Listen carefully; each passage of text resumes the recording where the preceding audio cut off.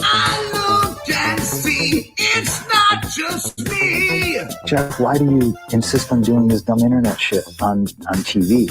I look and see it's not just me. This place is a fucking joke, man. You're a clown. I quit. So many of us have stood where we stand. We are the young, so raise your hand.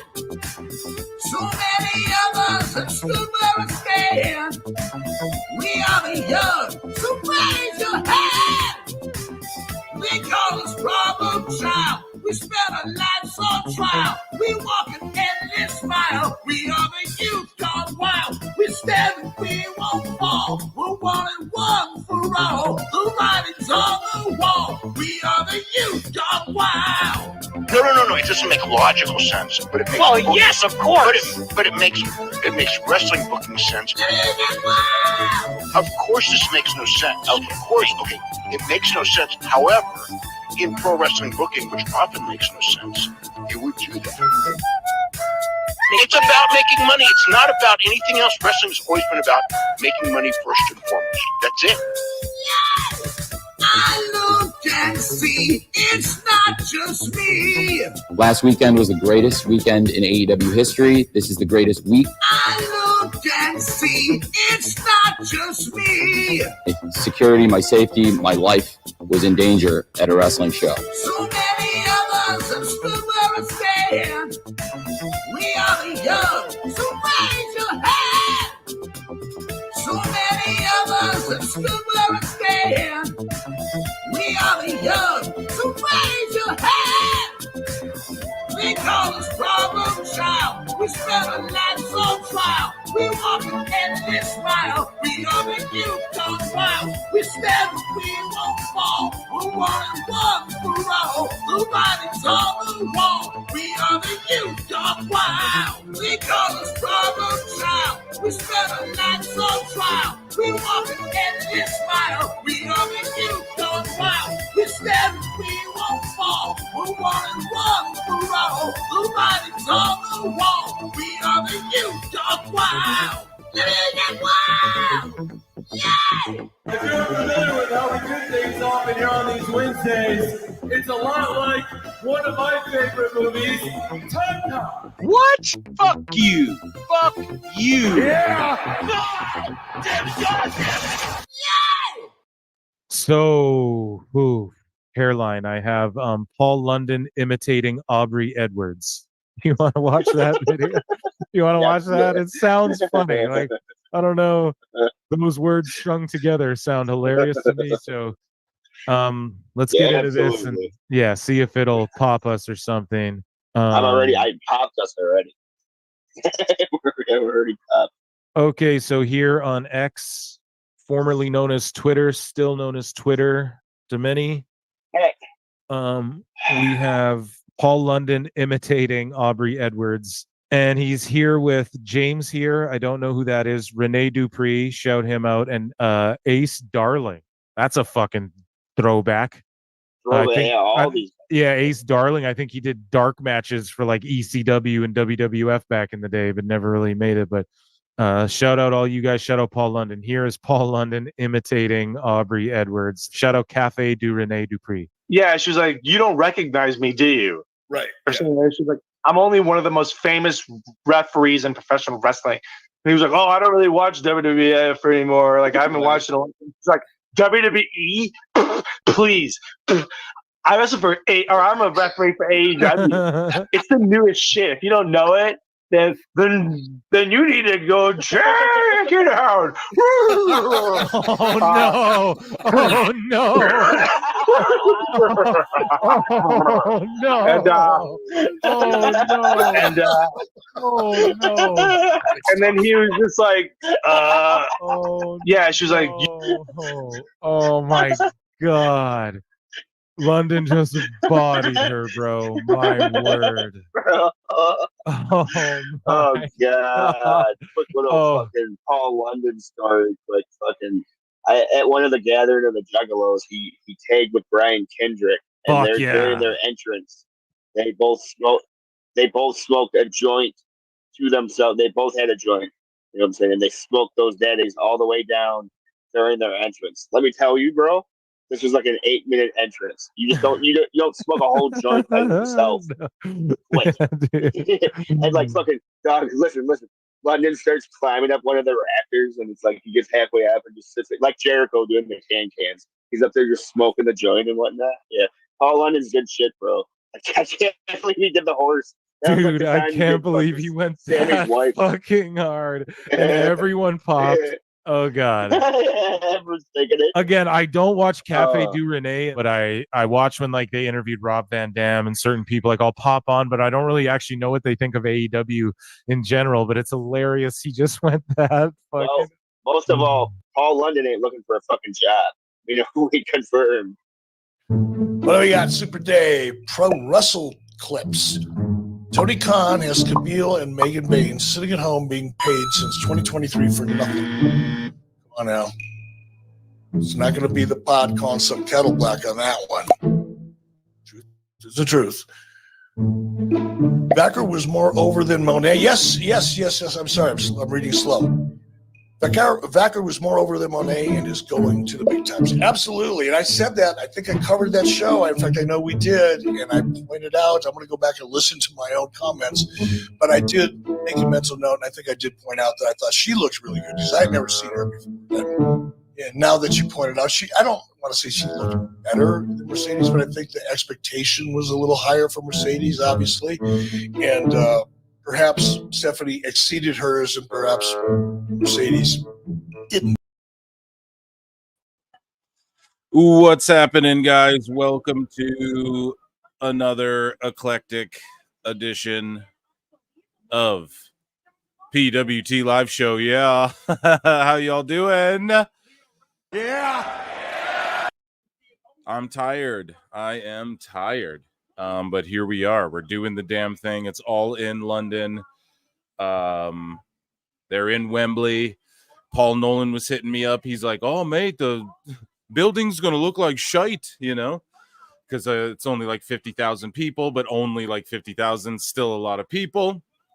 And so far the building looks great. I'm not going to lie. It's light, like daytime style.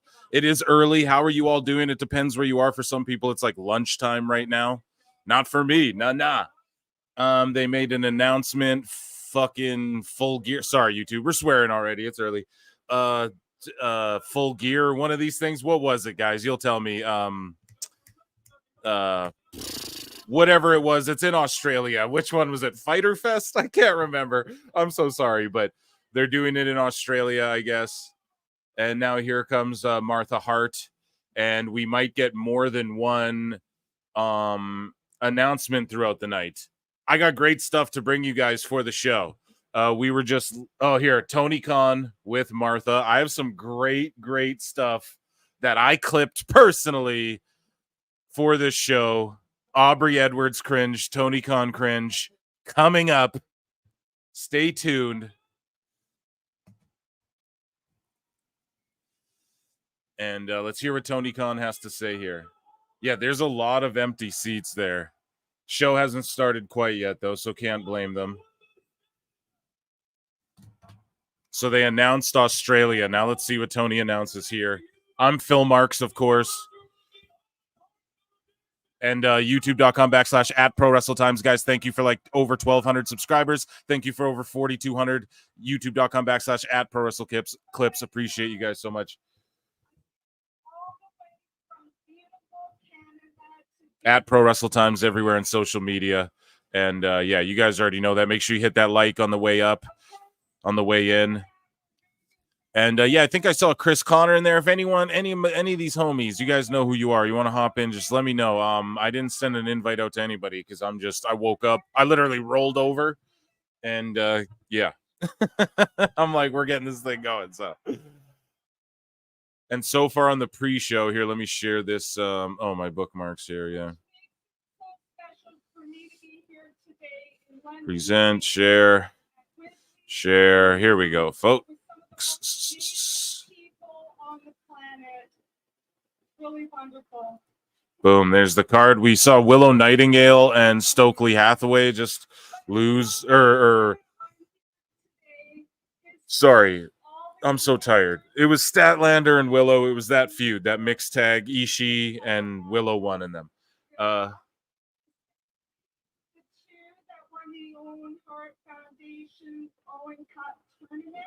Martha Hart doesn't sound like she doesn't know what the hell she's talking about.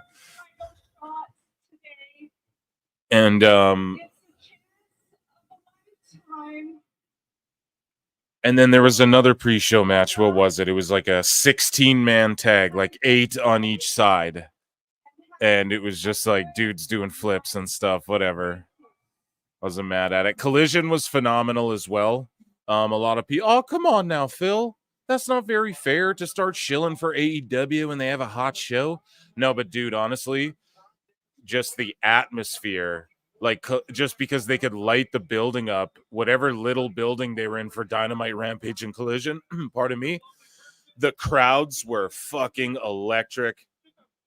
And just the atmosphere was awesome. The shows were great. Man, there's a lot of empty seats in there, though. Paul Nolan's like, it's going to look like shite, man. He's like, because he's like, dude, when there's soccer games there that are only 50,000, he's like, it gets trashed. So he's like, it's not even a wrestling thing. It's just, you know, when football matches go down, bruv, and there's only 50K, it apparently gets clowned and it doesn't look well as well. 16-man tag, and I watched it as I was setting this whole shebang up here. If I disappear, I'm just grabbing a soda water or a Red Bull. It's great. And yeah, we're gonna keep things going, guys. You know, okay, so London, England, Forbidden Door. Okay, so they announced it. I have that in Phil Mark's bookmarks here. The Cage of Agony now. They just put everyone on this fucking show. It's ridiculous. But yeah, so Forbidden Door, and I think this is a good move too, honestly. Do Forbidden Door in London. Like, don't come there with an all-in. You got to switch it up. I'm down, but the biggest L is doing that stadium show in Texas, or maybe I'm wrong. Maybe they, even if they do 50K, that's awesome. You know, like, we got to applaud that. But or how much does the Globe Life Field hold? 50? Because I don't think they can do 50 in America. That's my only thing. Not to be a hater, but it is what it is.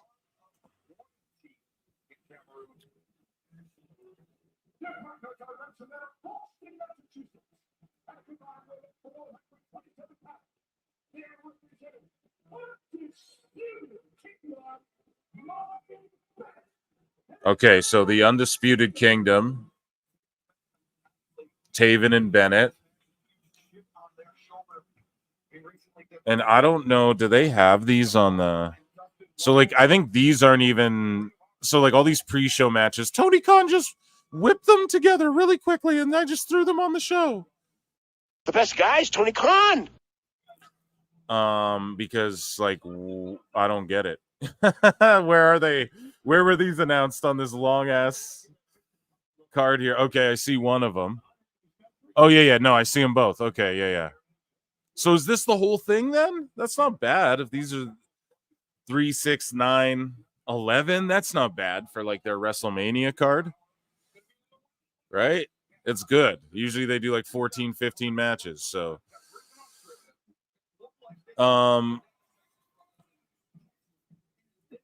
So Sammy Guevara is coming out now, and he's wearing Wolverine gear. So this is, oh my God. See, this is the problem when you let everybody just do whatever the fuck they want.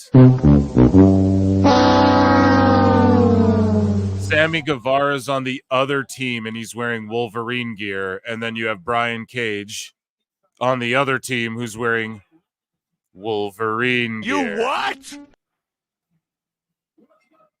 Ridiculous. Guys, I'm gonna show you some cringe. Are you guys ready for some fucking cringe? I can't wait. Here, I gotta turn a light on in here. Give me a second.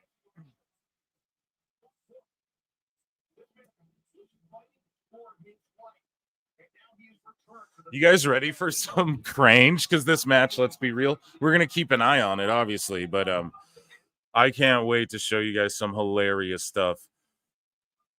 Before I do, though, let me just say, please hit that like button. Please hit that subscribe if you're not already. And yeah, a great deal of you watching now. Let's run those likes up to like 50 or something like that for now. Even if you're hate watching me, let's get it cracking. Connor Hassler, how you doing, buddy? Sorry, I'm gonna get into these. How you doing, chat? Brad Becker, what's up, everybody? Much love to Brad Becker. Also, much love to Alt Jake. I know you guys know Alt Jake in the chat. He is I want to pull it up here. Actually, I should have copied the link. It's a morning ordeal. Boom, boom, boom, boom. Alt Jake has a GoFundMe, and it's on my X. I have it pinned to my profile, I believe. And we're gonna, yeah, just he has a GoFundMe. He'll probably show up in here, and I'll get him to drop the link for everybody. And dude, like, picked up a whole extra job to like take care of this cat that's like dying, a little kitten. He's bottle feeding it by hand. You guys, we're gonna help this guy. Okay, we're gonna share this thing around and help this guy. And yeah, if you can, just contribute to it. But yeah, so shout out Brad, shout out all Jake, and shout out 1KQ, a member for 1 month. Memberships are 99 cents. You guys probably already know that. And we have a brawl, and we got two Wolverines brawling. My God, it's like that movie. It's like the movie that just came out. See, they're two Wolverines are fighting, bro. You can't do that. Who's on a team? I'm confused. Thank you guys. Sunday fun day with PWT. What's up, Raz Grado, and Lights Bane and Moose Knuckle and Connor Hassler and all of the Stinger Splash. What a great name. Everybody. George Captor, hit up some Red Bull. Oh, hit up some Red Bull and chat me up there, Eric. Okay, so it's just a big brawl and melee. Okay, there's like 80 of you in here, chat. Let me know. You guys want some cringe? I got Aubrey Edwards and Tony Khan cringe. So let me explain it to you, okay? Let me drink first. I'm fucking parched. I just woke up, haven't ate. Let's do the damn thing.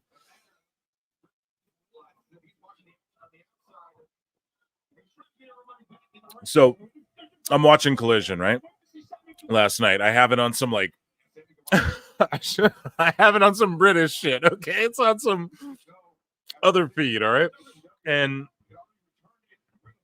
there was no commercials, and they were showing all the in-between stuff, and they were showing the setup between, because Collision was taped. They did Dynamite, Rampage, Collision back to back to back to back.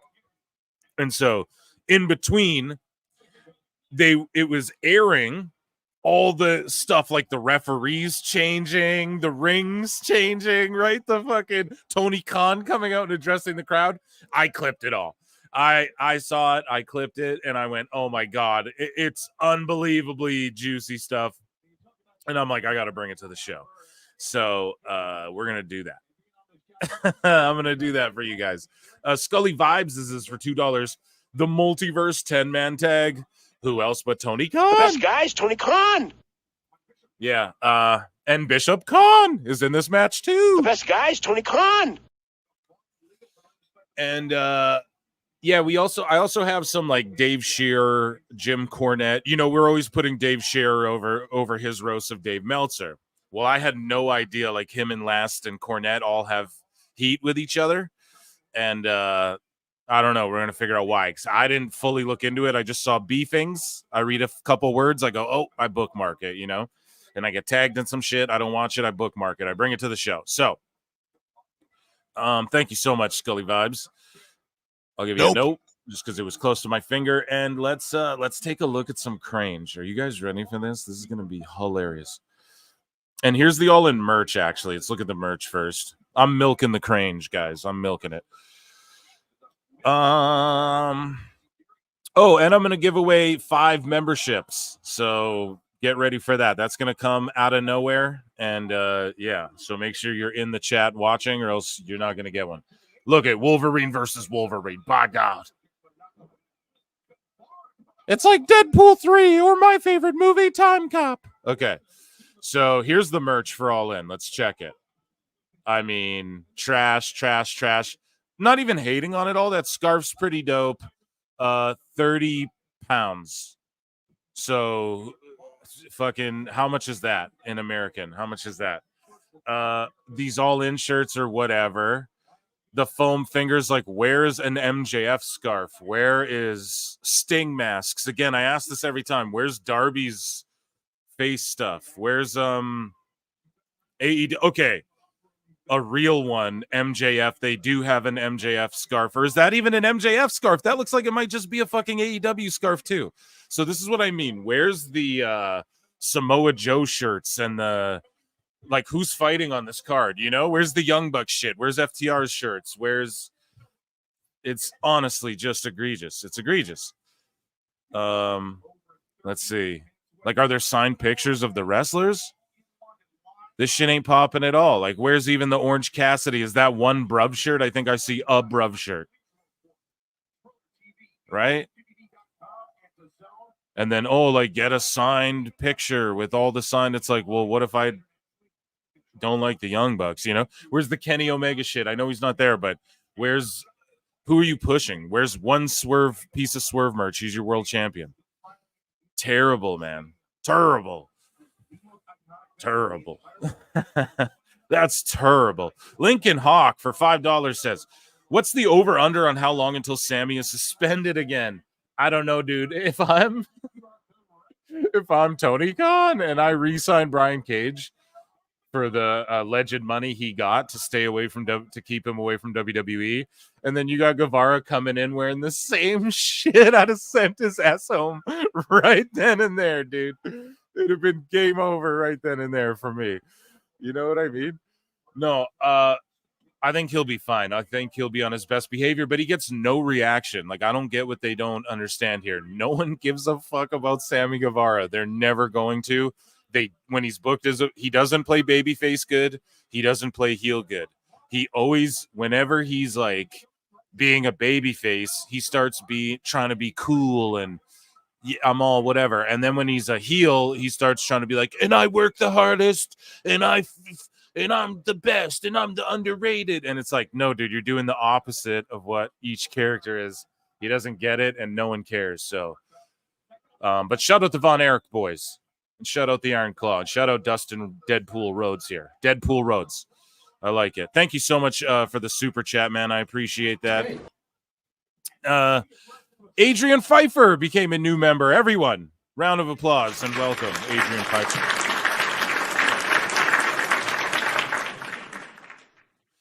Appreciate you, buds. Appreciate you.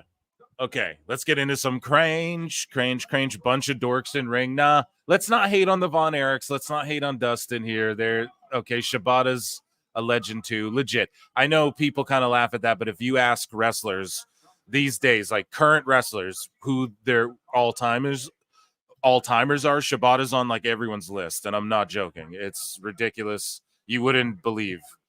You know, like people...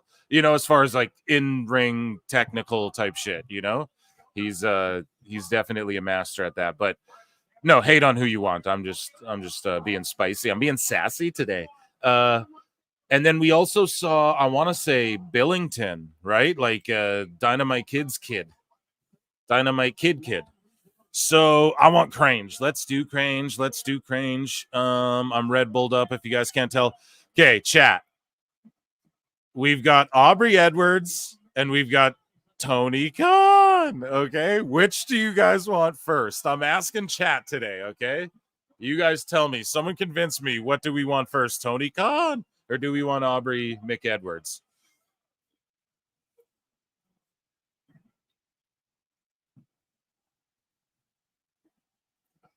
Yo, Booker just hit a fucking. Dustin just hit a spin-a-rooney a la Booker T.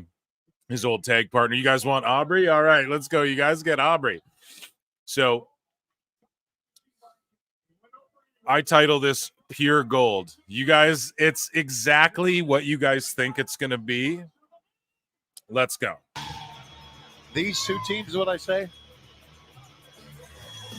Look at her get in the ring. It's just right off the bat. Look at her get in the ring. How funny this is. Okay, watch again. She comes from stage left onto the apron. This is like during the commercial. Look, there's a guy in the ring fixing the ring.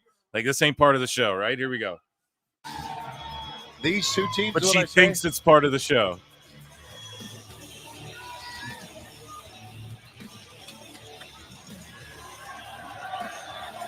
Okay. Chat, what's up? What is up? Let's go. Let's watch this. Is Ishii? Look at her dancing, guys. Oh my god. Sorry, let's go back. Let's go back. So she comes in, waves until they react. Look at her entrance. Like she's fucking Dolph Ziggler.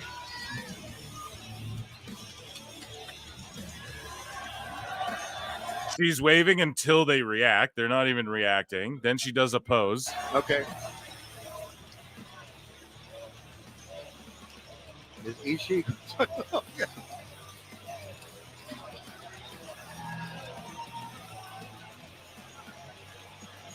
Hey, start again. Now give me the opening line real quick again. I'll do it.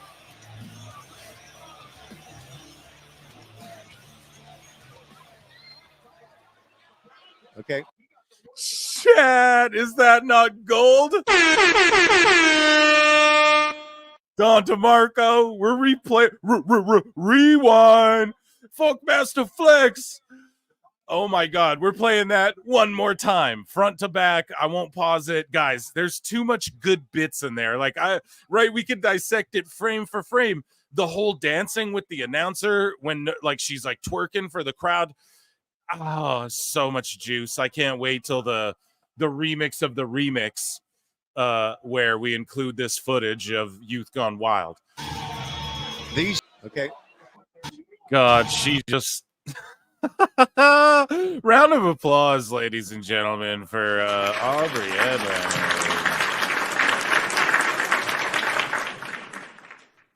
Oh man. I mean, so much just gold right there. Pure gold. That's all I could write. I've watched it about 1 million times myself. So we'll just keep that there in the chamber. Here we go. I wrote, this is a 3-minute long one. So Tony McCon just came out here at All In. He wasn't that cringe. He's so cringe here. And I wrote, he literally did my bit just without the Mickey Mouse voice. PWT live show, whatever. Listen, he's doing the whole, oh, well, it's Wednesday, but I recorded it on Tuesday. And so the time comes. Like, I know he was doing that before, but just he's doing it like at the level I do it, parodying him. I swear to fucking Christ, you know, like just listen to this. This one's a bit longer, but here's another thing you need to focus on. At the start of the video, is this a red dress, lovely announcer here is getting in the ring. He like he's like, no, wait, like just watch. Tony's like, hey, before you say, oh, and then she turns and looks back like, oh shit, you're okay. I guess Tony's here. Watch, okay? It's so good. So we're going to play this thing. I'm going to try not to pause it too much. Thank you all for being here with me today. I appreciate and love you all so much. Jimmy B for $2 says, Aubrey Edwards with Eugene impress. Oh, shout out Nick Dinsmore. But guys, I thank you all for being here. I hope you're enjoying the cringe. Thank you, Jimmy B. Appreciate your support. And a lot of horseplay. And Connor Hassler, he'd be like, get her the fuck out of the ring and out of the building. Okay, here we go. So the beginning where Tony's like, oh, wait, or what? I can't remember what he said. Wait, it's Tony or something. And then look at her face. She's like, oh, shit, okay. She's not expecting that. And then this is in between. Like, this was before the Aubrey shit. The Aubrey shit was in the middle of the show between matches. She just couldn't help herself. So here we go. Here's Tony. Hey, everybody. And then she looks like, oh, shit. Like, they sent her out there to go do her job. And then she just hears Tony at the ramp, all out of breath. Oh, everybody. Oh, I got to announce it. She's like, oh, shit, okay. And then the whole time over the feed, you can hear Tony Schiavone thanking people and ask them if they printed copy of certain things and shit. It's wild, man. So just absorb all of this, right? I'm trying to tell you what to all of you guys. He literally was like, well, you know, this is on a Saturday, but we're here on Wednesday and this will air Friday. But then on Sunday, a time cop. He's doing the bit. It's like when Moxley started doing the cool jazz guy. I can't make this up. Like, I swear they're trolling me. Like, the universe is trying to pop me with this shit. And then the guy goes, my favorite movie. And then he like looks to the crowd like they're all going to be like, Time Cop. And then he's like, sounds like some of you know it. Time Cop. Yeah. It's like, dude, what the fuck? Like, you couldn't be any weirder. You couldn't be any weirder of a guy. Okay. And I love this. This is absolute gold, dude. He's become a parody, you know? Here we go. Let's bring this back a bit because that Time Cop bit is otherworldly, dude. When I heard this, I couldn't believe. Once, it's a lot like my favorite movie. It sounds because we've heard him do this a couple times. It's like you'd think he'd stop doing this, like he's trying to get Time Cop over. Bro, Time Cop ain't been over since fucking when did that shit come out? Like fucking before the 90s, it fell off. Okay, we got Saraya coming out on the pre-show. What a fucking shame, dude. It should be her and look, her whole family's here. It should be her against like someone from the area in a big marquee match, dude. And shout out the crew. Shout them out. They're working hard. Damn, look at this. With only 15 minutes to go, look at that empty ass building. And I'm not trying to be rude, man. Damn. I mean it. Like, oh, dude, it doesn't look good in there. Paul was telling me, he's like, dude, I've been there to soccer matches when it's not full. He's like, it gets clowned in soccer when it's not. Yeah, I don't know. I feel so bad. At the end, he pops the crowd, but he's so dumb and awkward, he doesn't know when to stop. So then he tries to like do another. It's just like the matches in AEW. They have the crowd right there, and then they just do some extra shit. So watch at the end, it gets extra awkward. Here we go. There's a big pop for Jamie Hayter, who I told y'all, but I thought she was going to get involved in the. Okay, I'm actually going to fucking drop AEW an air horn here because I was saying that she was going to come back and help Britt Baker against Mercedes and Camille, which still could happen, right? Because Hayter was Britt's heater. And yeah, she's been out for like a year. And I'm super glad because this is a match that they should have built to. I'm like, dude, you build to this all year, but you have no time to build it. Just shock return debuter, I guess. The marks know who she is. She's awesome. If you guys haven't seen Hayter, watch her already. She's doing great shit already. How she's throwing these people around. So I don't fucking know. Just she's probably the best hand they have.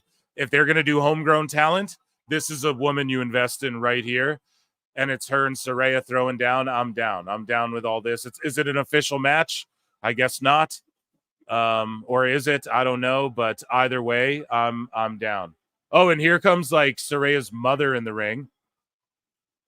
Damn, this is pretty cool. If you're a mark for that Fighting With My Family movie and the documentary, it's pretty cool seeing this. But yeah, Saraya's a big star. You got to remember that, right? Like Paige, whatever you guys want to say about her, she had a big movie made about her, documentaries. Like, she's a big star, you know? She really is. The Rock made a goddamn movie. He's not just going out of his way to do that about anybody, or, you know? Boom, the lariat. Okay. So that's good. Good for AEW.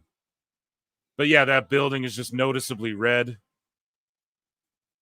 Here we go. I'm glad Hayter's back, man. She was severely hurt, so round of applause for that. Okay. Jamie Hayter debut, X-Files. Did you call it before it happened? Scully vibes. Did you call it before it happened, dude? That's crazy if you did. I'll acknowledge you if you did. Acknowledge me. I just acknowledged you anyways. Okay, back to Tony Khan. So watch. He has the crowd like, oh, they're popping for whatever he's saying, and then he just does a little extra. Ooh. Watch this. I can't believe this was on the pre-show, not the pay-per-view, though. That's pretty sad. That could have been a big segment on the pay-per-view. Thank you very much. They all cheer. Then he goes, and let's go. And they're all just like, okay. Now watch this weird hand stuff. And let's go. and let's go. Dude, what are you doing? That's like when that politician went like, "Ee-yaw," that one time, and then no one voted. Shivani talking about, oh, yeah, he needs to print them out. Did you print them out yet? Over the headset. Oh, man, just phenomenal. So, yeah, I've been excited, if you guys can't tell. Oh, did I exit that one? Whatever. We'll keep Aubrey Edwards there for a bit. So, I've got some AEW stuff we can float through here. Jack Perry made a new title. We'll see it tonight, but he like forged it, spray painted some shit on it. Cringe. Tony Khan just likes to collect belts. Soraya's AEW contract is said to run through till at least September, speaking of Paige, with the potential for option years. There's said to be some confusion internally over who holds the option rights. Oh, yeah. I think I do, but I don't really know. I don't really handle these sorts of things. The best guy's Tony Khan. So this is Cornette Fightful. And two parties have been in talks about extending her current deal for another year. If I'm her, extend it one more year. Go back to WWE in a year. Just get that big money one more year. Go back, have a run, get in the fucking Hall of Fame. Don't even need to be the GM again or some shit. Wrestle. I mean, you're not even wrestling here as much as you should be, in my opinion, because she can wrestle, especially in WWE, that style. So I don't know. I've always been a big supporter and fan of her. Always will be. You know, I know she gets a lot of heat online. I don't really get why too much. I feel like she just works people into frenzies, right? That's why it happens. But I'll always support her. So I don't fucking know, man. Let's go. Go back to WWE. Jim Ross says they're doing too many flips and flops in AEW, by God. So it's here, good old JR criticizing the company he works for. And I don't think JR's here tonight. They brought all these other people. Hopefully they bring him down. I think that pro wrestling should be more athletically oriented. That's just me. Somebody say, well, why are you at AEW? Because they pay me a lot of money and I like the people I work for. And well, he just said it. Pay me a lot of money. Dude, this building looks really empty, man. With 10 minutes to go. It's fucked up. It's actually like jarring. I love wrestling. I love helping these young kids. Are they doing too many flips and flops for my taste? Yeah, they are. Be honest with you, they sure are. But they're weaning themselves off that a little bit because, Conrad, that type of wrestling is not new and fresh anymore. How many times have you seen Exactly. That style of wrestling. This is what these marks got to fucking understand. It's not new and fresh. Like it's not cool to see that shit all the time anymore. What's cool is like now the storytelling, like everything goes full circle. What's old is new all the time. It happens all the time.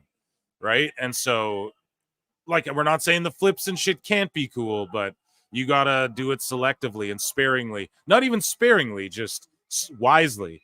Like if one guy does a fucking moonsault, don't have everyone doing moonsaults on the show.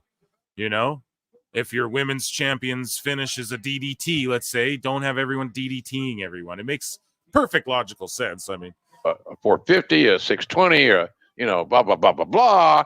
And now it's not new anymore. It's not new. So we got to figure out something else that's going to get the people's attention. It might be a wrestling match. It might be it might be a goddamn story where someone sells and fucking you know what I mean? We have an actual match here, not an exhibition. He's saying what he thinks of it. Might be actual wrestling. He doesn't think he goes to AEW because he gets paid a lot. He likes who he works with. He doesn't like the wrestling though. He's not like, I think it's the best wrestling in the world, by God, King. No, dude, it's just very telling. Using psychology and grab them by the emotional balls and pull them right along in the story. So the last 8 minutes of this all-in pre-show is intros or what? Like we have the House of Black coming in. It's going to be a 4-way trios ladder match, I believe, right now. So this shit's about to pop off and be lit. And I'm too hyped for how early it is. No, it's not even. It's almost 11 o'clock here. So I got up at like 9 and then got on the air at like 9:30, 10 or whatever it was, 10, whatever. So we have Bullet Club Gold, which I'm super down with. But like, is this match going to start on the pre-show? I don't get it. Their timing for everything's weird. So imagine you tune into the pay-per-view and all these guys are already in the ring and you don't see any of their entrances, right? Like, that's terrible, guys. That's terrible. What's old is new. Yes, I'm here. Alt Jake, not even working today. Okay, Alt Jake's hanging out with us. Jake, drop the GoFundMe link in the chat if it's possible. If not, I'll do it. Or, I have it pinned, I think, on my profile. Jake, we're gonna bring more attention to the GoFundMe as well on Wednesday this week coming up. And everybody, like, if you can throw them like 25 cents, $1, go ahead and do that. If you can't, it's okay too. Just share it if you can't. Okay, just share it. He's helping a kitty here. Okay, a man and his cat. So lights Bane.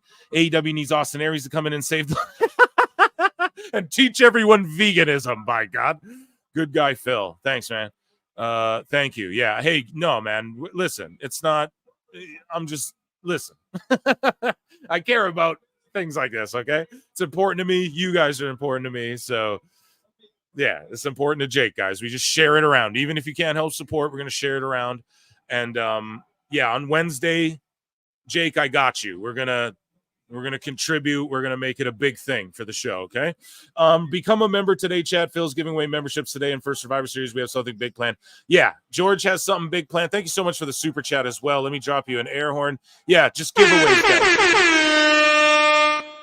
PLEs, it's going to be a tradition of trying to give shit away to you guys. Pay-per-views, PLEs, all that. So just my way of saying thank you. You guys always show up and show out for me. So we have Claudio and Wheeler coming out, and Pac is their partner. Like, not even Moxley, not even another BCC guy. It's Pac. So it's just so silly how they have these factions. I said it on the other show. They have these factions, but nobody's factioned up. But yeah, George has some stuff planned as well, that he's been throwing by me for Survivor Series, since that's a big marquee event for WWE. He wants to do something big in association with PWT, so we're going to do that as well. A big giveaway. So thank you so much, George. And he's in there modding. He's going to be asking you for 100 likes. Run him up so he stops asking. Anyways, yeah, these teams are random. However, I don't know. I've always said put Pac in the BCC. I've said that forever. So now it's happening, just not in the way I'd like. They just sort of threw him in there, and he's going to do some crazy shit. But if they become the trios champions, like, how corny is that? That the BCC plus Pac, like, he's in the Death Triangle. No, where's the Death Triangle? Oh, they're signing to WWE. Well, okay, then I just figure it out. It's crazy to me. Where's Moxley? He's not here for your biggest show. Maybe he's hurt. I don't know. I'm looking forward to that Casino Battle Royal because there's going to be like WWE superstars debuting in the show. That's why I put it in the title. Yeah, thanks, guys. Underforeman, love to see it. Yes.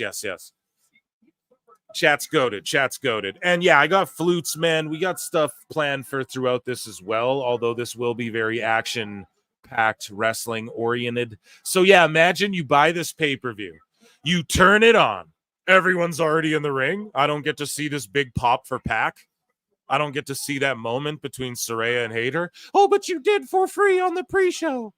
Well, that's the problem. And also, look at how empty this goddamn building is. You what? Yeah, yeah, we're gonna give away memberships later, maybe before the main event or something like that. So make sure you stick around. You tap in. If you're not in the chat, you can't get one. And yeah, I don't know. So 3 more minutes until the pay-per-view kickoff. So yeah, it's just gonna be people standing in the ring. You buy the pay-per-view, you tune in, a bunch of guys, some of your favorite wrestlers maybe are just standing in the ring already, about to brawl with some ladders. It's just so stupid. It's so poorly thought out, man. And look at all those empty seats. I'm cringing, guys.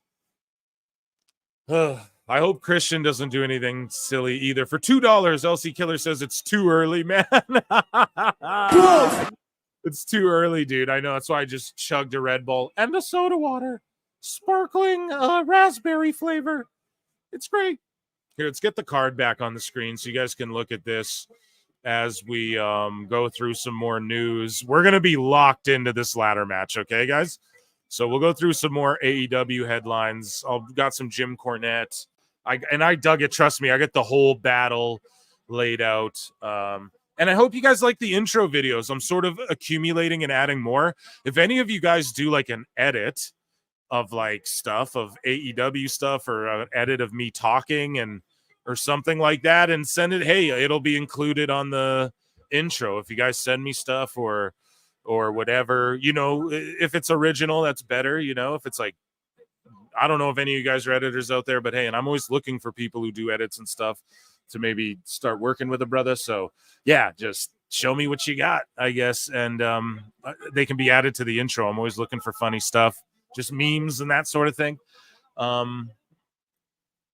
The next one I'm doing is one to Meltzer. Oh, I don't want to say it. I'm not going to say it because it's like, it's obvious, but no one's done it yet. So I don't want to say it. But yeah, I got a funny Meltzer edit coming, like song edit to come to the for the intro as well. Here we go. So House of Black, we got Christian Cage. And I don't know, guys. Who do you think? Okay, I put a poll in the chat. Who's going to debut tonight? I'll end this one, end poll. And you guys are saying, here, let's refresh. I put some names in there, some people I thought maybe. So Ricochet, all of the above, Kenny or Bobby Lashley. So who will debut, return? 61% of you think Ricochet's showing up tonight. And then 27% of you think we'll get Omega's return, Ricochet debut, and Lashley debut. And then, yeah, about 10% of you think Omega and Lashley will show up. Sweet. So I think Ricochet for sure. I think that's a shoo-in. And I'm going to put another poll in the chat. Pause. Putting another big poll right in the chat. No, not a Q&A here. We got to start a poll. And this is on Pro Wrestle Clips. If you're a member on Pro Wrestle Times, love you, thank you. But the poll's over on Pro Wrestle Clips. So the poll, I guess, how many teams are in this thing? Who do you think wins the trios title ladder match? And we will put the names in here, because I want to know. House of Black, we got the Patriarchy, we've got what are the other teams in this thing? We've got BCC plus PAC, and then what's the other one? We got Bang Bang Gang. So there we go, guys. Let me know in the poll. Who do you think is going to win this shit? Let me look at it and make predictions. So I didn't give you guys predictions on those 0-hour matches and who fucking could. But this opening, and it's funny how the song is breathe in, breathe out, breathe in, breathe out. Indifferent should be an option. Yeah. McQueen's in here. Gang bang, gang bang, gang. Yeah. We got the BBCs and the gang bang gang. What's going on here, Tony? So yeah, let me look this graphic so fucking here. Let me make it bigger for myself. A London ladder match. Who do we have in this thing? And who's the titles? Like, who has them? Like Mama Wayne and shit? I say, okay, the bell rang. I got to do my pick. Come on, Phil. Oh, man. I want the Bang Bang Gang, but they just lost them. I'm going to say the Patriarchy get in some kind of scuffle where we see Luchasaurus like get fed up, like, no, fuck you guys. And then we see the House of Black come away with the belts because they just all re-signed or whatever. Or I don't know if all of them did, but Matthews did, and et cetera, et cetera. That's my predictions. I'll hit an X-Files. You guys let me know. And let's just watch people hopefully not die. This is I'm going to be locked in. Let's call the action here, folks. Okay, and they have these weird, too. I noticed this on Collision and shit. They have these weird, like, shiny, light wood. Just look at these flimsy, like, UK tables. I'd be terrified going through these things at height. Okay? I'd be straight. Look at that thing. Ooh, that looks rough. It looks like there's nails and all types of splintery doodads in there, you know? And they got a mini, what is fucking Hornswoggle coming out? What is that step stool doing? And then if you're Mama Wayne, like, look chaotic. Look like, oh my God, what's going on here? You know what I mean? They're chanting for, here we go. Damn, those ladders. Look how small that ladder is. And look how high those belts are up there. And you got to grab 3 of them. They are asking for someone to get hurt, dude. I'm genuinely like worried about the outcome of what could possibly happen here. And I'm not joking. I pray nothing terrible happens to any wrestler in this match. My word. But yeah, I think House of Black retains, or not retains, pardon me, regains these titles, because I believe Matthews just re-signed. So why wouldn't he, you know?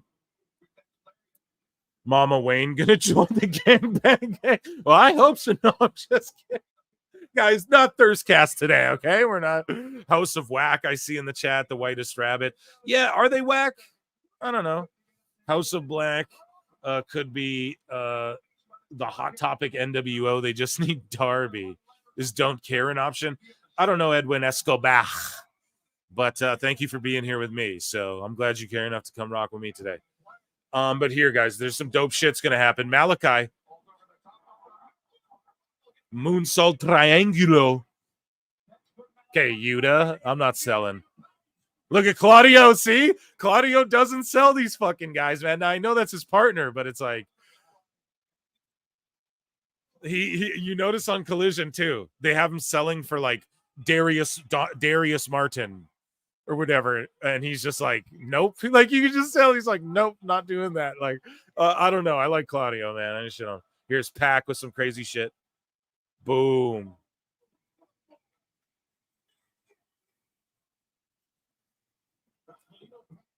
The BBC, yeah. It's funny. Oh.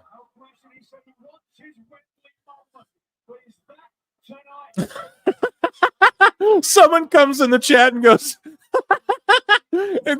hey, y'all, I just wanted to say I hate AEW and I wish AEW fails. Oh, man. Why you gotta be so rude? You what? Come on, man. Oh, shit. Yeah, there's a lot of people like that. You know, I don't blame people. You know, I don't blame people for being tribalistic about things. People have been like that. See, people go, oh, do people care when a movie comes out? Yes, there's people who fucking love Star Wars and hate Star Trek. There's people who love DC and hate Marvel. You know, are they doing the Dudley Boys get the table spot when Tony Khan won't even go on Busted Open? Wow. Wow. But yeah, I don't know. Like, I don't care when people pick sides. Like I grew up reading comic books, man. People were beefing about Marvel, DC all the time, things like that. Hockey teams, basketball, all that. So I don't know, man. I don't really care, but personally, I want to see this thing thrive. Like, truly, dude, because I also grew up in like Monday Night War territory.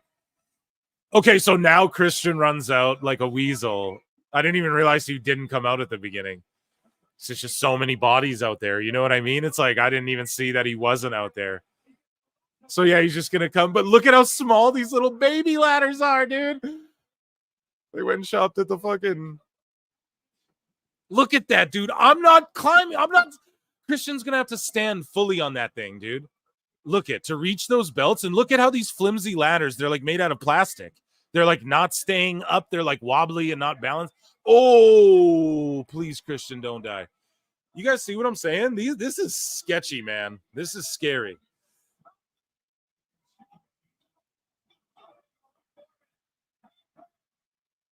And then Juice Robinson is fucking just phenomenal. Just a phenomenal fucking wrestler. No, Mama Wayne, not in those heels, dude. Not in these. She's going to fall and die. Don't die. Please don't die. Please don't die.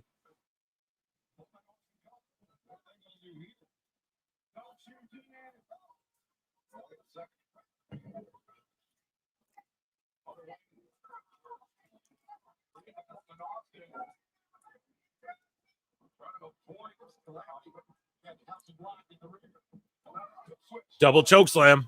Here we go. Another choke slam. Boom. Yeah, dude. I don't know. I was so worried Mama Wayne was going to die there, dude. Holy shit.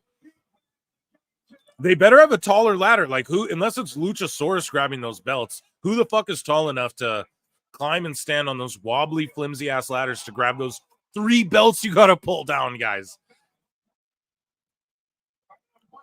Luchasaurus clearing house. Do you guys still call him Luchasaurus or do you guys call him Kill Switch? I never call him Kill Switch. You guys are probably like, what? Marvel DC, there's a war is one-sided as no, it's really not in my opinion. To me, I think Batman's my favorite superhero, and he's like the best superhero of all the superheroes. Look at those tables with the nails and the splinters, dude. Those look unsafe, man, too. Like, I don't know what London's got going on, man, but y'all need some builders, okay? Need some real American steel. No, I think Batman's the greatest superhero of all time. The best stories, he's my favorite. But I like the Marvel universe better, like, as a whole. Like, I like X-Men, Avengers, the way they build it. I'm not as much into, and I do love DC in that, but I'm not as into, like, Justice League and, like, their world building. You know what I mean? So, damn, look at these flimsy ladders, look at how the bottoms, like slip out from underneath it. These are, like, I don't know if these are metal. This is like some weird, I don't know what this is, okay? I don't know if there's anybody in chat who can explain, like, yeah, these are silicone ladders or something, but notice how they, like, slip out from under on the apron. Like, these are unsafe.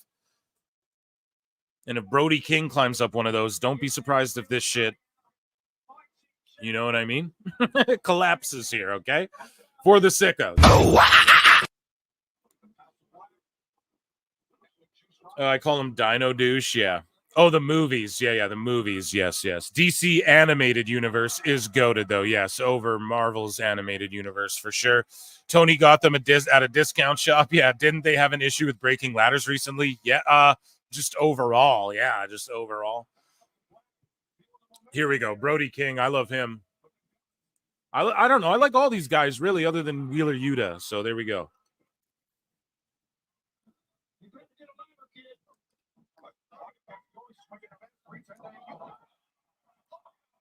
And this empty-ass building, man, Jesus. Or arena, empty-ass place with a fucking hole in the roof. Here we go. Better spin them like 700 times at all in, dude. 1, 2, 3, 4, 5. No, they always count too fast. No, the count's wrong. Stop the count. Stop the the count is wrong. We're recounting. I tell you, we count the fastest. And this time, this election, we're going to count them the best. We have the best counters. They're huge. Boom, red arrow.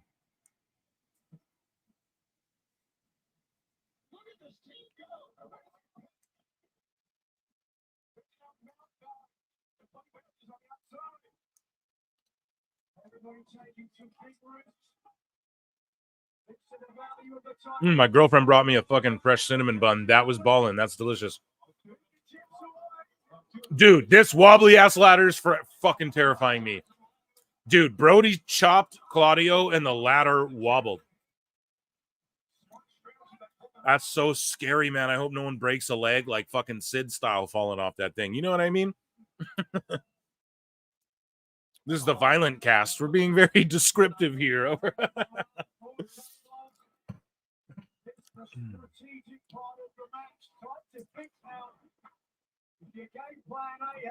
They shaved the ladders. Well, we shaved the ladders down. WWE uses gimmick ladders too, I'm assuming. Okay, but not like this.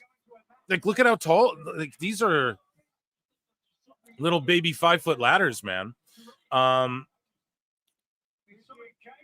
I saw another. They shaved the ladders. Yeah. Oh, they shaved the ladder. We shaved the ladders down since we got criticized for our chairs. We shaved the ladders down too. The wrestlers are like, Tony.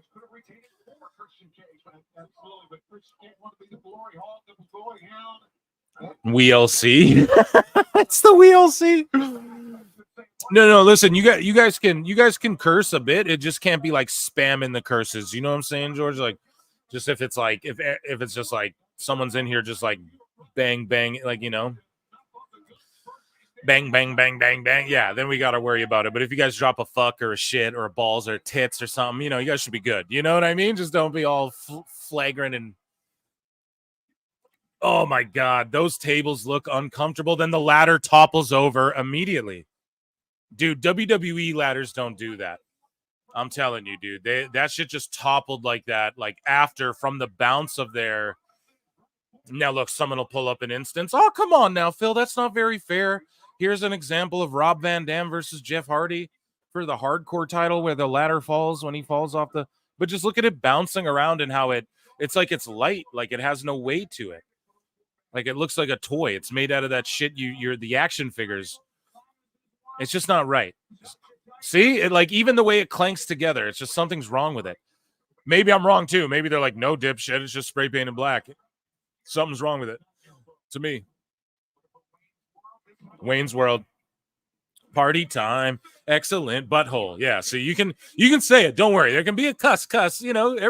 Everyone can get away with a few, but it's just if it's persistent, they don't like that. I guess I don't know. They lower your whatever the fuck. You guys got it, man. You guys are the best chat in the world. You already know. Here we go. We shaved the ladder down so the headshot was safe.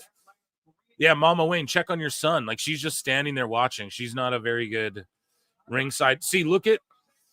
Oh my God, Remsburg, get that fucking wood out of there. Could you move any slower, dude?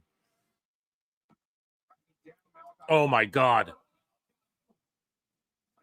Ugh. I hope none of these House of Black guy chat full of potty mouths. Yeah.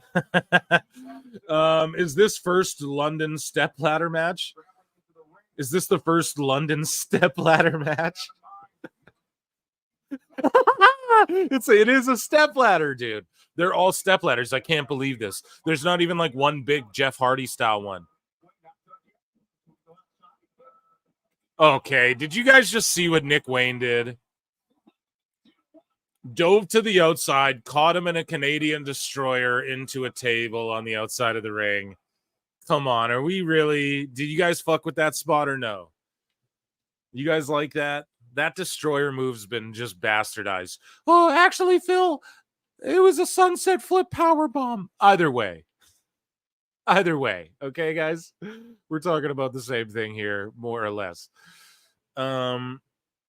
Yeah, this shit is literally a stepladder match. London Bridge is falling down. London fucking... What's a miniature bridge? Or is it just called a bridge? Overpass is falling down. I'm terrible. I'm awful.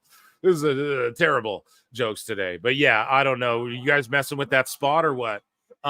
Juice. Okay, a big ladder now. You guys know what I'm saying? That is a scary... Now that shit's too tall. Why are the ladder... Oh my God, dude. Oh, dude, I legit was cringing, covering my eyes. Ooh, hoo, hoo, hoo, hoo.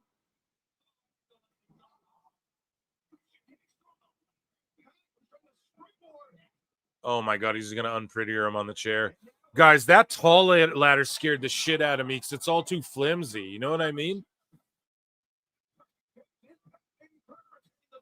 I was terrified there. So, like, okay, so there's one tall ladder to pull down the belts. That's overly obvious, but I don't know. Like these matches, how do you grade them? Well, except actually, Tony Khan. Well, you give them 5 stars based on the athletic precision, Brian. You know, like how do you grade one of these? It's just carnage, chaos.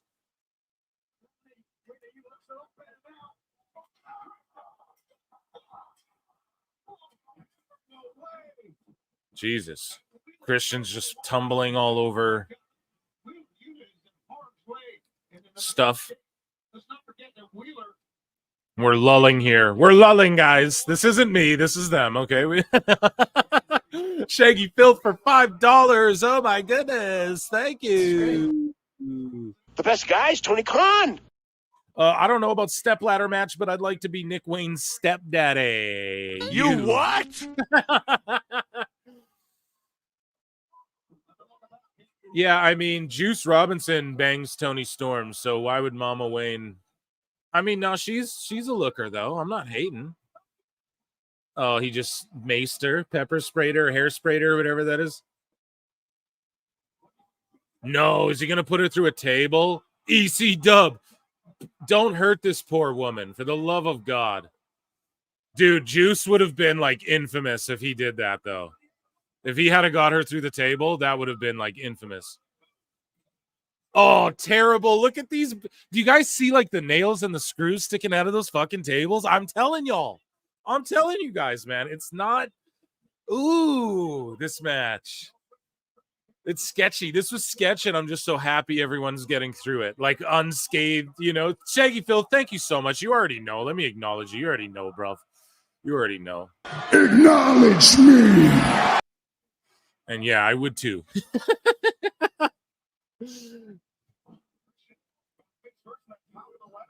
Here we go.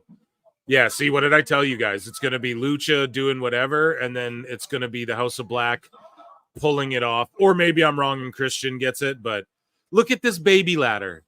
The fuck is going on here? Yeah, little short buddy's going to reach the fucking belt, spear through a table, through the butt of it.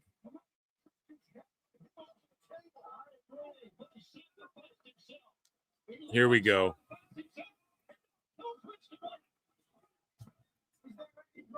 Yeah, this is a little kooky.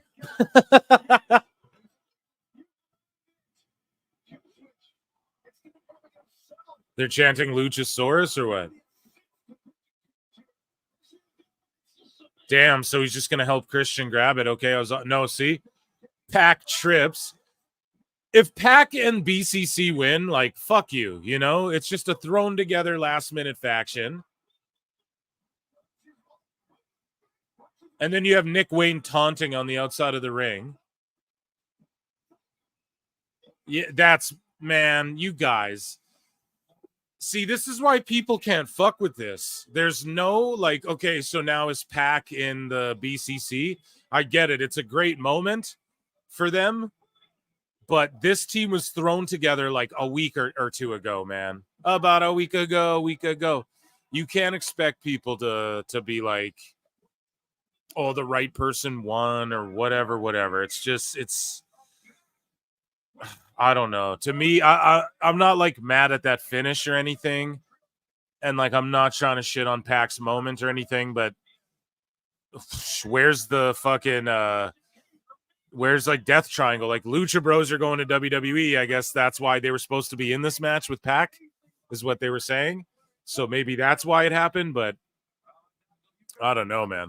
I'd have rather Pac put together like two random fucking that Tom Billington kid and someone else or something. But we all thought House of Black was going to win 41%. I'll end the poll. BCC and Pac, not a lot. So 40% said House of Black, 25% said the Patriarchy. BCC and Pac got 21%. Bang Bang Gang got 12%. Because, yeah, they just dropped the belt. So I'm going to put another poll in the chat for the next match. We're going to do those throughout the day. And we are 0 for 1 thus far, I guess, with our picks. Up next, we have Toni Storm versus Mariah May. I'm picking... A lot of people are saying you have to go with Mariah May. I am going to say... What do you guys think? Let me think. I think if it's me booking, I just keep that belt on Toni Storm going for a while now and have her feud with like Mina Shirakawa next and get the most out of it. And then you can have Mariah and Mina down the line, right? So with that being said, though, it's like you should crown Mariah May. Like if you're trying to make your own stars and stuff like that, now would be the time. Like now seems like this would be an appropriate title switch. So I'm going to be wrong about this too, but I'm going to go and say Tony Storm is going to retain.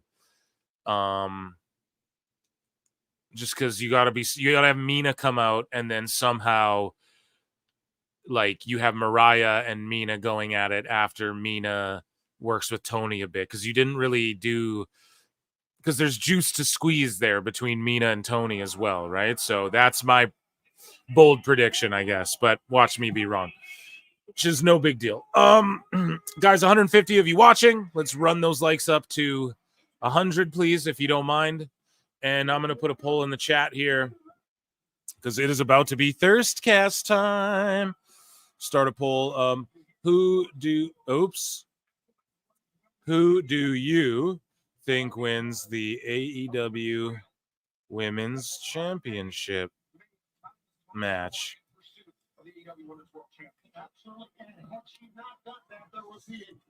Tony Storm or Mariah May? Okay, guys, vote on that. And make sure you hit that like button, please. Like, if you're watching, like, it's just a free way to, support the channel, even if you're hate watching. Just, helps out a lot. Yeah, I got some more stuff to get to as well, as far as like, we could probably, while entrances are being done, look at some stuff here. And Phil Marks, bookmarks. Yeah, I'm going to throw this invite out as well to a couple motherfuckers. Sorry. So here we go. Sean Ross App says WBD recently made another offer that is in AEW's hands. WBD sources claim to Fightful. Those close to the situation claim that previous deals were at least double AEW's current deal. We covered it on the show before. Double the deal means like less than 100 million. So we're not shitting on that, but it's not the 1 billion. Soraya's contract is set to expire. We already talked about that. Tony Khan on Charles Barkley potentially working with AEW. Charles Barkley is a wrestling fan, I think. I don't really know, but if I had to guess, I think he is. I don't know what the future of the NBA holds, but Charles Barkley, as far as being one of the top hosts in all of sports and being one of the most entertaining people in all of television, I think he adds to any sport he's involved in. If he wanted to come to AEW, we would love that. Absolutely. I would encourage that and support that. So, I don't know, man. Here we go. Tony's getting a very elegant, timeless entrance. Tony Khan on potentially bringing AEW to the Las Vegas Sphere. It just costs so much money to do, guys. Have had some conversations about that, but I think it's a long, long way away. There's a long line to get into the Sphere. Yeah, and like the people who do the Sphere are doing residencies, because just to upload your graphics to that shit is like $15 million is what I've heard, like around from other, just from the, if you pay attention to Dana White and the whole UFC running of the Sphere show, apparently, yeah, it's like 15 million, like just to upload your graphics to that shit, and if you fuck up, like imagine if you mess up a graphic and then you have to like, or someone gets hurt and you have to like change the show, right? So people are doing like residencies there so that they get the most bang for their buck, whereas like UFC, they're like, we're doing a one-time ever at the Sphere presentation. Like they're going to pretty much lose money on it. They're already accepting that type thing. Maybe not lose money, but they'll probably lose money on it. So WWE will do a Mania there or a PLE there at some point. I guarantee it. But AEW, it's just not even in the realm of possibility right now. But after UFC does it, TKO and Endeavor and all, they'll know how to do it for WWE. That's the good beauty of that partnership, where WWE knocks down doors, UFC can creep in and figure out what works for them and what doesn't. Where UFC kicks down doors, WWE can come in and figure out what works for them and what doesn't. So, I miss Finn Juice. Yeah. 30 more likes. Yeah, let's get those likes up, guys. 160 of you watching. Let's run those likes. But yeah, I would love to see a Sphere show. Yeah, sorry. I'm going to do a couple little housekeeping things, guys, at Pro Wrestle Times on X and that. You guys already know. Let's pull this card back up as we get underway.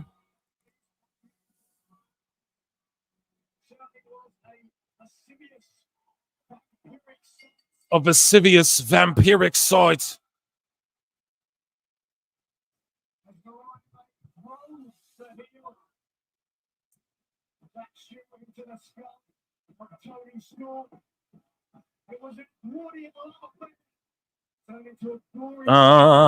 Ooh, ah, mananana, mananana, just kidding.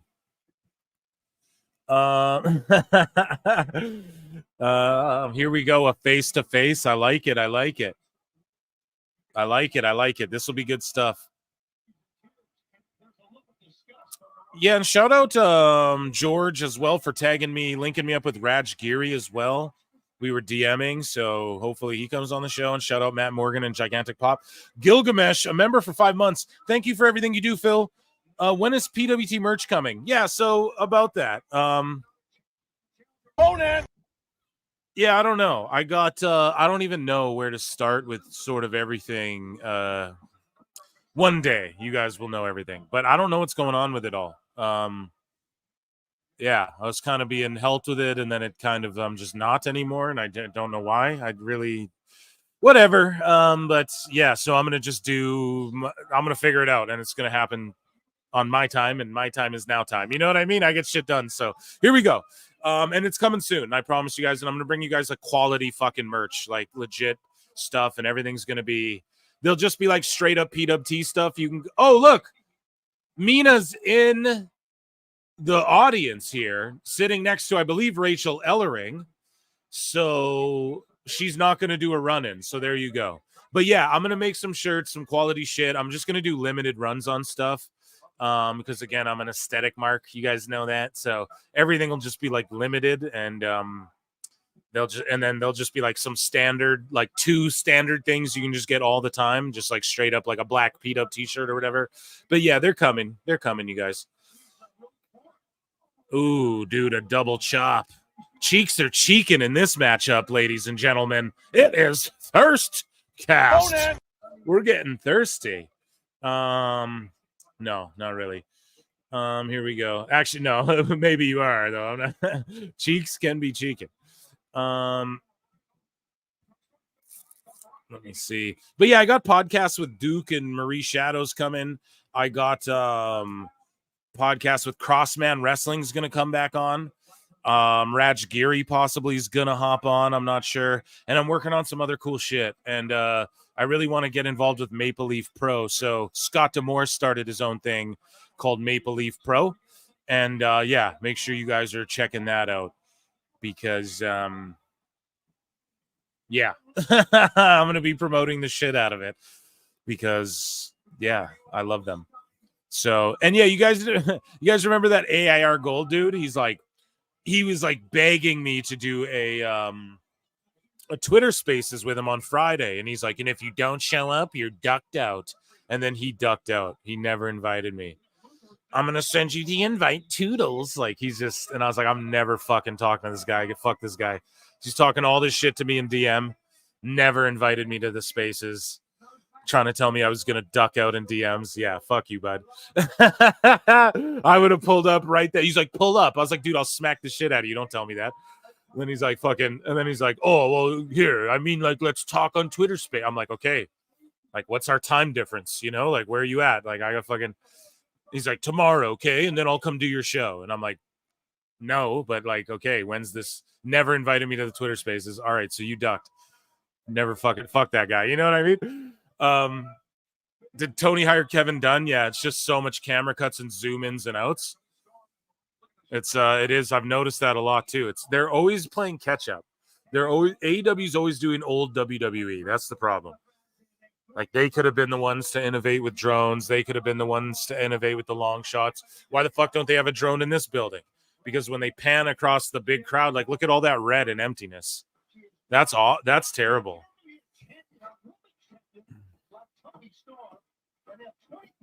Yeah, exactly. Gold would have said you would have been muted. Exactly. That's why it's like, all right. That's why he's like, yeah, we'll do Spaces. And he was literally fantasy Mark booking. Dude, I bursted out laughing.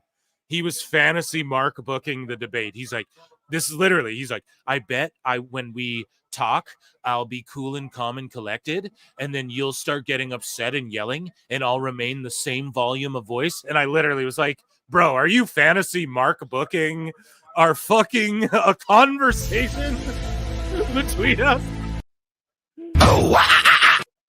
Like, come on, man. You guys are fucking weird, you know? It's too weird. It's just too weird for me. So where, yeah, I can't. Okay. A little chicken wing,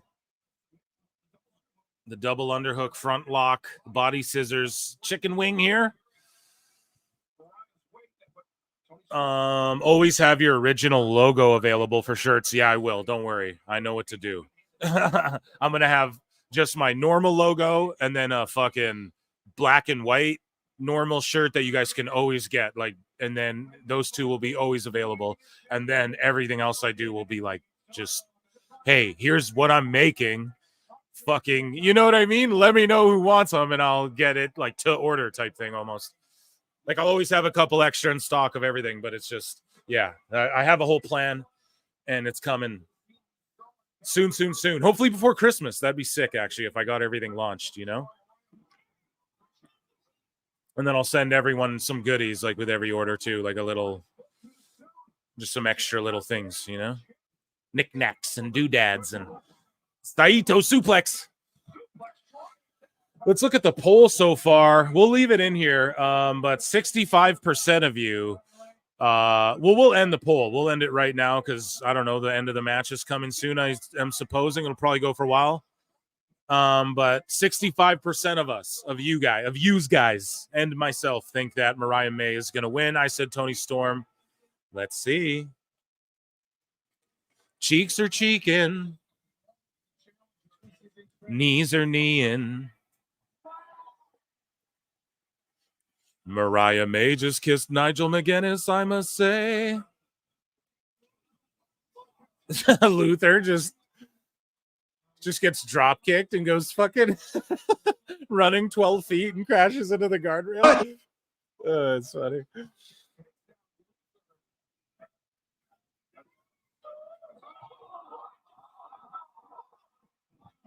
Yeah, he voice messaged me, guys, too. You guys are like, seriously, is he a teenager? No, I'm not going to start stooging all his shit, but he's a Canadian like myself. He sounds like a teenager, but I don't believe he is. And yeah, he voice messaged me shit, and that's when I realized, I was like, oh, this guy's like fucking, like, you know, I feel bad actually kind of going at dude, you know, like a little bit. I'm just going to stop talking about him as much. You know, when you start to feel bad, it's like, So that was the end of it for me. I was like, okay, he didn't actually invite me to a Twitter space. So it's like, all right, we're just moving forth, you know, we're just moving. And he never DM'd me, nothing, whatever. And I don't care to talk to the man. I don't care anymore. And he's like, let's review Last Dynamite. I'm like, I did it live on my show. Like, and I don't know. He's just literally telling me what I think. Mariah May's mother? Wait. Is that Mariah May's mother? So why is Toni Storm hugging her? I'm not sure what's going on, guys. AEW is so confusing. Lola Vice for $2. Thank you for that. Oh no, Mariah doing a blade job. You're so pretty. You don't need to do that. LC Killer 17 for $2. Lola Vice, yeah. Man. Go back to the early days of PWT, and I was putting her over as soon as they signed her. Valeria Lareda. Literally, since the inception of this show till now, she's been on her run. Like, she just debuted on TV when this pod basically started, like a little bit after. And now look at where she's at. And I told you, motherfuckers. I told y'all. Day one, because I followed her in Bellator and MMA and shit, and I already knew, like, on her socials, I was like, oh, man, WWE's going to love this girl. Like, And I said, if she can put it together, some of those MMA people can't really put it together, but she just figured it out, man. It's phenomenal to see where she's come. We got color, folks. First bleedings of the night. The hair whip pulls.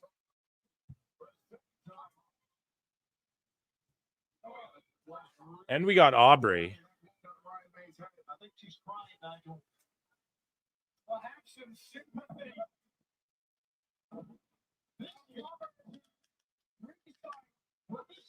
Just spit in her face. Hey, now this might turn some people on. What are we? Just kidding. This is like blood spit stuff. This is some people's fetishes, man.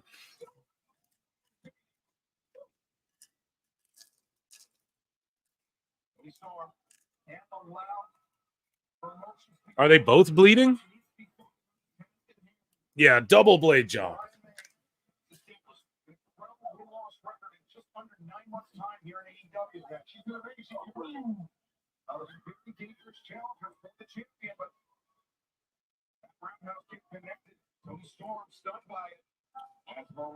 Spitter, not a swallower. Yeah.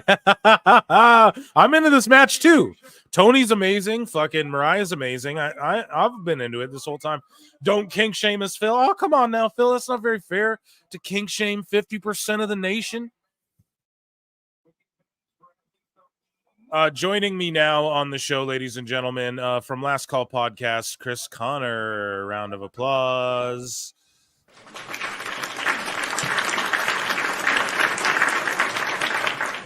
Chris, how you doing? But before you tell us, Miss October 30 for $2 says, why are they getting color on the first match? Well, it's not technically the first match, but it is. Yeah, it's early in the show because we know more people are getting color later. Now, I'm not sure if there's any Texas death matches or anarchy in the arenas. I'm glad there's not. We already got the ladder match out of the way, but I think there won't be any more color until Danielson. That's my prediction, and they're going to be actually smart about this. Oh, you're wrong on that. You are wrong. I'll tell you why. Darby Allin versus Perry is a. Oh, right. Yeah, that will have blood. Yeah. Those two idiots are going to get, blood because, well, they just like to have blood. Yeah, she hawked to it right in her fucking, right in her grill, guys. Gave her the old hawk to. Thank you so much for the super chat. I will give you an applause.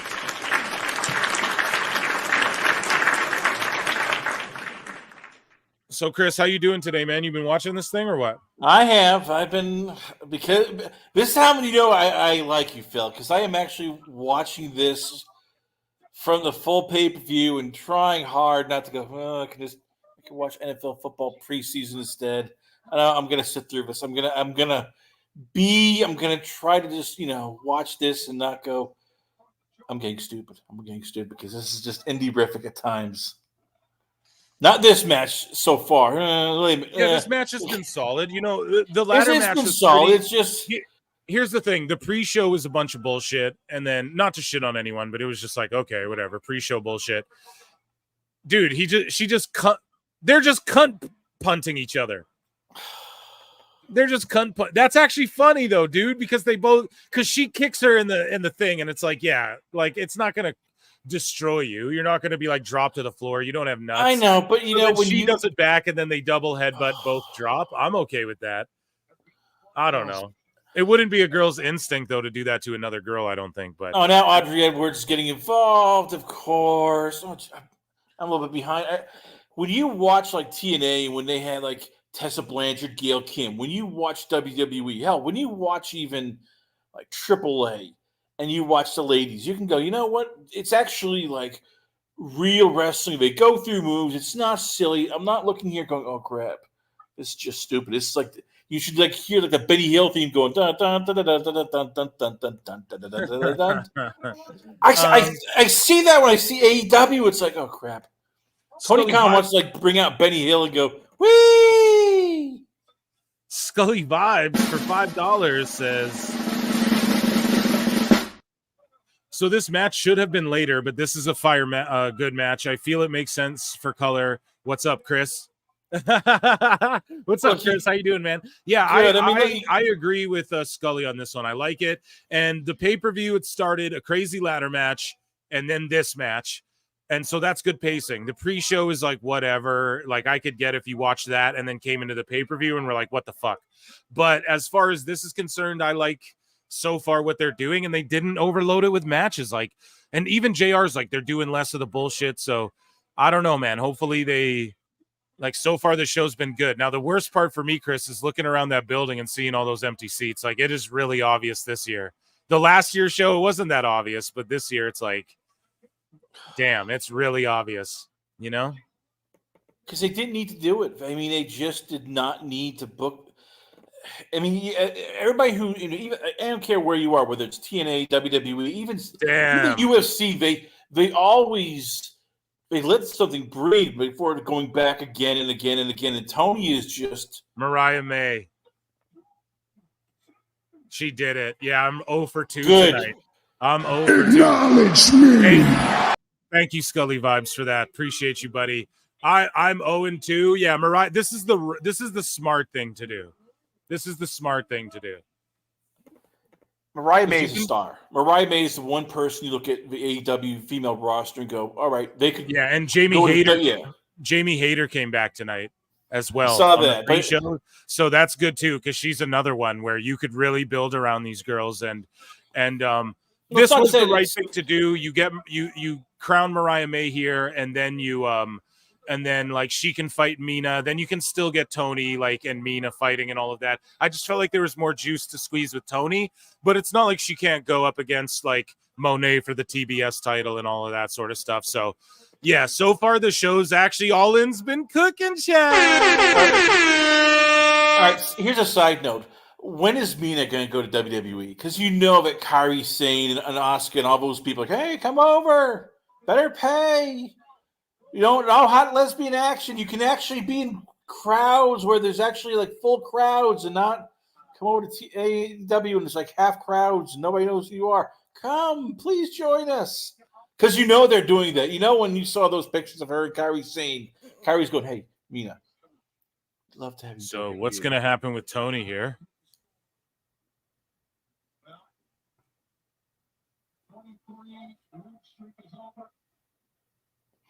Yeah, she was on a crazy run. If they're smart, they keep this feud hot though, because you don't want to just get rid of it after one match. That just even for Tony Khan, that's just stupid. I wouldn't say cooking. They're half for sure. Half cooking. Yeah, they're okay. They're okay. I mean, it's like that ladder match was solid, and then this match was solid. Crowd's been into everything.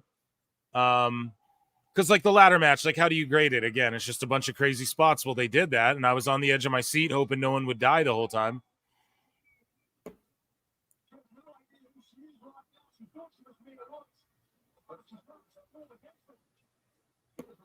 Oh, dude, Jericho versus Hook is on this shit.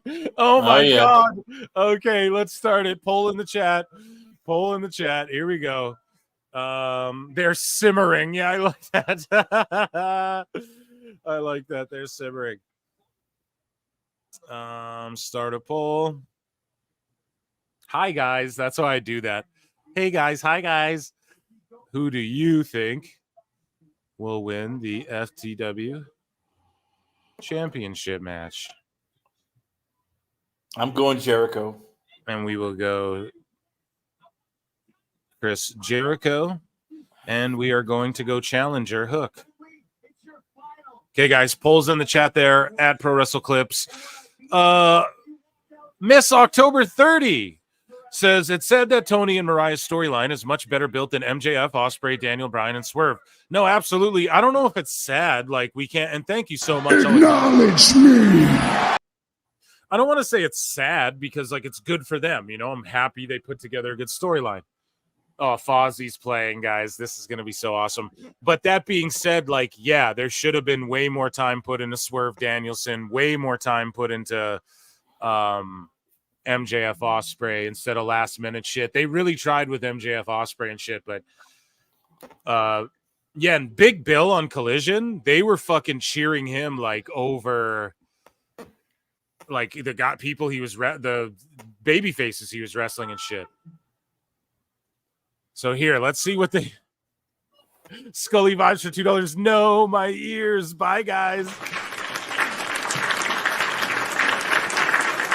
Oh, here we go, Fozzie. Let's go. Oh my God, he really got Fozzie to play him. Of course. Oh my God. Now he can say he played Wembley just like last year. Oh, this is god awful. Oh, let it go, yeah, yeah. Oh my God, this is. That's why I'm watching with the mute button on. I'm like, I keep now. And look, as I said, I used to be a huge Chris Jericho fan. Now it's like, oh please, Chris, just go away. Just go away for a bit. Don't sing. It would have been awesome if he sang Youth Gone Wild. That would have been fucking amazing. Thank you guys for the super chats. I appreciate you all so much. And I agree with you, Miss October 30. Yeah, just saw that last and super Scully chat. Vibes, appreciate you too.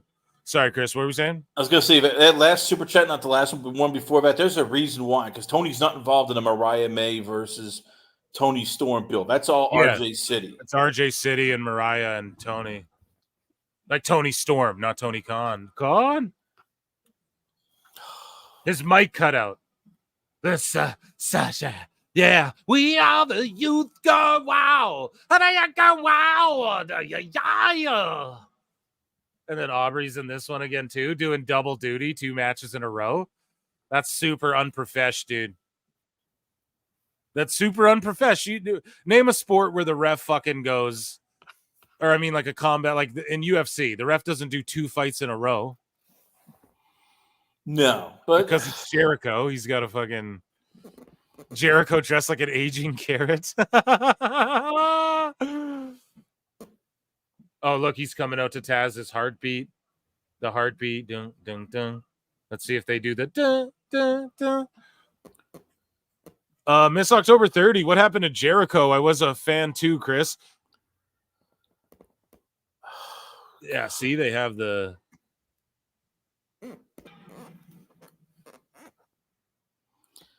And he had, oh God. Yeah, they did the dun, dun, dun, like the Taz entrance. That's cool for him to do that.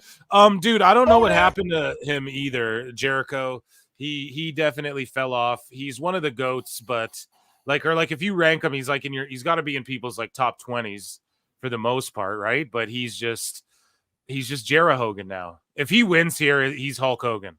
Like there's no way he doesn't put Hook over here, right? Like he has to. I don't know. I mean, we don't know a lot about Hook's contract. Is he signed for more years? Is he on his way out? What's going on? I mean, I think he is, or he wouldn't be on this pay-per-view. I think he's still got some time. Oh, they got to end this feud, so eventually they had to put him on. But just like if he has less than a year left, at one point is he going, "Hey, I want out of this place"? They have a friggin' black patch. Oh God, the eye patch is stupid. Adrian, Chris Jericho is the AEW version of Jelly Roll. Oh, come on now. Oh, come on now. That's not very fair. Jelly Roll's a really cool guy, Eric. I've chilled with him. No, Jelly Roll can actually sing. Yeah, he can. That was just a little. Whenever they do it at these wrestling shows, like these wrestling, I don't know, dude. Being on a live wrestling mic, and then like it's different than like doing like setting up a fucking mic and a sound set for like music. It's different. They're not putting as much detail into that stuff and focus into it. So that eye thing over at Hook's eye, it looks stupid. It's like, oh come on. And I get he's Pirate Hook. He's Captain Hook now.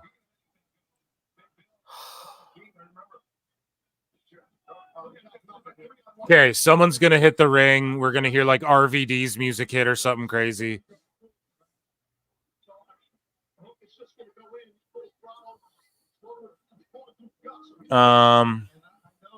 Jericho basically his podcast started. He jumped the shark. Yeah, a little bit.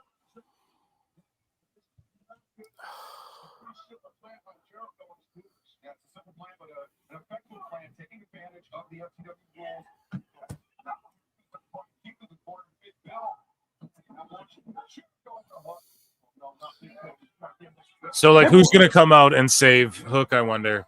That's all I'm sitting here thinking. Probably Shibata. No, he was already, I think he already wrestled. Doesn't matter. They can still have him. It's not like, you can't do double duty. I know, but that's not exciting, bro. I think it'll be some old school ECW guys. You know what I'm saying? It'll be fucking... I hope not. I mean, if you're trying to actually develop some of these guys and build them, why not have, like, I don't know, people on the roster who are full-time helping them out? Not like, yeah, that's true. Let's get a part-timer. They're trying to just pop the crowd. And Imagine we got a this. one You guys count. ready? I got You my guys- bingo card here. I was from Marvin. Marvin gave me a bingo card. Kick out at 1. I have that. So yeah, we have Jericho Sings. Kick out at 1. You guys ready? Here's my Goldberg comes out and saves Hook. No, I'm just kidding. Goldberg spears Jericho. We get the Jericho Goldberg match that never was. I know it had happened in some iterations in WWE, but now they're like, think about who could work with Goldberg. You know, Jericho. Goldberg comes out, fucking spears Jericho, and then that's like the craziest thing that could happen, but I don't actually see that Or happening. better yet, Taz comes out. Taz finally goes, all right, screw this. It comes out, starts. No, Taz not Lashley. If Lashley shows up, this is what I think. We're gonna get Hurt Business all together somewhere in AEW. The Hurt Syndicate. They actually, If anything, I could see trademark the TNA. name. So MVP trademarked the name. So I think we'll see Hurt Syndicate in TNA or AEW or somewhere. But I think Ricochet's in this casino fucking battle royal for sure.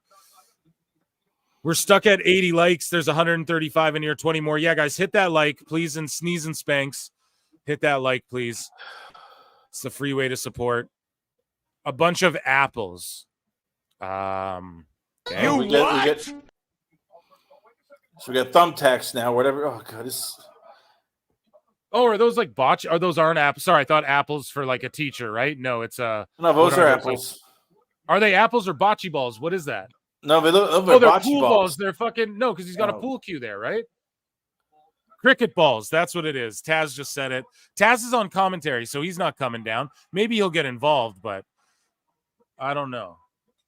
Or they just have Hook beat the fuck out all three of these guys, and then they're all buried forever, like Big Bill and Brian Keith, right?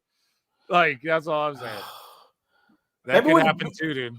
I was gonna say, remember when Big Bill was, just William Cassidy over in TNA and actually like a world contender, and now it's like, oh, no, let's go to TNA and have him be just hired help. That's it. Oh.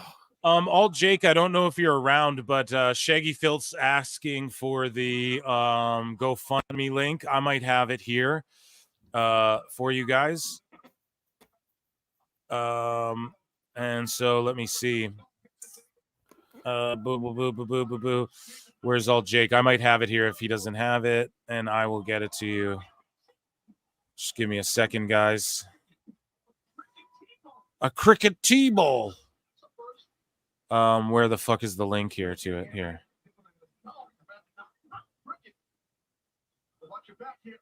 Here we go. I'm gonna post the GoFundMe, guys, in the, and this is for all Jake's kitty, okay? It means a lot. He posted it here. I'm gonna drop it. If you guys can copy and paste this, or maybe not. I don't know if you guys can click this. Yeah, here. I just dropped it in there as well. Maybe mine's too long. Jake's is probably better. And yeah. Hook out here with the frat paddle. Yeah. Better run away, boys. If only Mariah May and Tony were still out here. No, I'm just teasing, guys. Oh, shit. The Kink Cast. Thanks so much, Scully, for vibes. I'll give you a yeah. Oh, here, hold on. Yeah. There we go.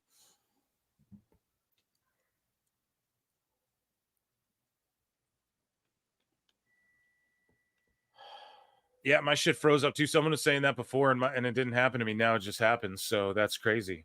First time. Here we go. I don't know if that's everybody else too or what. Now Hook it. Now we got a Boston Crab Eye Hook on Jericho. Oh, okay, yeah. No, I just had to refresh it. There we go. Okay.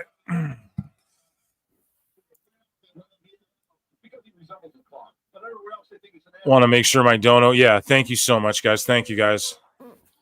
I'm a dog guy. Yeah. Yeah. So check out All Jake on X, or I retweeted it as well. All Jake, I might have unpinned it by accident, just force of habit posting my stream.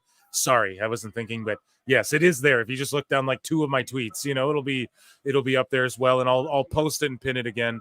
And this Wednesday we'll bring it up again. And yeah, I just appreciate PWT Universe. We got to have each other's backs, man. We're all here for each other.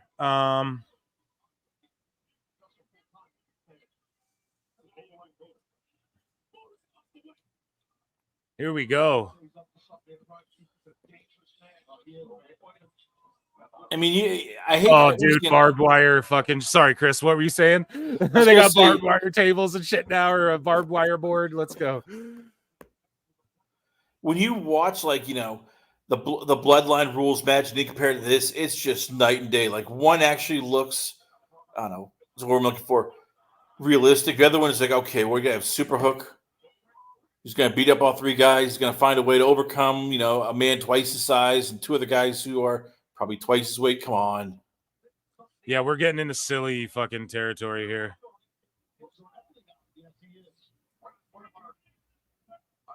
Please retire. They're yelling. Did you guys hear that? They're yelling, please retire, Chance. Jesus. No, I mean, I hate to say it, but Jericho is one of the Muffin Top twins. Muffin Top twins. I mean, look, and look, I'm not a, you know, in shape guy, so I can't complain, but just, God, this is bad. Oh man, I'm just tweeting out the show here again. And yeah, I just said, yo, please retire Chance to Jericho.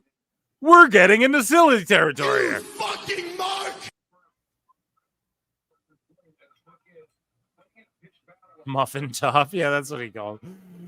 Oh man, brutality.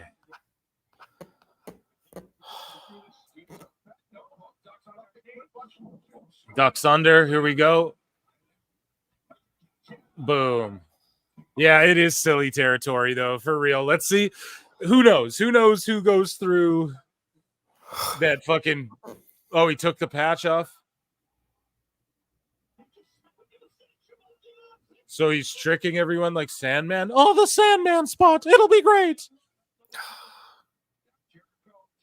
I was tricking you. I thought all the... It's like... So you tricked him after you guys asked what, you know... Yeah.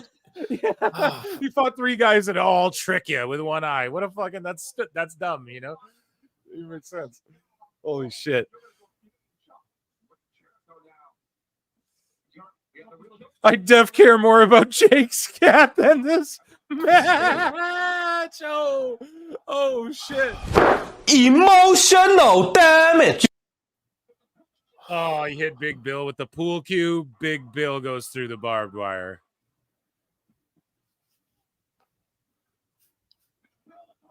So we've seen like table spots in the first match. Then we saw blood in the second. Now we're seeing table and trash cans and shit here. I don't know. Where do they go from here, right? They kind of fucking pulled the rabbit out of the hat already. So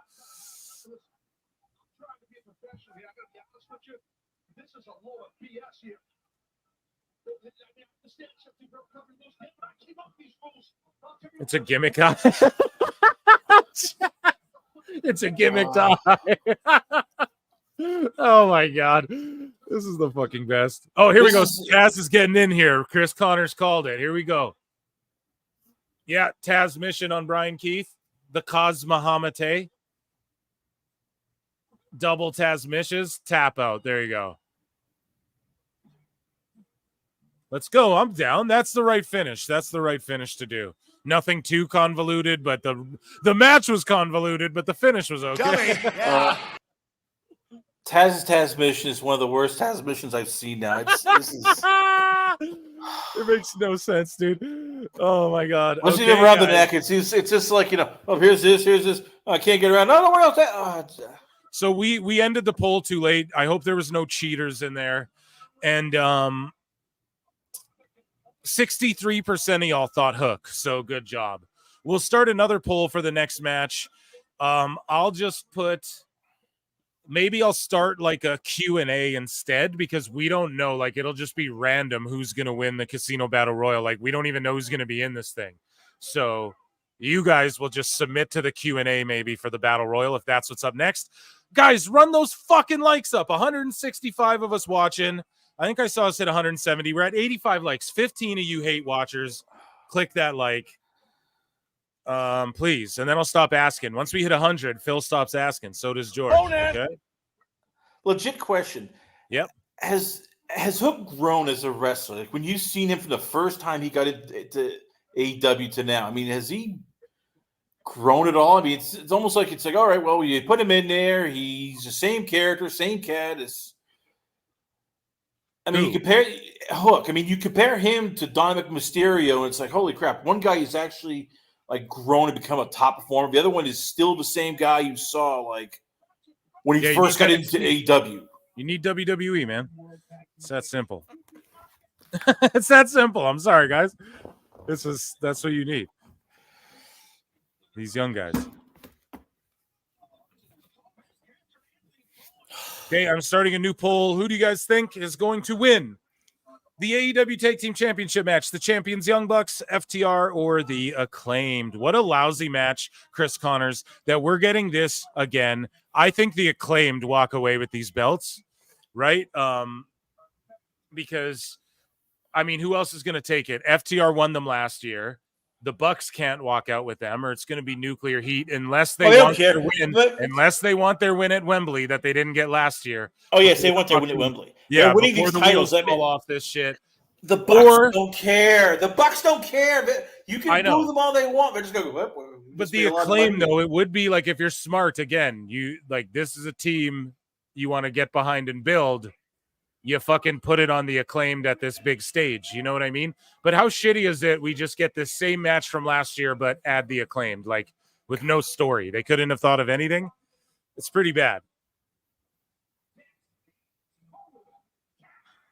3 for 3 on title changes. It was 3 for 3.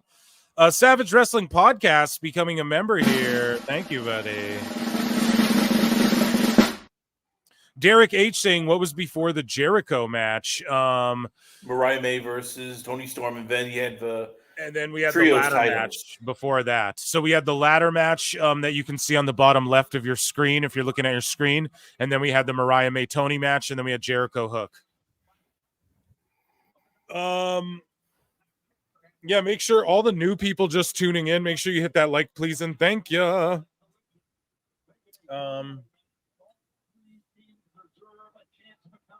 All right, and let's get a little smoke on, shall we? Yeah, so it's noon o'clock where I'm at. So I believe I'm Mountain USD time. Oh my God, I'm Brendan Schaubing here. What's up, buddy? 10 more likes to go, guys. Let's get it. Avril fan, what's up? You're here. It's so good to see you. I'm so glad you made it. I was wondering where the hell you were. Loving it, doing it. Came just in time for you missed Thirstcast, unfortunately. We were thirsting over Mariah May there and Tony Storm, but then they got all bloody and they were Hawk 2-ing on each other. I don't know. It got weird. This is the Pac Perry connoisseur. Yeah, dude. The Pac Perry, spark them up. What are these guys dressed like? Fucking Master Roshis? Let's see, dude. These guys are dressed like fucking Jet Li and Double Dragon Twins. Yeah. Yeah, dude. Let's go. James Gonzalez, what's up? 11 a.m. 12:06. Yeah, let's go. Pac Perry time, Phil. Let's go. Which matches already happened? So Avril, if you look at the screen at the bottom left corner, you see that ladder match already happened. Who pulled it off again? Who won it? Pac and the BCC won the trios titles. And then we had Tony and Mariah May. Mariah won the title, and there was blood and stuff, and they were Hawk 2-in. And then we had Jericho lose his belt to Hook, the FTW belt, in a match that was just hardcore mayhem. So we had a ladder carnage match, then we had a bloody women's match, and then we had a tables carnage cricket ball match with fucking Hook. So and Taz appeared. And then this tag trios match, you know the ref's gonna get buried. There's gonna be no fucking rhyme or reason or rules to any of this too. So far it has been very indie gaga shit showy, but at least the pacing's okay. Like none of these matches have gone on too long to where I'm like, fuck man, this is dragging. So that's because you have how many more matches left? What, 7 more, 6 more? Derek H, yes, dude. I thought you were. I both channels, you just sign up the same way for a membership, and it's just 99 cents for both channel, and it's so cheap because I have 2 channels, and So if you're watching on the PWT channel and you're a member of that, then like that's on members only right now. And then as soon as this live stream's done on this channel, I make this one members only, and then I fucking switch it, and then the replay goes on the other channel. Why do I do that? It's just algorithmical and to help blow the show up, which it's been working. So don't ask me. I won't get in the weeds of that, but it's all YouTube stuff. Chris Miller became a YouTube member. Thank you so much. Thank you so much, bro. It's crazy. Like, why didn't they just come out to Seven Nation Army, and then why didn't Max Caster just rap to Seven Nation Army? Shout out Apathy of the Demigods and Army of the Pharaohs who did that. Yeah, they can't have the Acclaimed rap because Max will say something offensive to the British government. Next thing you know, Tony's going to go, well, yeah, the Acclaimed got arrested. I can't get him out of jail.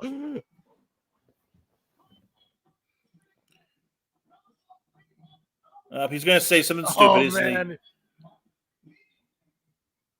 He's like, you got Bret Hart matches in the spank bin.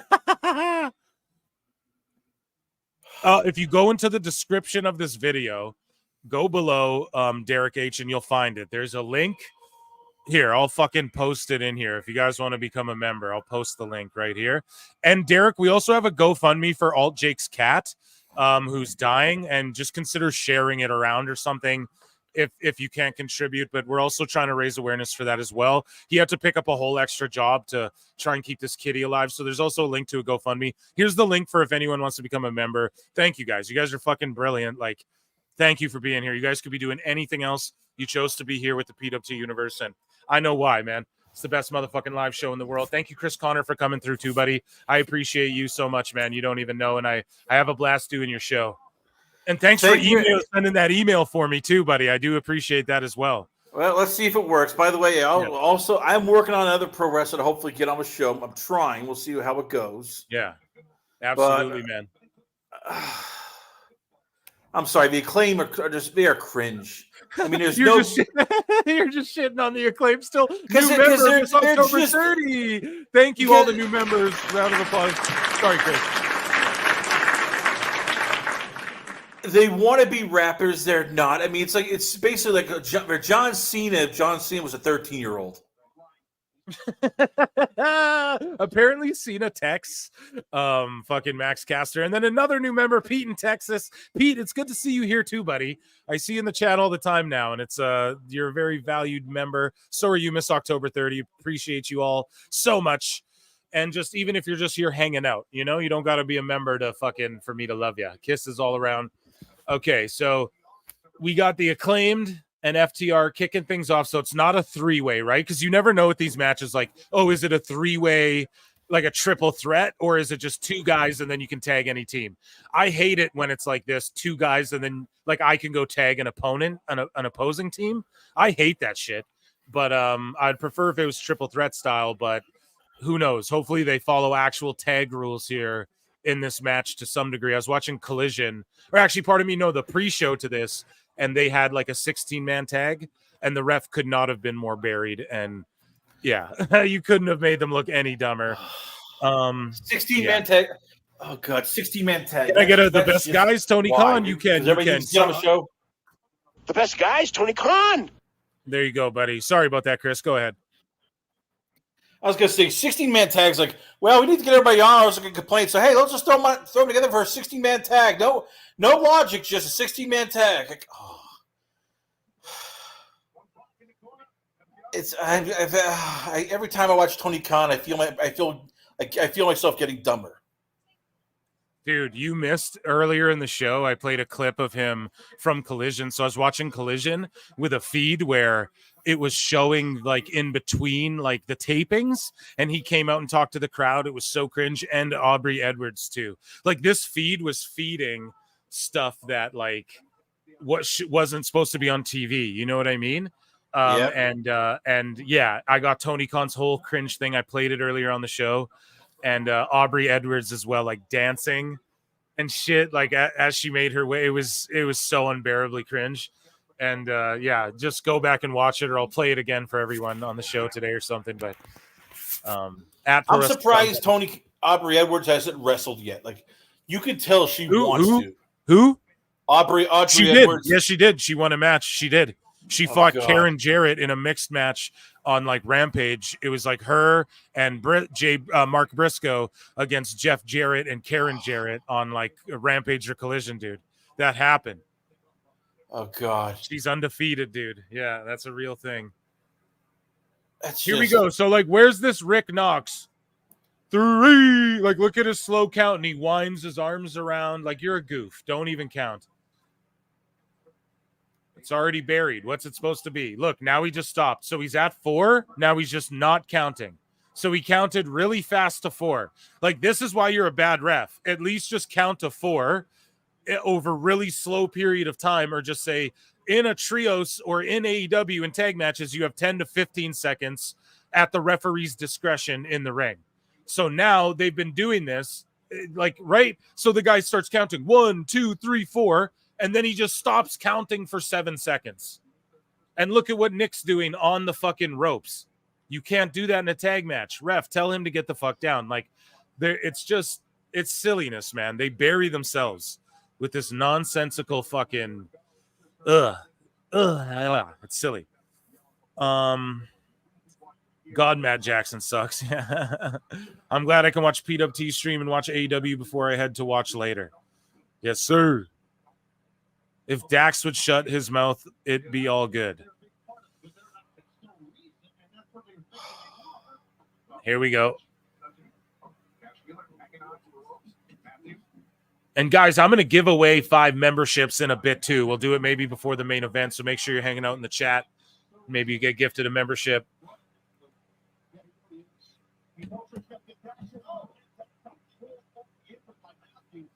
Come on, ref, get control of things here.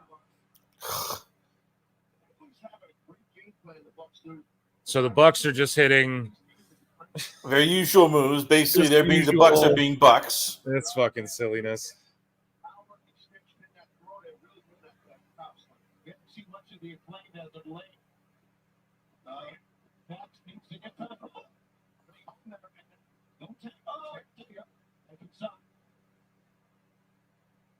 Are you sure about that? Yeah, let me see what the poll's doing and who we think is going to win so far. We're not going to end it yet, but 62% are saying the Bucks, man. I don't think the Bucks leave with these, or maybe they why do. not? Maybe they do. Give me a good reason why the Bucks wouldn't win. You're right. They want their Wembley win. Yeah. And you know what? They are the EVPs. Who tells them no? What if like Lashley and MVP just walk out, or like Lashley walks out, or like MVP walks out with Lashley and Shelton Benjamin to challenge them right after? Would you pop for that?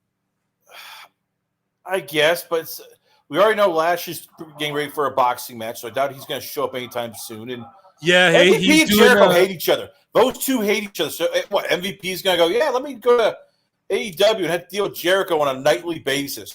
No. Man, money makes people do things, man. Like, you know, someone give me money right now. I'll play whatever sound they want.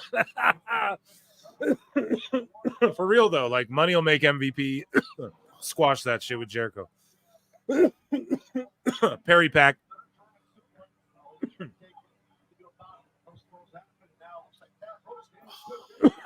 I love FTR, man, but they've sort of, it's been a bit of a. If FTR just, didn't talk on them, off, when the cameras aren't rolling and say stupid stuff, I guess I'd like them a little more. They're just.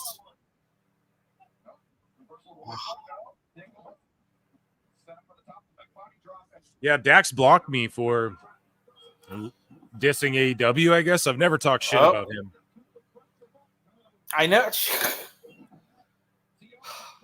I feel cheated now. I'm like, I've actually given it a name, the Muffin Top Twins, and I haven't been blocked. What the hell's going on?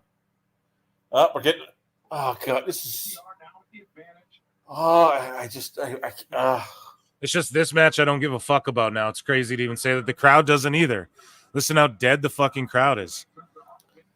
Well, you saw Dax suplexing 2 guys at the same time. Like, okay, guys, get those likes up to 100. We're almost there, and then we'll stop asking. New member. There you go. You figured it out, buddy. Excellent. Great. The best guy is Tony Khan. This match needs more cowbell.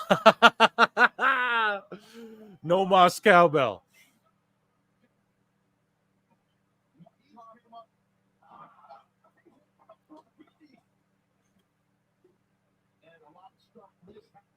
I mean, this match is whatever. The crowd's not really.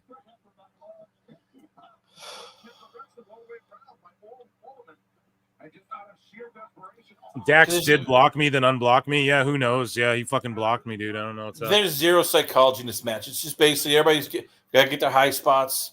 They're just, oh, there we go. Triple. Oh, here we go.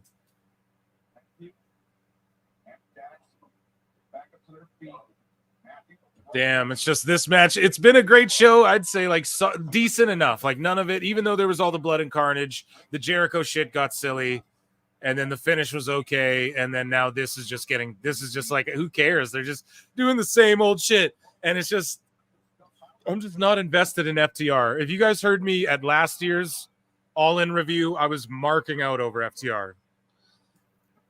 And I couldn't believe that the Bucks did the right thing.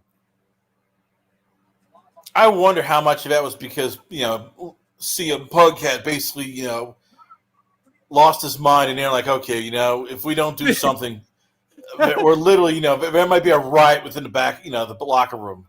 This match needs a random Taco Bell ad. Yeah, no, that's happening during the fucking Darby match. That's happening during the Darby match.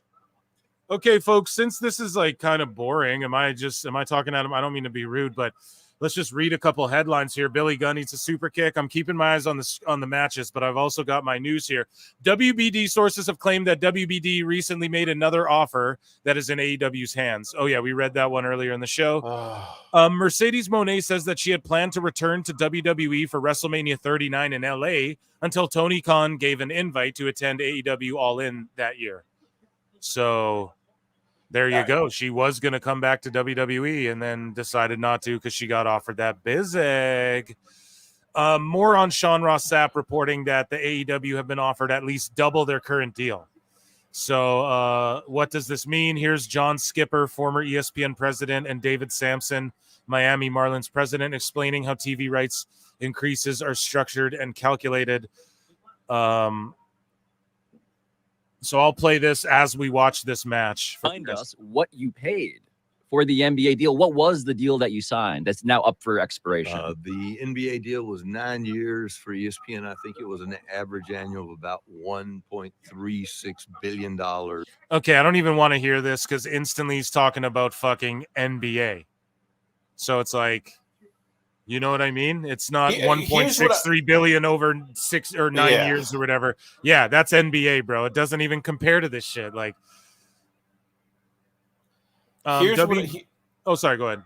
I want to point out something that nobody's talked about. Recently, WBD purchased the Librarians. It doesn't sound big right now, but it's going to be on TNT. And they have a new head of programming who wants more scripted shows. He wants more drama shows, stuff that's not reality. So if you're AEW, you got to be nervous. The new boss is like, I don't want, wrestling, reality, home stuff. I want to go back to what TNT was, which was Last Ship, The Mentalist, all that stuff. That's what she prefers. That's where she came from. Yeah. Well, that's what already she's doing too, is good series. People want to watch shit like Cobra Kai and just good shows. Just shows with no political agenda. Like, don't start talking about dumb shit. I don't want to watch Hocus Pocus 2 and have these little girls talking about the patriarchy in a fucking movie. You know what I mean? Like, save that shit for a fucking one of these YouTube shows. You know what I mean? I don't know. One of these. Oh, you mean like have FTR come out and say, "Oh yeah, transgenders are awesome." Yeah, like just save that shit and like whatever they are. I don't fucking care. But just like you don't have to shove it down people's throats and make it weird like you're doing social commentary on today's climate. I don't want to think about today. That's why I'm watching Hocus Pocus 2. You know, I don't want to think about 2024 today because it's shit. No, it's not. It's good. It's a crazy time to be alive. But we got shenanigans here with the title in the ring. Boom, Billy Gunn. Of course, he's got to get a Faymaster on the belt. See, Acclaimed are going to win this shit. I told you guys because it's the crowning of the new like to me, this shows like here's all the new AEW homegrowns. See, I told y'all, you have to put them over. Boom. Oh no, I was wrong. See, I botched. Bucks are winning. I botched. I talk shit. But yeah, to me, it just seems like AEW's going. This match has gone on too long. It's fucking boring. And of course, it's just like false finish, false finish, false finish. Like, oh, they're gonna have like 1,000 false finishes. Like Tombstone Pile Driver, 1, 2, I'll kick out. Yay! And even that spot, we already saw we already saw one of the Young Bucks get thrown into a crowd of people. So he just got backdropped into the people on the outside. And it's like, well, we just saw that same type of spot in this match. Like, they just do less, man. You could have just did less of that, and it would have been a better match. I don't know. No, FTR is not winning. Oh, the Bucks. And where's Knox?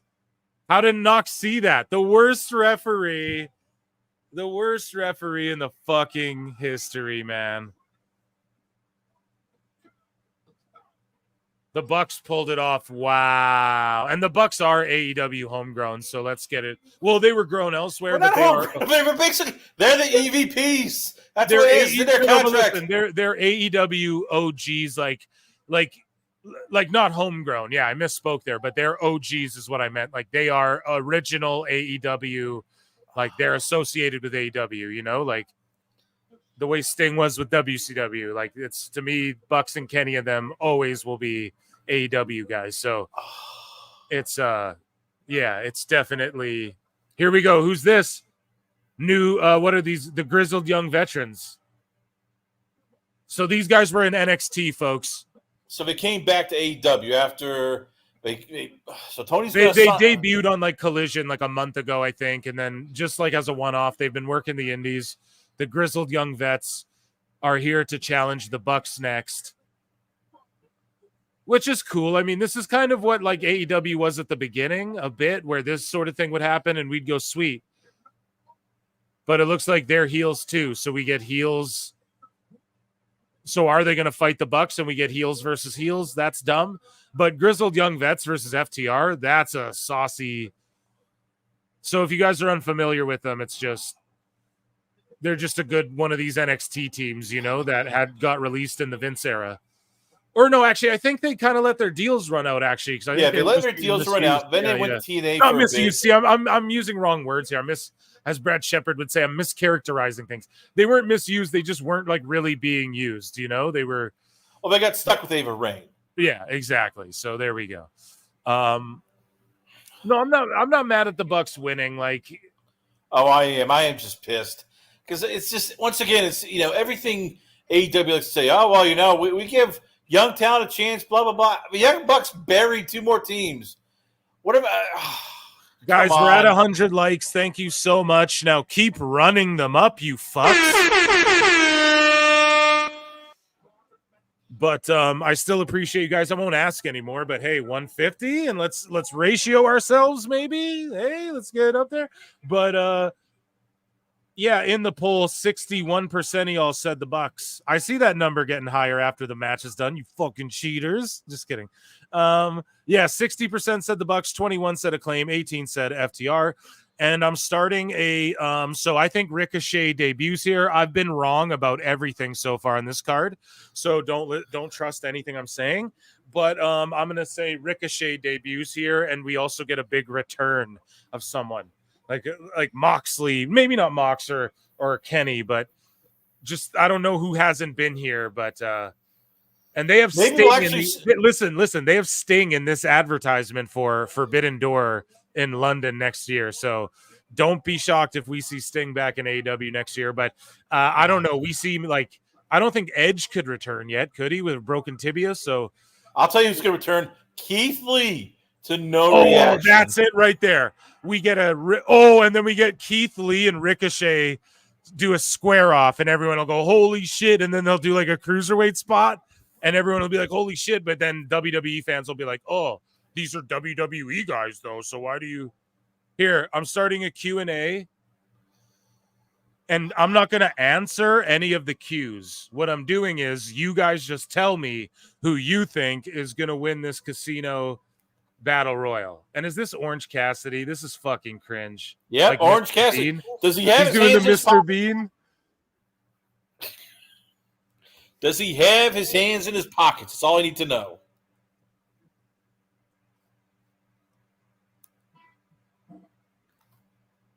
So I'm starting a Q&A.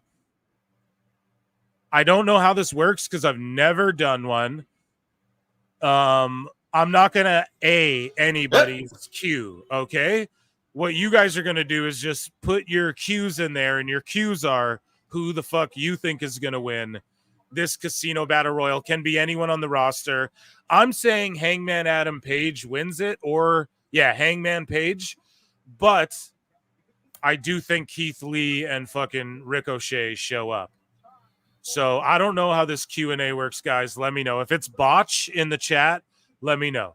Scully Vibes comes in with $2 and says, trash match and finish, and there goes your tag division. Yeah, I don't like that. I don't like that last match. It's just that Jericho match and that last one were pretty ass. This one has the potential to be good. Look at all the empty seats in there. Not boo-booing on shit, but like, is there not a 50,000 seater in the UK in the same general region? Do you know, Chris Connor? I do not know, actually, but I'm just... Yeah.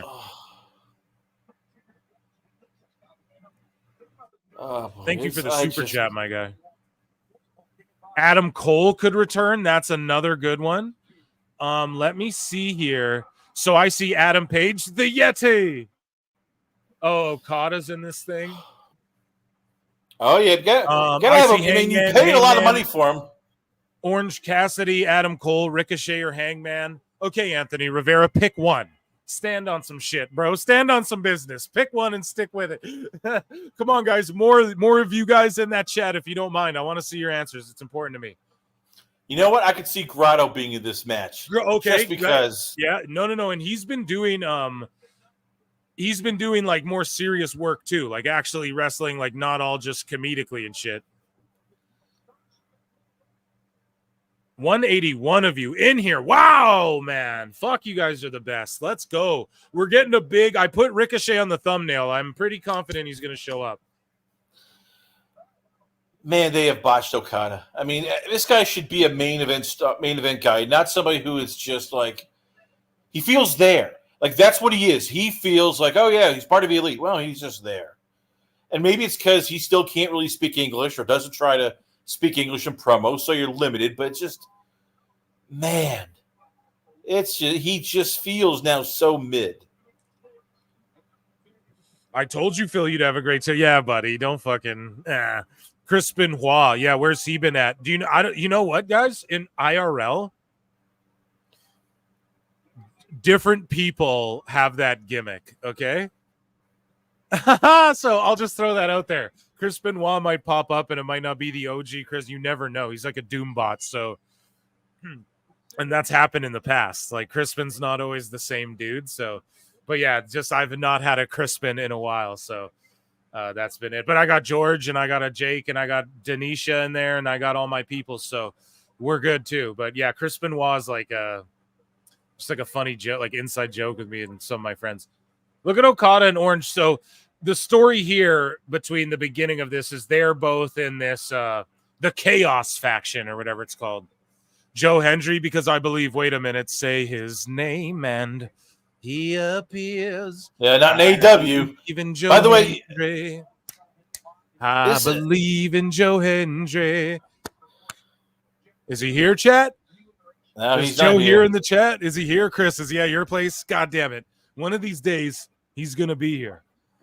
When we say, you know, Tony Khan had basically had Joe Hendry let him go when he bought Ring of Honor. I mean, you just sit there. It's like, how, Tony? You signed all these other guys who've done nothing, and yet you passed on Joe Hendry.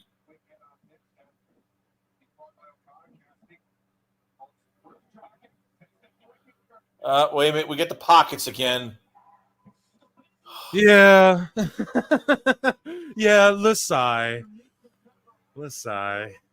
Yeah, it's goddamn right. When you're PWT, you're PWT for life.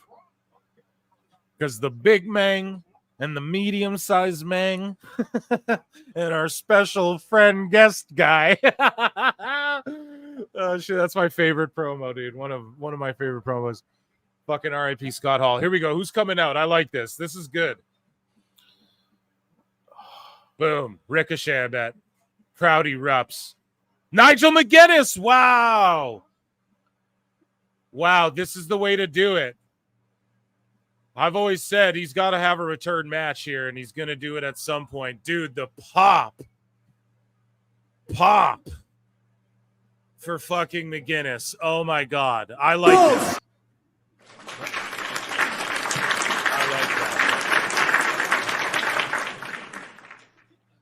He's in phenomenal shape. I give him that. Dude. Look at that shape, man.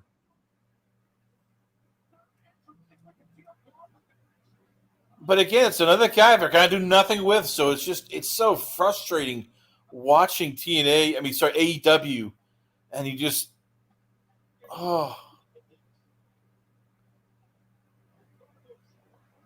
forgot. Donovan Dijak might be at AEW. Oh, right, Dijak too. Oh my goodness. I'm waiting for what happens if Dijak has a job to Orange Cassidy. Like, will he realize, like, oh crap, maybe it wasn't as bad as it was in WWE. I'm gonna lose to a guy with his hands in his pockets, who's half my size. He would do it, dude. I saw Dijak bumping around on some indie for fucking some dude where I was like, I don't know. Like, I'm not a wrestler, so I can't talk, but like, I was saying it earlier, like, Claudio doesn't sell these guys. I don't blame him. Like, I would say no to some of this shit. I get you want money, but like, fuck, man. I saw Dijak bumping around for some dude. I could not believe it. Hey, Phil, I did an interview with Doe Sweet. Dude, Savage, I'll come do your show, okay? I'll come do it, man. I'm so sorry. I'm so fucking busy. And it's just a matter of we'll get it popping, okay? We'll do it. In like the next 2 weeks, we'll do something, okay? Just DM me. And I've been chopping it up with you a bit, so don't worry. Just DM me and we'll fucking do it. Let's set up like a specific day and time, okay? And then I'll be there. You know what I'm saying? How long before Darby Allin is world champion? That's coming by 2026. That'll happen for sure. Phil, don't worry, man. Yeah, no, I know, bro. Don't worry. No, you don't worry. But yeah. That makes my head hurt when I hear that. Darby Allin, world champion. Oh, I know, but it's gonna happen. That's the agenda, and Orange Cassidy too. I think Tony Khan will try and give him the world title at some point. McGuinness can still go, man. By the way, this is my public plea to Bobby Lashley. Do not sign with AEW. You will have to job to two guys who are probably smaller than your children. Okay, I know money's important, but it's not that important to sell out your dignity. Imagine this, though. Or would people be triggered if I say this? Hurt Business, but with Swerve and fucking Hobbs and fucking Benji. Like, you have MVP come in, and then you have like Nana, like this huge fucking group, or is that too much? And then that's how you keep Lashley from going after the world title. Because I don't give a fuck. If you bring Lashley into your company, there's no way he doesn't become your world champion. That's why Tony Khan will find a way. Tony Khan found a way to kill Miro and Wardlow. He'll find a way. Right, you're right. Because I know people are like, oh, don't just stick the black guys together and don't just stick the Latinos together. But it's like, let's get real here. Like, that would be fire. MVP with Swerve and like Hobbs and all that. I think that'd be a fire ass faction. And then that's how you keep like Hobbs and Lashley like away from each other too. Because if you have like, I don't know, man, they're like, we talk about it all the time. When people like look the same and wrestle the same, it's like you don't fucking, so like you have two big jacked powerhouses like Lashley and Hobbs. It's like, do you team them up or do you pit them against each other? What do you do? I say do a brand split if you're going to bring in all these guys. I think Hurt Syndicate, because that's what they're going to be called, should go to fucking TNA. Actually, I don't want them to I want Moose versus Bobby Lashley, part 2. You just can't have Lashley, and I don't mean to interrupt you, Chris. I'm sorry, but you can't have Lashley in AEW or come in and win this match unless he goes and beats your world champion. Now, Keith Lee's a good pick. He could win this whole thing because him and Swerve have that history, and I don't think they have that trilogy match. Like, everyone's like, that's still the match. So Keith Lee could come in this thing and win it and then get the world title match against Swerve next, and then Swerve beats Danielson, right? Like, if we're talking logical booking, which is that what we're doing? Who knows? I can see Okada. Oh, go ahead. I can see Okada just winning this whole thing because, hey, remember, he's with the Bucks.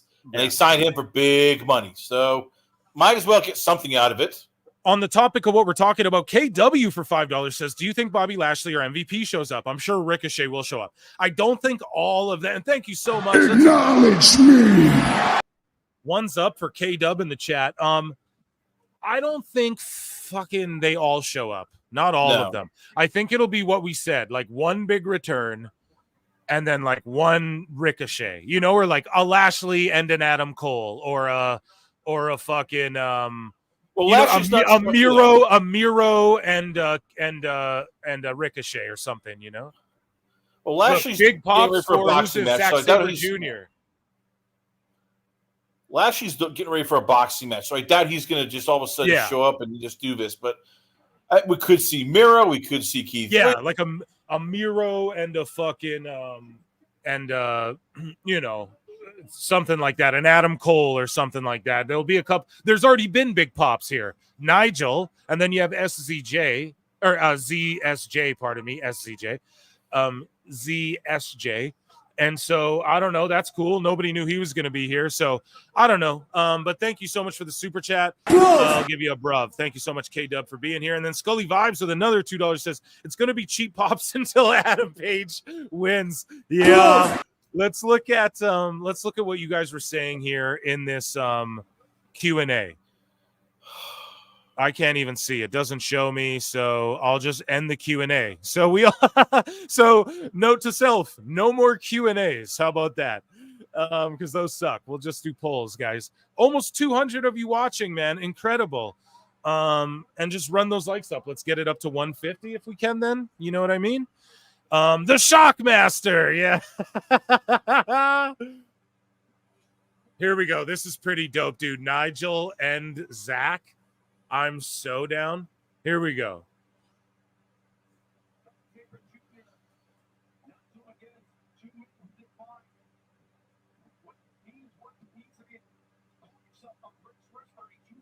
I remember the first time I saw Nigel in TNA against Kurt Angle, and all I could think of was he looks like he belongs. He'd be somebody you could build, you know, like a main eventer around. And then, unfortunately, just injuries and bad booking happened.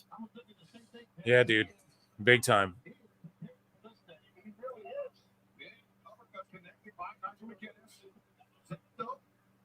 Backside. Does my messages show up? Alaj Mahmood. Yes, they do. And thank you for being here. And yes, they are showing up right now. And thank you for becoming a member. And Miss October 30 for $2 says Orange Cassidy, Brian, and Jim's worst nightmare. Brian. Yeah, I got some Jim Cornette Bryan stuff I want to go over at some point today, just with Dave Scherer.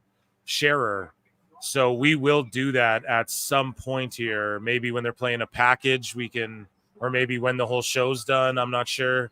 We'll figure it all out. It's a long one. Maybe we'll do it on the next one, and I'll adjust the title or whatever. I don't know, but either way, yes, we got some stuff to talk about with Jim and Brian. Excalibur can't even describe what's happening properly. Yeah, how can you? Has anyone been eliminated yet? How do you get eliminated from this? Is it a pin good question or submission or over the top rope? Who the hell knows? Chat, has anyone been eliminated? Please tell me. Nobody's been eliminated. No one's been eliminated. Okay. This is AEW, buddy. Rules. So let's okay, middle fingers. Yeah, we saw that before. That one Zach Knight or whatever was flipping off. There's someone was flipping off the crowd earlier. I don't want to say Zach Knight, whoever the fuck it was. Yeah, so no, is it over the top rope or submission / pin? Like, why are they doing holds to each other? Can chat tell me? First fall to a finish. So the first one to get a pin wins. So wait. So like that means if like not all the entrants make it out, then so like if Roderick just pins Kyle O'Reilly, the match is done and none of the other entrants come out. Is that what you guys are telling me? No, but you can't. It's like it's basically like War Games, except once everybody comes out, then you can literally. Oh, this is fucking so dumb, man! Holy shit! What a bad idea. Or maybe it's it's a Tony good Khan idea. idea. What do you expect? But didn't they just do one of these like 2 weeks ago? Like, I swear, didn't they do one of these like at Daly's Place, then another one like a week later, and then now they're doing this here? Like, fucking get a new gimmick, Tony. Just terrible, man. God damn it. This is what frustrates us. You know, at this point, I'm hoping Bill Goldberg's a surprise. Just basically, no sells everybody. Just squashes everybody and just literally makes people cry. Alt Jake is saying, hold on. Alt Jake, and I'm sorry, but Alt Jake is saying, where is it? No, technically, if someone gets a pin, the whole match is over. So there's fucking guys standing in the back from New Japan who just, oh yeah, let me book you. And in kayfabe, it's like they might not even come out. I just don't get it, man. This is super like no, everybody has to come out before the finish. Okay, we see the fact we're all debating this is the problem. They should clarify it. Don't get mad at each other, PWT Universe. We got to figure this out together, okay? Because it's Tony Khan's fault that we don't know the fucking answer to this. It should be already stated. They should just do a graphic before the match starts. Guys, Tony Khan. Jesus Christ. All right, here. I'm going to go to Wikipedia and actually get the full friggin' results of this. All right, so this is Adrian Pfeiffer with 14 czar. I don't know what the fuck those are, but thank you, brother. I appreciate you so much. Your contributions go a very, very long way. I appreciate you. Ricochet showing up after Will Ospreay wins. Is Ospreay in this? Oh, yeah. He'll show up to challenge Ospreay after the MJF match. Yeah. All right, wait a minute. That's the thing. I think Tony wants to recreate that Ricochet Ospreay flip match from 2017 or whatever. I agree with that. Thank you for the super chat. I'll give you this is great. All right, so technically the crowd, they're right. Two wrestlers can begin the match, new entrants coming at timed intervals with maximum of 21. It's a one-fall match. It can end any time via pinfall submission inside the ring, even before the entire field is entered. The prize for winning a Casino Gauntlet is a championship match at a later date. So everybody's showing up, Bo. That's the whole problem. It's like, they're going to get 21 because Tony wants to fit as many people on his card as possible. Right. You guys, Jake was right. You can pin right now and end the whole thing. The best guys, Tony Khan. So, like, you could be Adam Page could have not even been in the match in kayfabe. That's how dumb these fucking rules are. Why not just have it eliminations? So, like, there's like we see like 10 pins go down or whatever. Fuck it. You're already doing this. Like, god damn it. All Jake with the W. It's so stupid.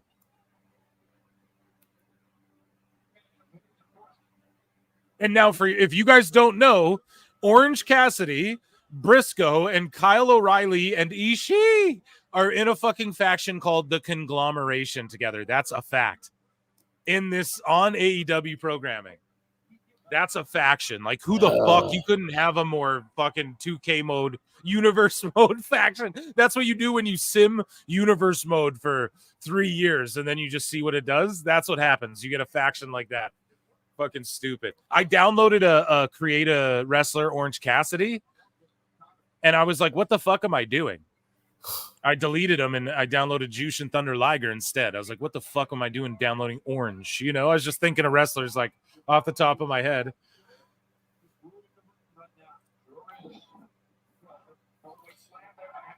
Hangman's going to do all his flips, even though the deranged Hangman, let me do flips.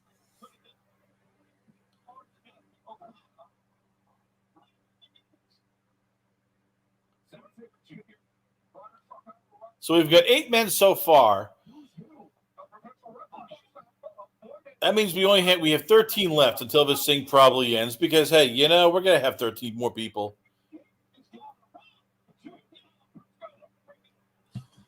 Man, 200 of you guys watching. Run those likes up. Get them to 150. Here we go. Jeff Jarrett. Listen to the pop, and Jarrett got such a big pop on Collision too, dude.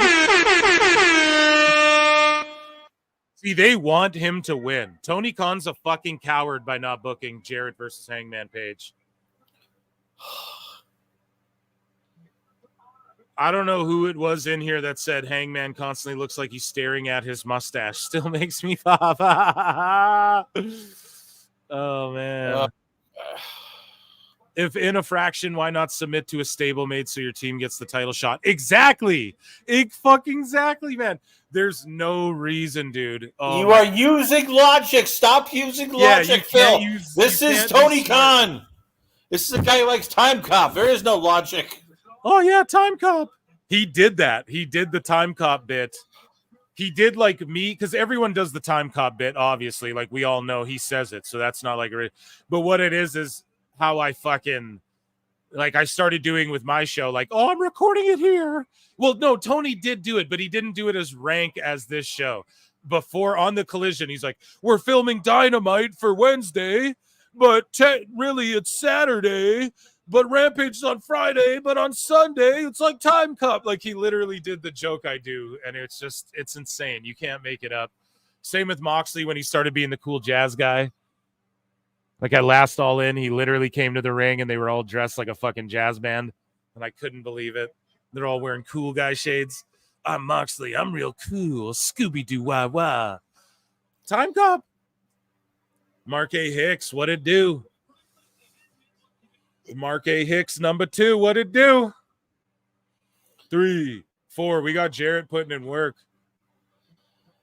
You hate to say it, but Jarrett is in better shape than Chris Jericho. He's well, he looks phenomenal, dude. Oh my God, Jarrett, you don't have to do that, but good. That was a good spot. What, strut? No, look, I'm ahead of you. I think he get power bombed over the top rope, and no, I'm not kidding. Oh my God, dude, he just grabbed a woman.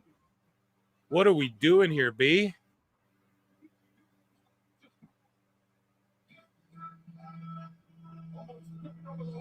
I don't recognize the music. Ricochet. Yeah. Ricochet, guys. We got him here. Ricochet is here. Ricochet is here. Ricochet is here.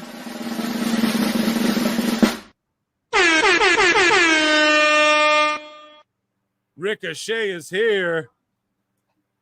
Ricochet is here. Let's go. We're okay with it. We heard the rumors.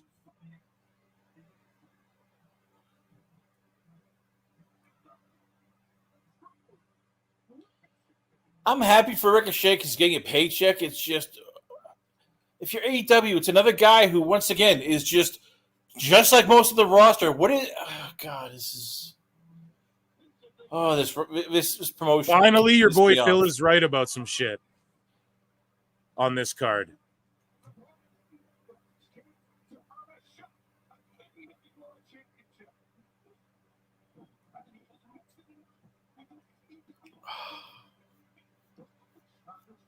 I don't like his fucking pants for whatever reason.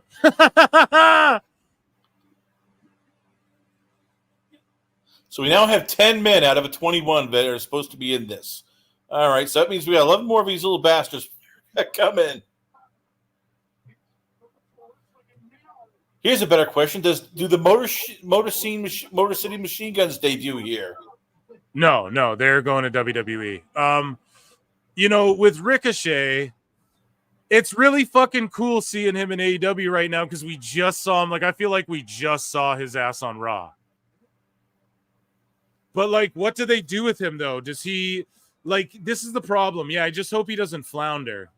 Look, he didn't, look, did you guys see that? He wasn't used to those cables for a sec. You could tell. He didn't spring quite as, but you can't blame him for that, right? But he had to take that second step on those cables there. This is just, oh God.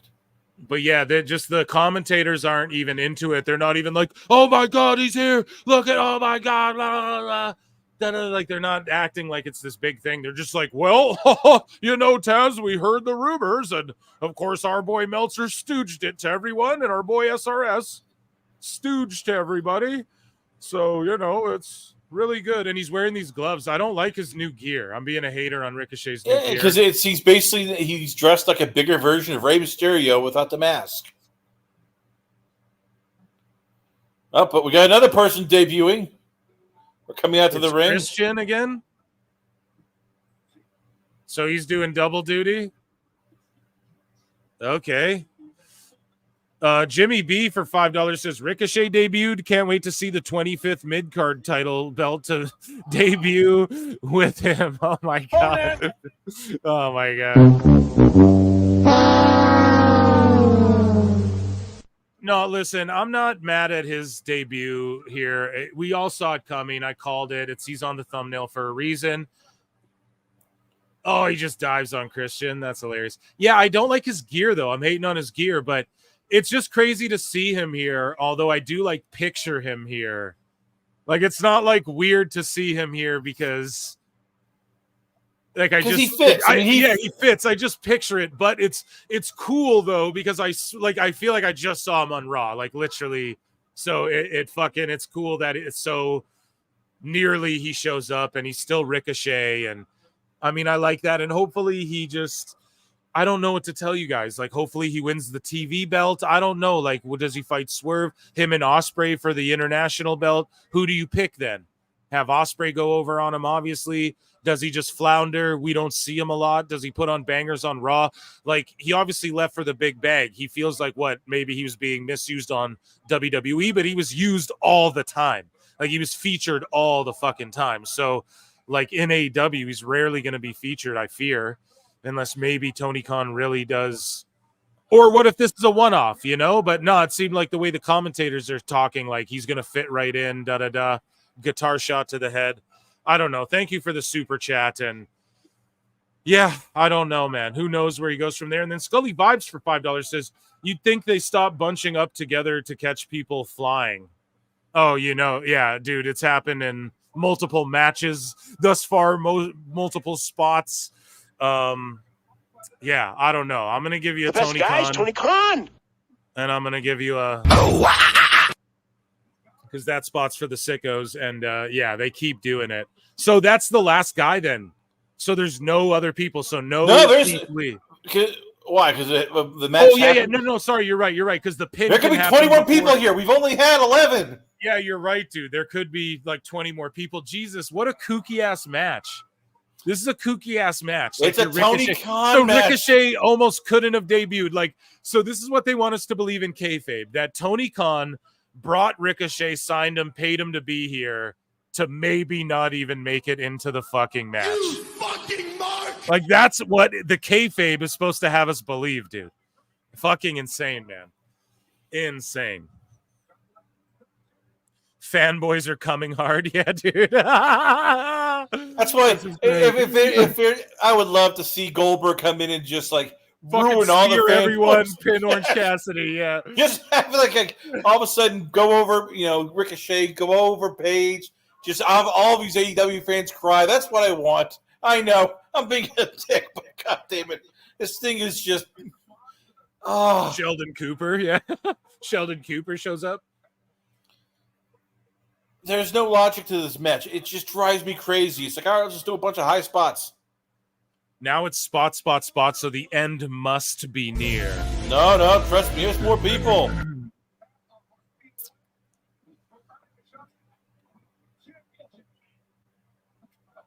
Oh, shit. Nigel's showing up and showing out, ladies and gents. Not mad at Nigel at all being back here in this.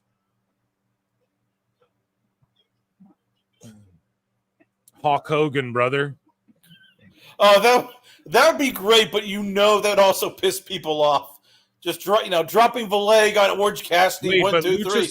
Dude, so isn't his name Killswitch? His Luchasaurus graphics came up. Oh, yep. Okay, well, no, it is Luchasaurus. That is what he is. Who the hell knows? Tony can just. I think we have a turn. We might be getting a face turn. Okay, but then why would you put Luchasaurus on the graphic? Imagine Hulk Hogan comes out to fucking at Bash at the Beach, and there's a fucking NWO graphic on the Titantron, and then he leg drops Macho Man. Like, so Christian wins this whole shit. Yeah, do you know why? Because we're getting Danielson versus Christian. I think Danielson's winning the belt, and it's been a swerve this whole time. Who booked this shit? Yeah, dude, you what? What a fucking terrible. Y'all, think about this. Ricochet, Ricky Starks just tweeted that he's at the movies. Oh my God, dude. And here's the thing. So Ricochet shows up, does 4 flips, and then is out of the ring for the last 6 minutes, and then Christian just wins this shit. And that's what you got. That's what he came here for. And that's Why? any better than WWE. He's like, well, yeah, I got $1 million. So yes, it is, Phil. So yeah, I mean, that's fine. But, and then they just rush the ending of that. Christian just comes in, does double duty. They couldn't have just given it to Ricochet and then had Ricochet lose against fucking Swerve or whoever. That's fucking straight trash. That was a trash fucking garbage finish, man. Fucking, I'm actually mad, dude. Because that battle royal, whatever that shit was, wasn't that bad. But it was just it's crap. It was ass. Here, we're starting a poll here, guys, in the chat. Starting a poll. Who do you think wins the AEW American / international / UK, whatever the fuck, / UK championship match? Question mark. And we will go champ MJF, and then we'll go challenger Bruv. Start poll. There you go, guys. There's a poll in the chat, either Bruv or MJF. You guys tell me. Let me know. I am going to grab a beer. Chris Connor, why don't you read what's on the screen here about WBD sources as we watch these intros? Can you see that? Yep. So, all right. So we're WBD sources, which basically, or whoever the hell Fightful is, basically reporting, is telling us here that, hey, well, you know what? There's still some red tape to get through before announcing a new deal with AEW, but another offer for long-term TV deals made to AEW that they're very confident. One WBD source called the offer extensive, but didn't elaborate. Sources from each side spoken to expect the partnership to continue for years to come. Can we just call bullshit? Can I call bullshit on this? This has been going on now for months, maybe even a year, and yet we're near almost the end of August. It has been announced. What happens here? I mean, I want to know if is Fightful going to make our trash going, hey, we're sorry we peddled bullshit and that nothing happened. They'll never do that. They'll never retract it. Like, we're now in August. This is supposed to have been done by like March. It'll get done. December. Will it? Get done. I mean, yeah, it'll get done. Like, yeah. Like, what happens if it's October and still isn't going to announce? Are we still going to say, well, it'll get done? Like, at what point do we start thinking like, oh crap, Warner Brothers is going to go? They're going to kill this bitch. They're going to look and go, oh, wait a minute here. We're paying a lot of money to see guys like Christian and this guy in a dinosaur's mask, or Mercedes Moné driving people off our network. No.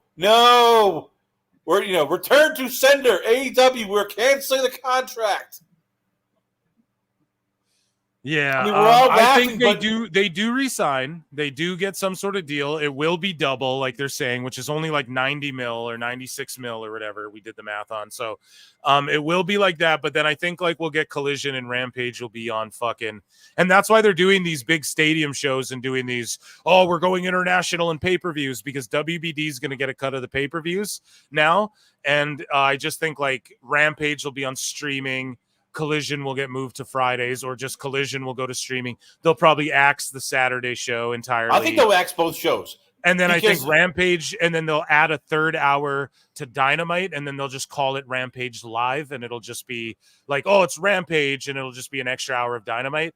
And then, or else like Rampage just goes to streaming. Ring of Honor, I think, will be involved in it too. Like as far as streaming content. Why? And like the path, just because like they want to get the most money. So if like Tony Khan also agrees, yeah, you can have like the past ROH library, like Fuck Honor Club, and you guys can have that stuff on your stuff. If you're too, WBD, why do you want this? This is not for, like, nobody cares about Ring of Honor. Nobody even cares about Dynamite or Collision.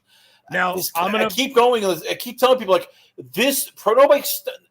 I even know that's why WWE that's why it'll just go streaming. Like they'll go, okay, yeah, we'll keep this one show as like a But- third hour of fucking Dynamite or something. Like it'll be but still, something like, silly. why It'll be would something WBD silly, want yeah. this on streaming? Like, explain this to me. Just to catalog matches, like this is why. Because exactly what you're saying is what they're saying. Why the fuck? And Tony's just persistent.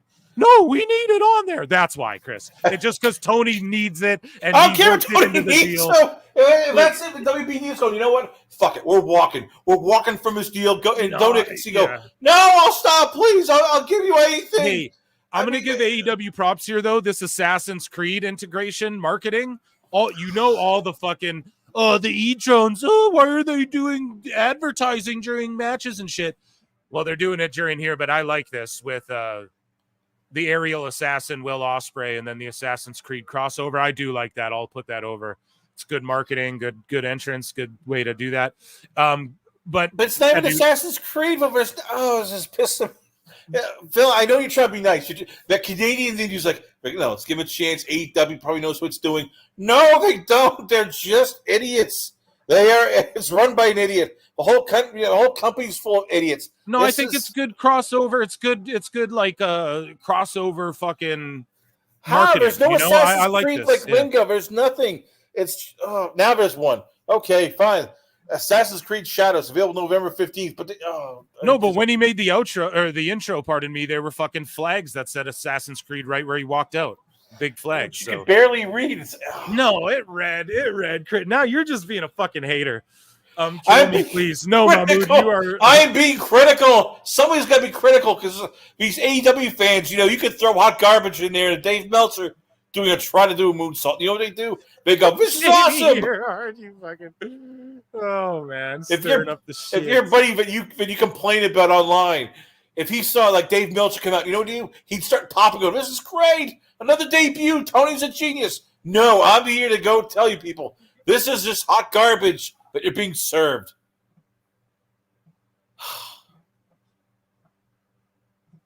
You're just being nice because you're Canadian. This is what American is saying. This has been in a hot garbage pay-per-view at times with the whole gauntlet match. Oh, yes, let's have Christian win because, well, why not? And, hey, let's have the Young Bucks win because, well, they're VVPs. And I can hear you drinking your beer going, No, I'm not. I didn't even crack it yet. But I do like fucking Osprey and that music. I'm drinking what is called a filthy, dirty IPA. It's a 7.2% beer in Minecraft. You need to go to the hard stuff. I'm telling you right now. This match, this rest of this pay-per-view, including Mercedes Moné, it's going to I'll do that too. Since it's going to make you go like, let's I need do some it Jack Daniels. I need a Canadian whiskey here. I need something to get me through all of this.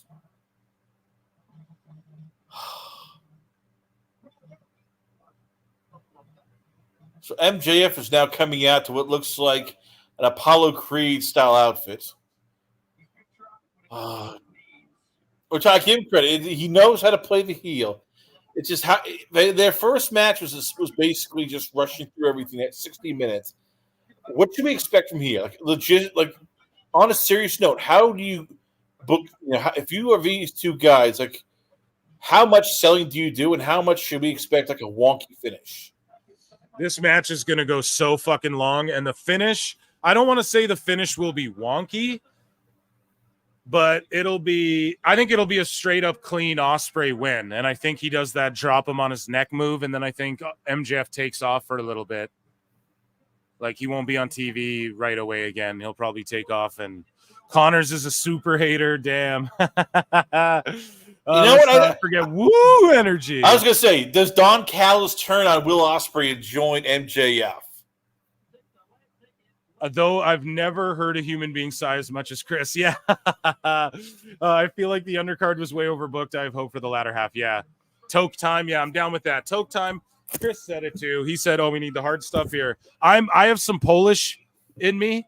My grandfather is pure Polish on my father's side.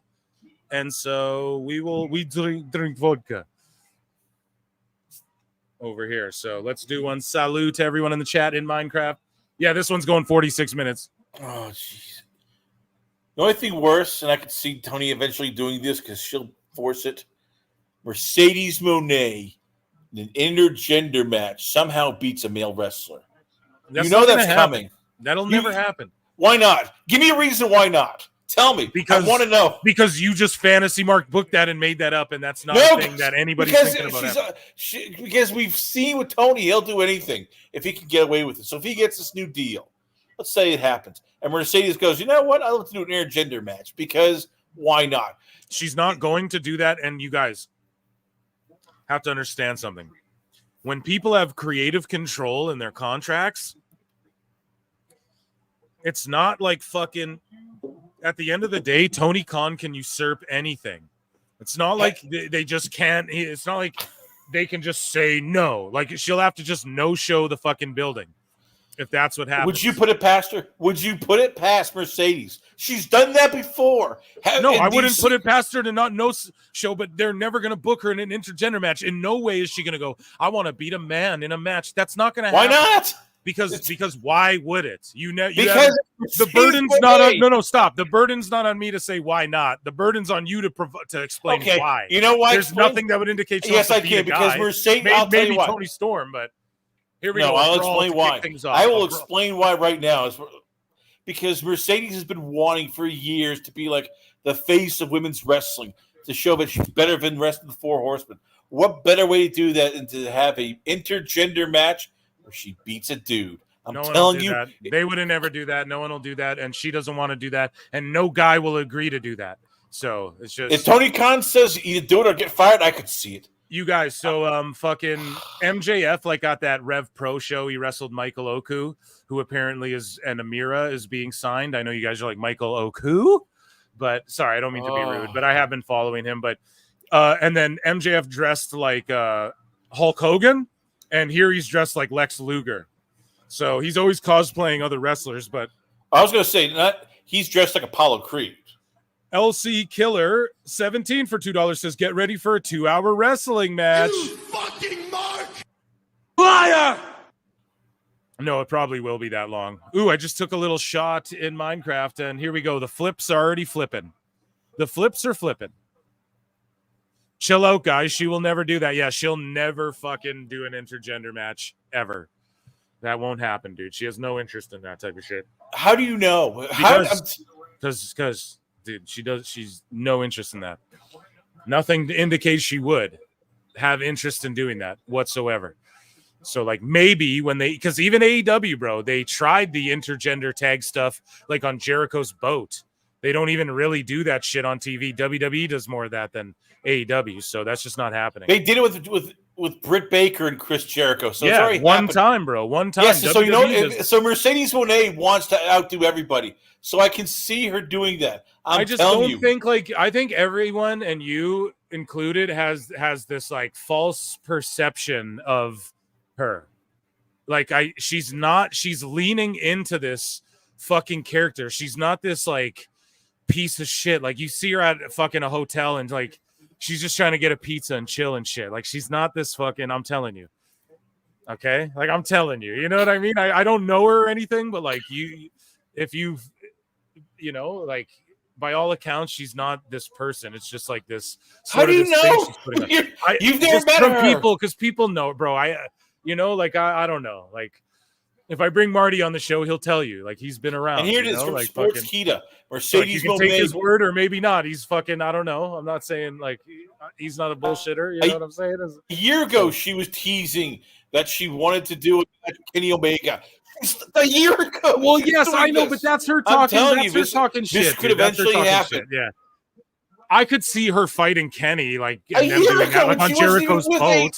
No, they'll do that on Jericho's boat or something. Okay, we're watching this goddamn match, Chris. I'm not talking about your fucking fantasy mark booking and black helicopters and gay frogs, okay? We're not doing that.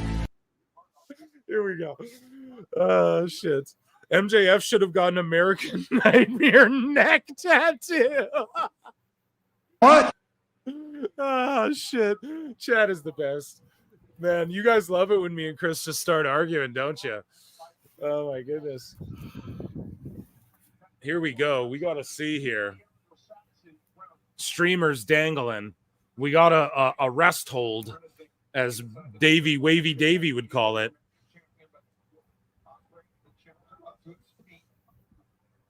Red flag. Mercedes is single now. I don't know. Never say never. If it did happen, though, would probably be TK's idea. Dude is on a sick one.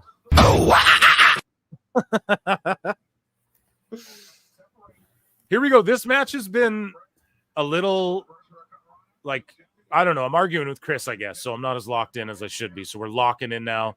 We got some Hurricane Rana shit.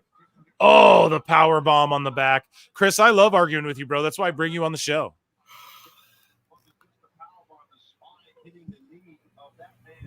Hey, MJF, cover him again. Do something. Hop on him. Hit it. Grab a hold again. Don't just... It's crazy, though, because we already saw this match on Dynamite for free. So, like, the fuck? How do you top it? Yeah, like, how do you top that last one? Because that was a solid match, you know? Phil versus Chris, instant popcorn, yeah. It's just because we fucking... Yeah. That's... Because you think more we highly... just see shit differently, but that's why I enjoy it. Like, I don't want to just always talk with people who always agree. It's not as fun, you know? Definitely not. Down with the Mark booking. Yeah. I wish I could just play that song.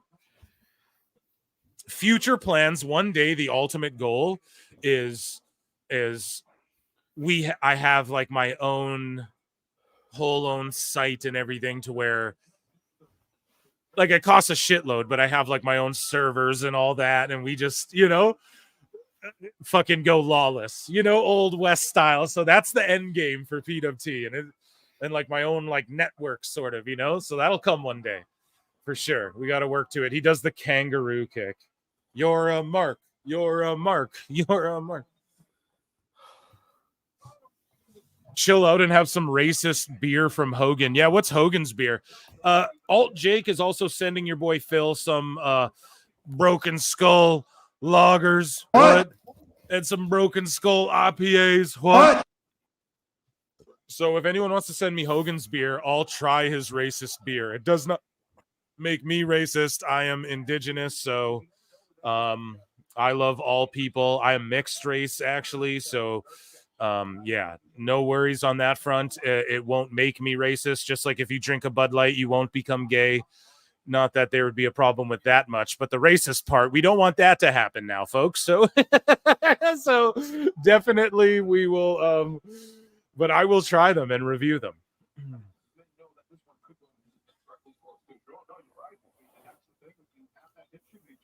Here we go. So they're selling, at least they're selling, but I feel like after everything we saw tonight, it's a little much. Like, it's almost like you're forced to pick up the pace a bit. But then if you do that, you're just accused of just being flippy floppy. So here we go. Poke to the eye. Give him a warning. Middle fingers. This is the fifth guy we've seen flip off the crowd. Gets tiresome. What? AEW copying the title stand from WWE for the title matches. Well, they've done it on the entrance before. Like on the entryway AEW has, so who knows? Ooh, I'm buzzing nice off that. I had a quick little libation there. I haven't even cracked this beer here. I'll tell you right now, yeah. I would rather Logan Paul than either of these two guys. Oh, I mean, hold on. I think personally, because Logan Paul says and does dumb shit, and he's a fucking liability. And MJF doesn't say stupid crap. Not in real life. No. He punched. He walked into a women's locker room and punched a wall. What is that? No. He did not do that. He walked away, according to him, and then punched a wall elsewhere. So, but still, that's dumb. But he didn't punch a hole in the wall in the women's locker room. That's he punched a hole in the wall. He just punched a wall because he walked into a women's locker room. I mean, that's fake. That didn't happen. According to who? MJF? Because MJF never lies. MJF is the pinnacle of truth.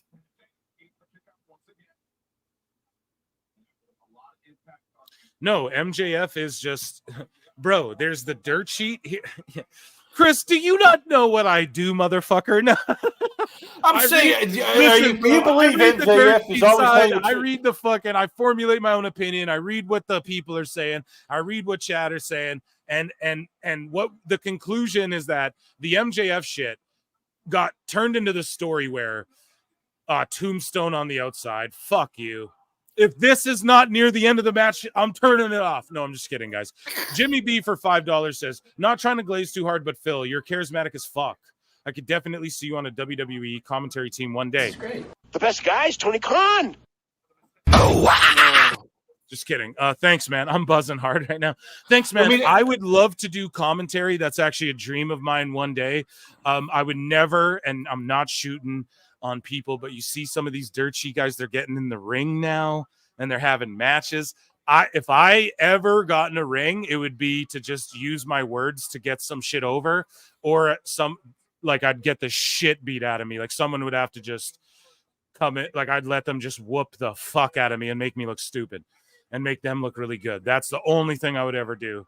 I would never try and front, I'm going to have a match and shit. But yes, I would love dude, Maple Leaf Pro is my goal. I want to get involved with them somehow, voiceover packages or all fucking ring announce or something. I would do anything for them, dude. I'll shill them so hard.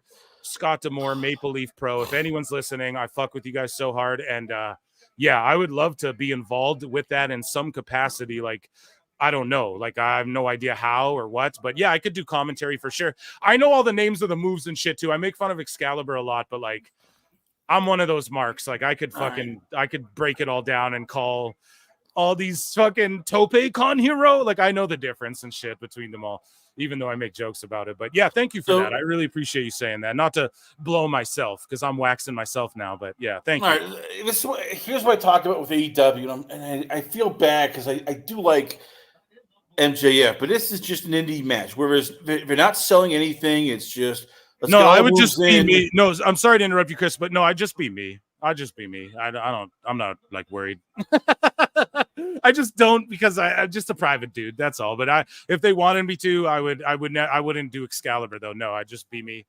It's all good. I'm not really hiding anything. I'm just chilling. All right. So Phil, sorry, what were you saying, Chris? I was saying, Phil, you look at this match and you compare it to LA Knight versus Paul. This feels like we gotta get all these moves in. We gotta get all these moves in. Can't let anything breathe. And yet you watch the other two, and it's just it disgusts me that they're just burying the crossroads, man. He hit some of the crossroads after a tombstone to the outside, and you're gonna kick out, and Cody Rhodes is supposed to be your guy. And also Dustin hit a crossroads earlier in the show. So it's like in the pre-show or whatever the fuck. Or was that Collision? I'm so sorry. I'm conflating the shows. It was the pre-show, because that was so. Yeah, man. I definitely. It's just bullshit. This is the shit that makes people go, "Okay, I'm not even into this match. I'd rather glaze myself about Maple Leaf Pro or whatever." Just kidding. But yeah, he does the Cody Cutter, and then he kicks out of it. You're just burying WWE shit, low key, petty as fuck, and then he tombstoned him on the outside, so it's just too much. I wouldn't even say it's burying WWE. This is all they know how to do is we got to do this move and this move and this move and this move and this move, and then, hey, we got to fit all this in. It's okay, well, you're not telling a story. It's basically like watching a video game. I've gotten bored out of this match because I'm watching all these two kick it out to this, kick it out to that, and it's all right. Jesus, someone in chat said SRS reported that Ricochet was found fingering his booty. Yo, that's funny as fuck. Chill with the fingering talk. I don't even, YouTube probably hates that I even said that, but that's fucking hilarious, dude. But come on, dude. Don't say, listen, Ricochet has got a bad woman in his corner. So, and Sean Ross Sapp is jealous of Ricochet. Can we just stop this? Sean Ross Sapp is just saying a troll that needs to be slapped. I changed my mind. I want you to bitch slap Sean Ross. I will pay for that. Just to walk up and the right hand, the backhand, tennis, the tennis overhand. You need to slap Sean Ross. even more of a No, Dave I Meltzer. don't. I want the fucking guy's a weirdo, dude. I want nothing to do with that fucking the weird IWC to me. I'm starting to separate more from. Like, I just can't. I tried with AIR Gold. I tried to DM him in person, and I'm just like, I can't. This is insanely weird. You know, I was gonna say something though that I lost my train of thought. Chat, if I was if you guys, oh yeah, the Bella Twins, I think we're backstage as well. There's a report of that. The Bella Twins were backstage at Wembley here, all in. Well, that makes sense. I mean, this is Daniel Bryan's probably maybe final match, and in theory, why not have them there to?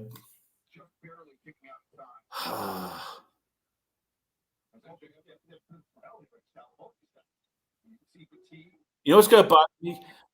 We'll see next week emergence. Josh Alexander versus Dolph Ziggler in a match, which will be much better an Iron Man match, and it'll be less of these, near counts, near falls, tombstone pile driving outside, moonsaults, because you'll actually have two guys who understand how to tell a match. Yeah, tell a story in a match. Yeah, we're getting that North reunion there. The whole you guys got to understand the whole NXT No Mercy in Denver with the Rockies. Look at the graphics for that. The Easter eggs show you, and the Rocky Mountains run through Canada as well. And so if you look at the graphics, it's all teased like the North, like the Northern. Someone fucking broke it down. If you look on X, it's the Northern Rockies is what's in the picture, and it's fucking. We're gonna get the North because fucking on TNA you have Alexander, and he's been backstage at WWE recently and shit. And Alexander's feuding with Nemeth and Hendry, and then you have Hendry feuding on NXT feuding with Ethan Page, and in that I think we see Alexander show up. When is the TNA pay-per-view? Is it before No Mercy? If we see, yeah, so we're gonna see Alexander show up with the TNA title, and then help Page retain his NXT title. I disagree, only because they're going to go on a two-man power trip across both shows. That's what I think. I'm telling you right now, I think we see Trick Williams cost Joe Hendry by accident. We end up getting Joe Hendry versus Trick Williams. They'll start teasing Trick, either one of those two, as maybe going a bit heelish. AIR Gold is a paid AEW account. I don't know if he's actually paid, but there are accounts, guys, like the entertainment industry does this. You'll see these accounts that are just like MCU stan accounts. Okay, so they'll just pay real people to stan their shit. So that could be true. I've talked to AIR Gold personally, and he begged me to do a Twitter Spaces on Thursday. He begged me to do a Twitter Spaces on Friday. And then he was like, yeah, and you're going to duck out, watch, and all the shit. And then he ducked out. He never invited me. So I'm never talking to that guy again. I don't give a fuck. I might even block him because fuck him, he's literally, and he's one of these guys. I talk to him through voice message. I talk to him personally. And he's one of these guys where he won't argue reality. He'll sit there and say that, if I say to you that Maxine Dupree versus Valhalla is the greatest wrestling match of all time, in his opinion, and by his logic, you can't argue that because it's my subjective feeling about wrestling. So it's better than Hogan Rock. It's better than fucking, Macho fucking Steamboat. It's better than Flair fucking Steamboat. It's better than Flair, Shawn Mike. It's the best match of all time because I think it is Maxine versus Valhalla. That's what he tries to argue. And when people do that, it's just bad. It's just you can't operate like that. These people who say everyone has their own reality. That is not reality, It makes zero sense when you say that. So it's there is objective truths and there's measurable ways to determine. And then whenever I say that to him, he was just going, but see, back to the numbers, even though he tweets about numbers all the time. And I was like, no, it's not the numbers. And then I asked him till I was blue in the face. And I just started calling him stupid and dumb fuck because he pissed me off that much, literally. Because it was I kept asking him, dude, define, how do you quantify a good wrestling match? And he's like, well, you can't quantify it. And it's yeah, you can. How do you? He's like, well, quantify is a weird word. It means, it's dude, are you dumb? Do you not know what the fuck that means? Okay, what makes a good match? Like, what word do you need me to use, you fucking idiot? Like, I literally got so mad. It was like, you know what I'm saying. You're just playing semantic with fucking terms. Like, what equals a good wrestling match to you? And then let's debate that. And we might even agree. That's what I said to him. And like 100 times he wouldn't answer that. He wouldn't just tell me what he thinks makes a good wrestling match. But then when I told him Maxine versus Valhalla is the best match ever, I told him, I was like, it's better than Kenny Okada then, because that's my opinion. And he was like, well, no, I was like, and you have to agree. And he's like, well, no, obviously it's not. And it's like, well, why isn't it? And he's like, well, and he just wouldn't answer. He wouldn't explain why. And I was just like, fuck this guy. You can't talk to a person like that. I want a real AEW stan account that's really standing them hard, that really will at least just try and argue numbers and certain things, right? Like, argue the facts. Like, if you just want to talk the wrestling, let's talk that, but don't sit there and, right? Like, pro wrestling's been the same thing since the carnival days, 200 years, however many years it's been around. Pro wrestling has been working marks into paying to see you simulate a fight, right? That's what it is, period. And how do you do that? By garnering heat and by selling. That's what you do. That's all pro wrestling is. And then all the other shit is accoutrement. All the other shit is toppings on top of the sundae. Okay? Everything else, yeah, flips, false finishes, blood, hot women, all that shit is just sprinkles on top of what the actual idea of wrestling is we're just working people into fucking seeing us fight. The biggest amount of people we can see us fight. And we do that by garnering heat and selling for each other. You know, that's what wrestling is. So I don't know. But yeah, some people take it exactly. That's why I was just like, yeah, I'm done. And then he completely fucking ducked too. And he's like, I can't wait till you duck. Like, he was talking shit to me. And then I told you guys earlier in the show, he was fantasy Mark booking our argument. He was like, I'm going to be calm and composed and you're going to lose your cool. And then I'm just going to sit back. And I literally was rolling laughing. I was like, are you fantasy Mark booking our discussion? You know, fucking funniest thing ever.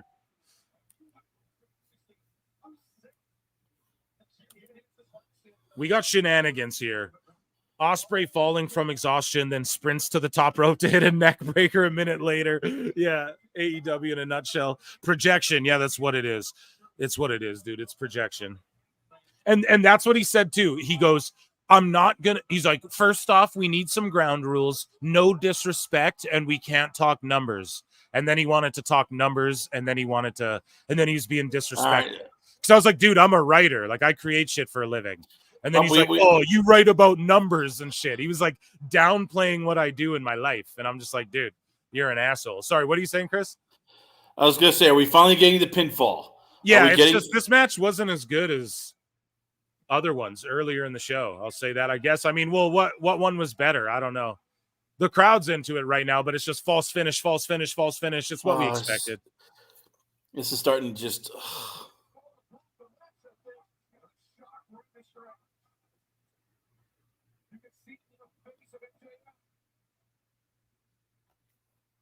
I mean, as I said, you want to like this match. You really do. And there's times you look at it and it's like, all right, it's pretty good.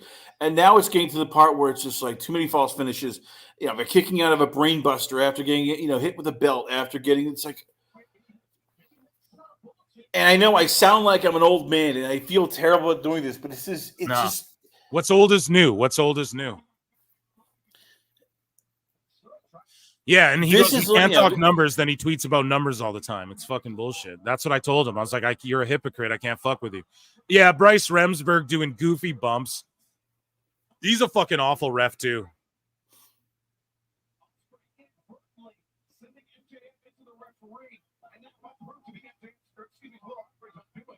Well, yeah.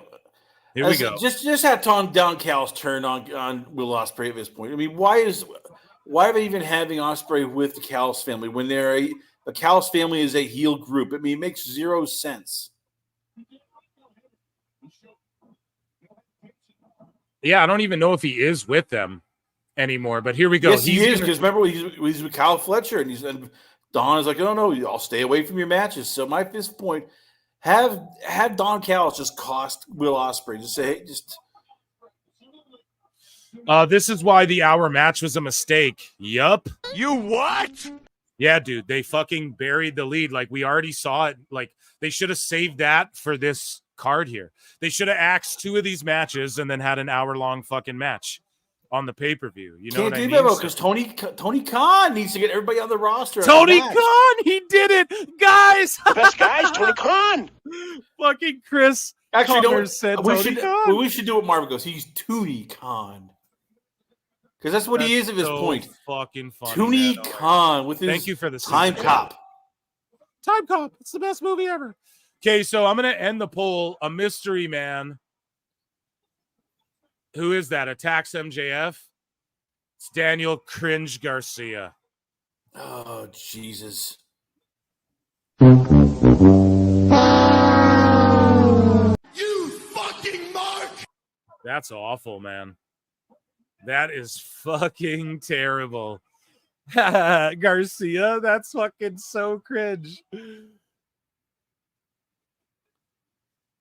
Who didn't see that coming? Oh, there's interest in him from WWE. No, there isn't, you fucking idiots.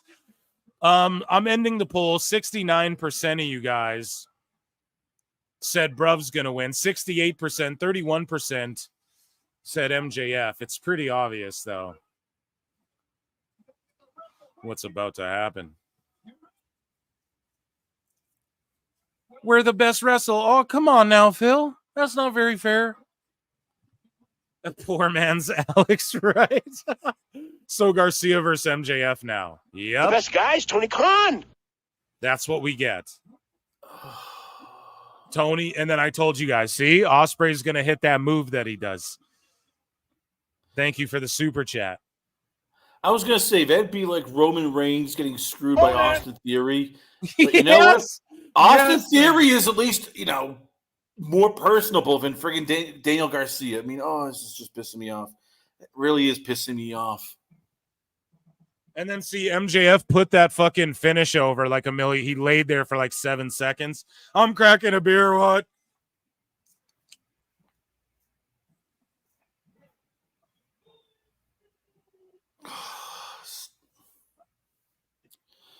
So now we're going to get it all out.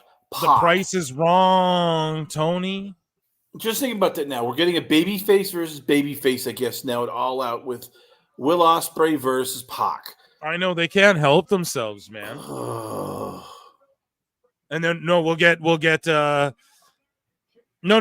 we're gonna get Ospreay versus no, but winner of this match gets Pac. Next. No, because that was supposed to be for a world title down the line. Okay, but you're saying Pac won the fucking trios titles. I know, doesn't matter.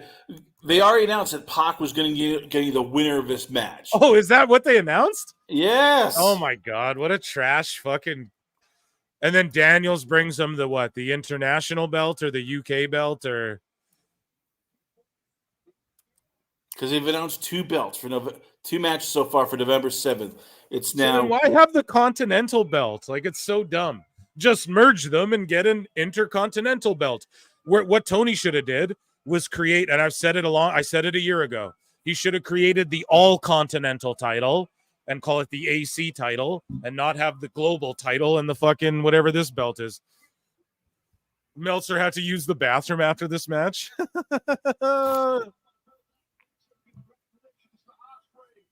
Okay, speaking of which, let's look at some fucking more headlines, shall we?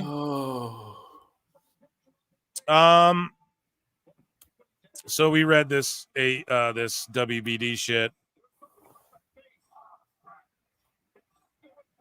WWE is accused of inflating wrestler prices to make Tony Khan pay more. No one's inflated the value of wrestlers more than Tony Khan. That's such a fail for him to even say that. House of Black is accused of being troublemakers in AEW by Glenn Gilberti, and then Brody King quote tweeted it, tagged Disco Inferno, and is like, "Hey, Disco, go fuck yourself." So, he tagged the wrong guy. He tagged the wrong fucking Disco. So that's pretty funny. What do you think about that? The House of Black being accused of being troublemakers, and Tony Khan accusing WWE of inflating prices of wrestlers, even though that's what he's done more than anyone else. Yeah, I was going to say, wait a minute. Why is it? Why does Tony have to then match these prices? Because he could have just said, "This is the price. This is what we're going to stick with." We see that all the time in the NFL. They stick to a price. I mean, this is Tony Khan basically going to his dad, going, "Dad, I want to sign this guy, Dad," and this is what you get. You get a guy who just can't say no to people. He literally cannot say no. Yeah, man. Well, I'm going to put another poll in the chat here, guys, about Camille. And I like this. Hopefully, this is a good match. I've liked this build. I like how Mercedes is cringing everyone out. Camille's been the worst booked heater ever. Bopped with a microphone and then beat up by Britt. Like, they don't know how to book whatsoever. So that's not good. But I don't know. This will be, I'm okay with all of this, right? And hopefully DMD wins because you need, I don't know, you want your AEW OGs, man, going over on everybody. So let's put a poll in the chat for these ladies here. Pause. Ricky Starks tweeted out during this event that he's at the movies tonight. Ricky Starks was left off of this show. You what? Ricky Starks wasn't in that fucking casino battle royal. Fucking Mark! You know who else wasn't? Trash. The Lucha Brothers weren't in this. Yes. Exactly. So it's like, so you can already tell the Lucha Brothers are like, all right, we need to get the hell out of this place. It's, at this point, it's like, yep, we need to go. We need to go. Somebody, we need to go.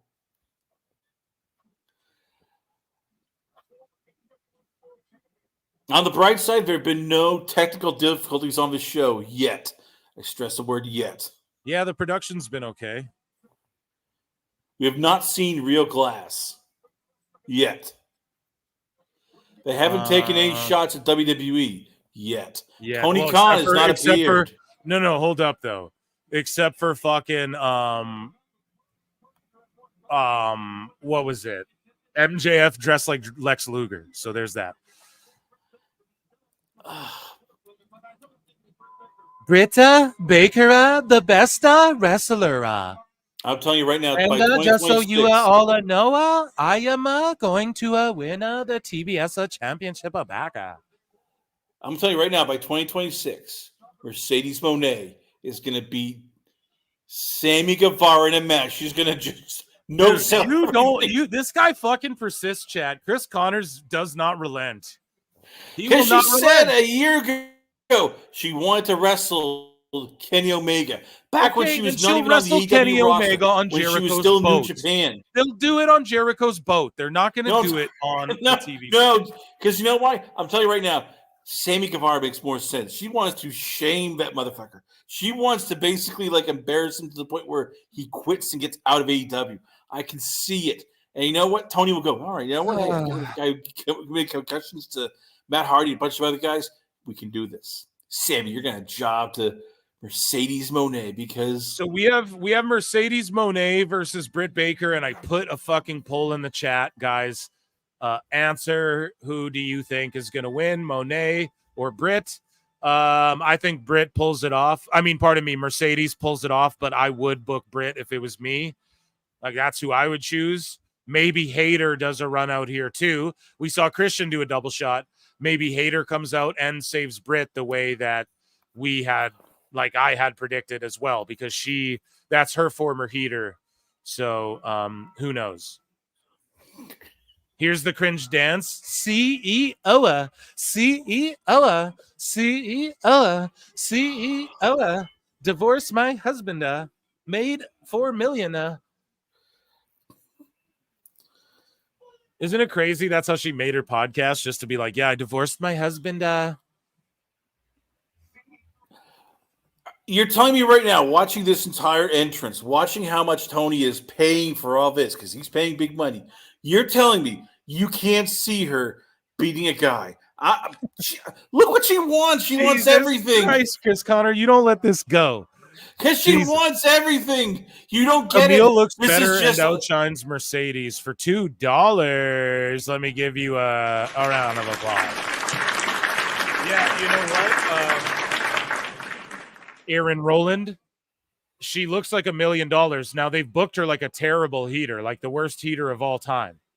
That being said, like, think about it. They brought her in like 3 weeks out from the fucking pay-per-view. Like, they didn't really even I don't know. It's just lack of build of everything. But yeah, they just shouldn't have her being booped by a microphone and all of that sort of stuff. Like, so I don't know. We'll see. But Camille, yeah, looks like $1 million. It's a shame she didn't go to WWE, but it's like Chris Connor said, like, where does their spots for everybody? They have a Jade Cargill. Do you really need a Camille, you know, right now? Even though I'm not shitting on Camille, I love her. Oh, I have no problem. I mean, look, I think Camille just took the better deal. I mean, they offered more money.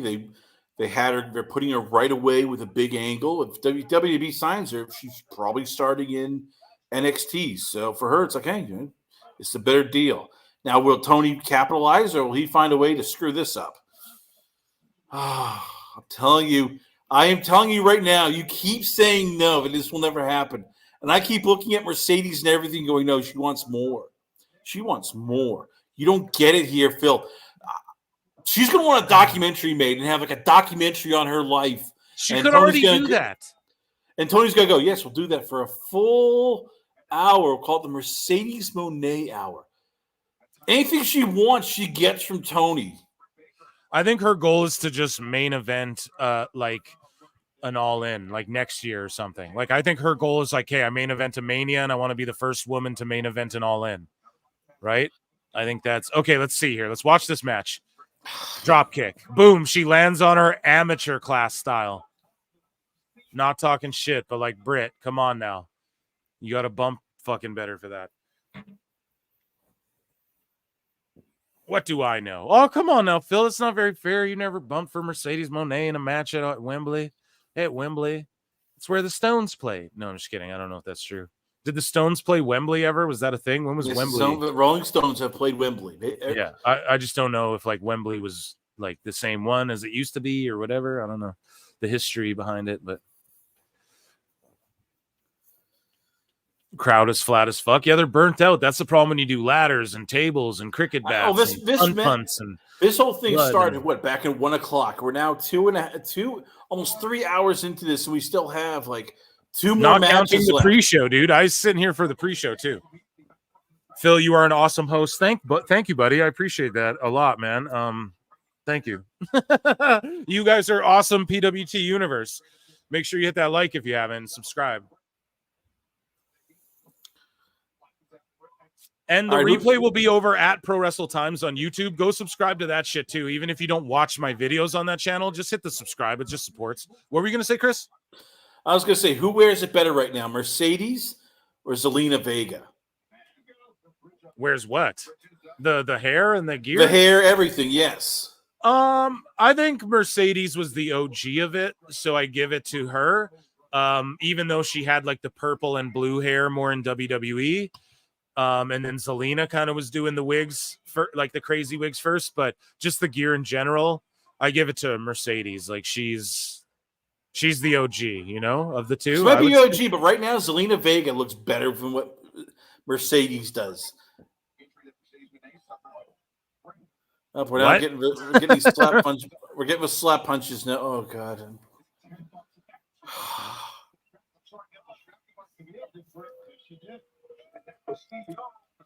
Sorry, I was sipping beer, but did you guys see her just completely fan on that kick and miss that kick? Mercedes? Oh, she completely fanned on that fucking botched ass kick. I was gonna say, imagine right now being Deonna Purrazzo and going, "Oh my God, I'm not even on the wrestling card, but this crap is on right now." Oh, that's what I mean. No Thunder Rosa, no Deonna. Speaking of Thunder Rosa, as this match goes on. Ricochet signed with AEW, we know that. Thunder Rosa tweeted out about Alicia Atout. Now remember, Alicia is the reason Britt Baker and MJF got into a fucking argument. Alicia is MJF's fiance or girlfriend. Thunder Rosa was like had heat with Britt Baker, was chased into a bathroom or hid in a bathroom after busting up Jamie Hayter because Hayter and Rebel and Britt were gonna come fuck her up or whatever. But Thunder Rosa tweets out, mi comadre. It's crazy to have come to Europe to see my girl Alicia Tout. I got your back, carnala. So like, I don't know what the fuck that's about, but I got your back, carnala. Like, you can't make it up the drama in the fucking locker room here. You know what I mean? Like, it just adds to it. They announced it. Adverts outside of Wembley have revealed that AEW New Japan Pro Wrestling Forbidden Doors coming to London 2025.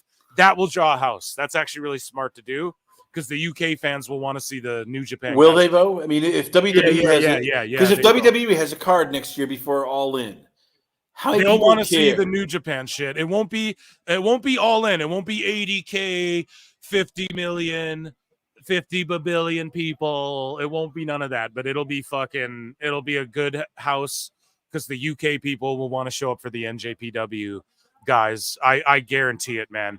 I don't think so.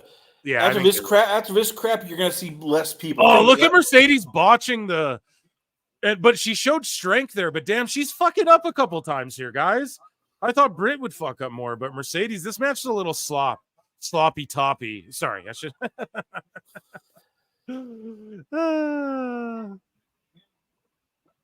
Jim Ross fires back at people who say he looks old. Boy, JR looks old. Hey, guess what, Einstein? I am old. I know. What do you expect? I mean, he's what, nearly almost 80 years old? What do you expect? Oh, God, these people piss me off. Yeah, bro, it's funny how he goes, what the fuck you want? That's like that Jay-Z song. You want to see my mask and gloves? What the fuck you want? You know? What you want? What you want? You know? It's like that. He remixed that Biggie beat for that Biggie Duets album. And Jay-Z says that shit. He's like, you want what the fuck you want? It just reminded me of Jim Ross pulling a Jay-Z there. I just thought that was funny. Because it's the best answer. Like, what do you want? What do you want me to say? Yeah, I'm old. Shit. Tony Khan talks about Ricky Stark's AEW status, even though he's at the movies tonight. Tony Khan wants to let us know that we should call it now. He's Tony Khan. He's Tony Khan. The best guy's Tony Khan. Okay. And he goes, sorry, I'm fucking around over here on my phone. Ricky's been a great star in AEW. He's been a champion. Oh, sorry. Ricky's been a great star in AEW. Haha. He's been a great champion here, and he's had great matches here. I think very highly of Ricky. He's somebody that has been here for several years, and he is under contract under AEW. Oh, he's well-regarded wrestler here in AEW. So he's losing his shit. You got to do it right. I'm going to give you a translation. It's the precious. I need my precious. No, my toys can't leave. You can't take away my toys. No. CM Punk chants. Mercedes Botchney. Oh, fuck.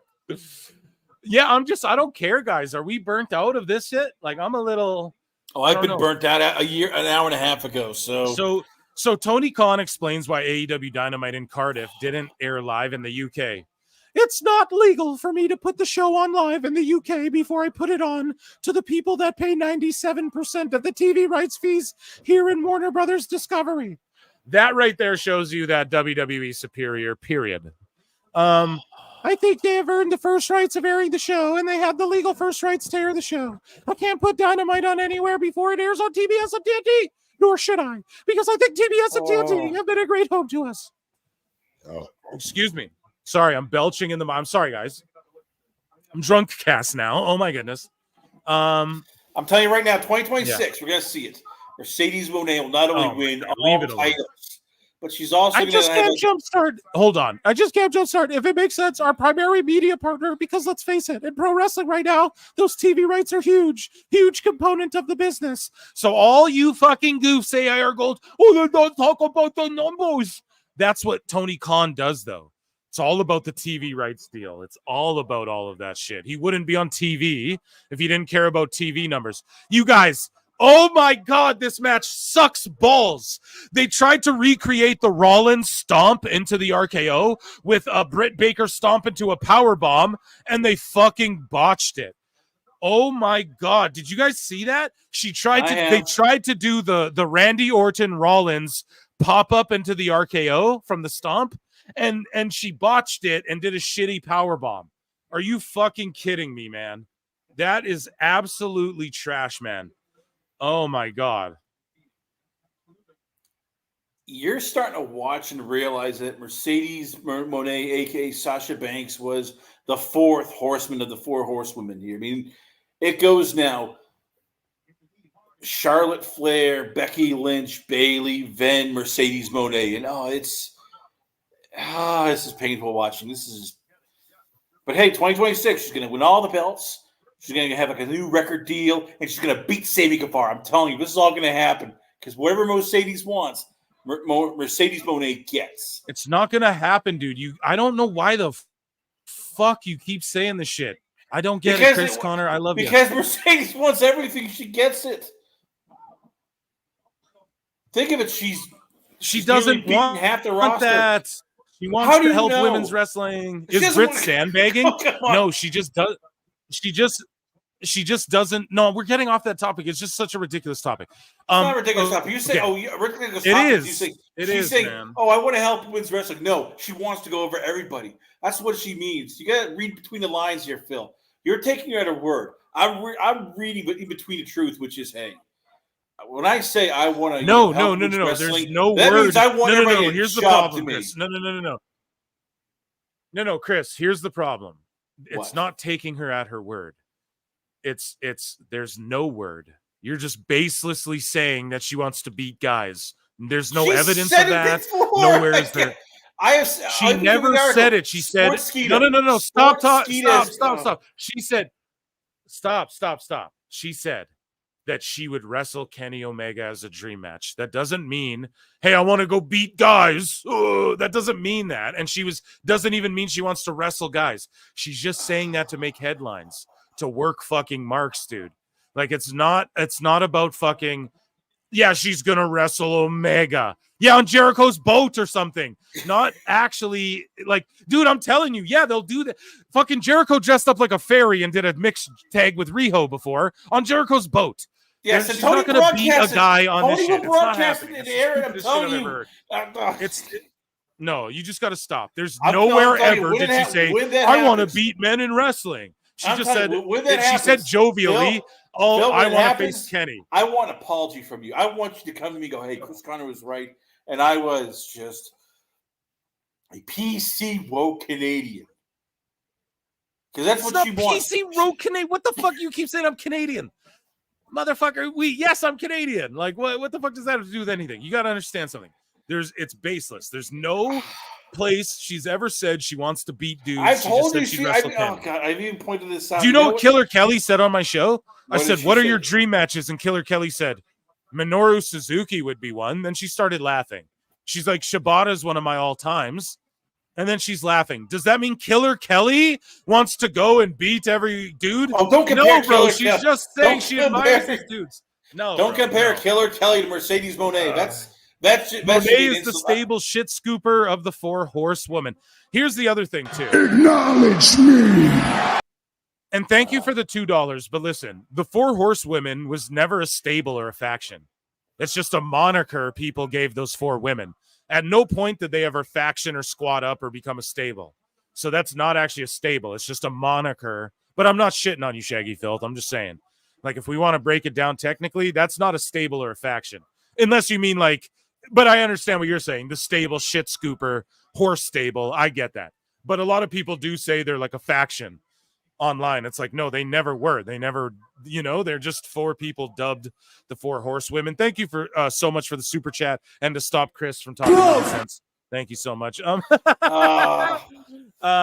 a closet Mercedes Moné fan. I can tell you, like, secretly, I'm guessing you have a Sasha Banks t-shirt in the closet. I'm a closet Mercedes Moné fan because I don't think that she's going to wrestle guys. That's because you don't. Shaggy Filth has been a member for 4 months. Phil Marks is Canadian confirmed, bro. I've been Canadian the whole time. If you watch the show, I've said it since day one, bro. I meant horse stable. I know what you meant, bro. I'm just saying, like, other people, they go like, oh, they're a faction, they're stable. They're not. Like, they've been ranked, like, what's the greatest faction of all time? And they got voted as one of the greatest factions.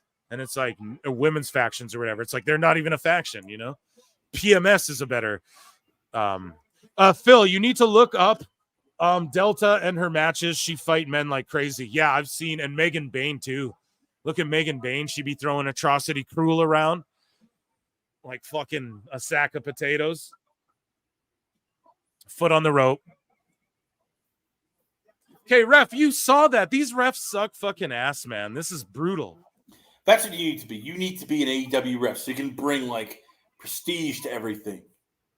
To actually start slapping refs around, go, you are acting like an idiot. Please, you gotta be a referee and not just a spot monkey. No, I definitely hear that. Excuse me, jeepers. By the way, what is Camille's role? I mean, fucking, Camille's supposed to be the heavy.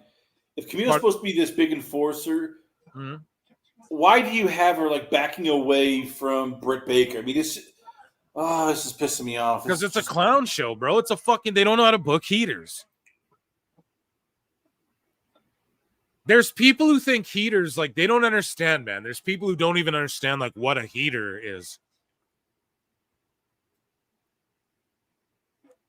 No, ref, that's a DQ because you wouldn't just eject her. You would eject her for the rope thing. See, this is how convoluted and dumb AE fucking W is. Fucking Mark! No, if you think that she got hit by a belt and that's what laid her out, you would disqualify the fucking match. You wouldn't kick her out. What you kick Camille out for is for doing the foot under the rope part. You fucking idiots. Holy shit, this show sucks sometimes, man. This match is fucking awful, dude. So the co-main is fucking Jack Perry? Yeah, Chris Perry. I bet you fucking want to change that name now, don't you, blood? No, just kidding. There's the stomp. Yeah, trash. Britt's going to win. Oh.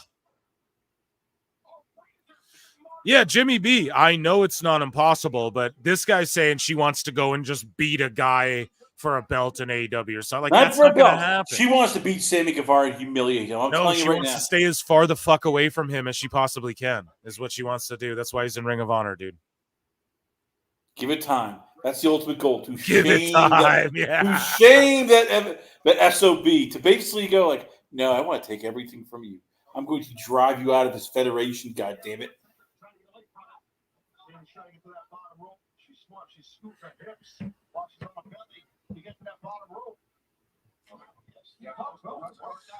Oh, man, chat. Tell me what you guys are feeling, bro. This match is just...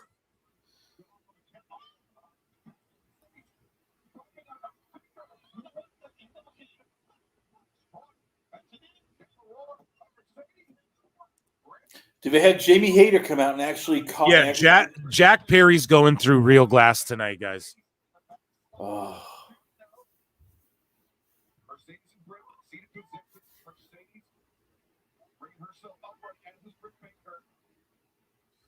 Ridiculousness.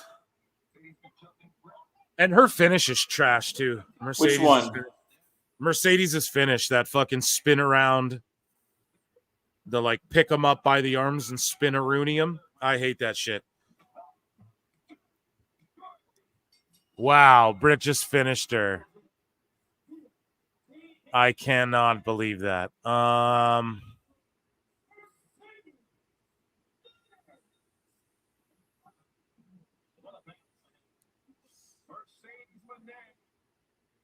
Mercedes Moné. I called it. Okay, guys, I'm gifting 5 memberships to the channel.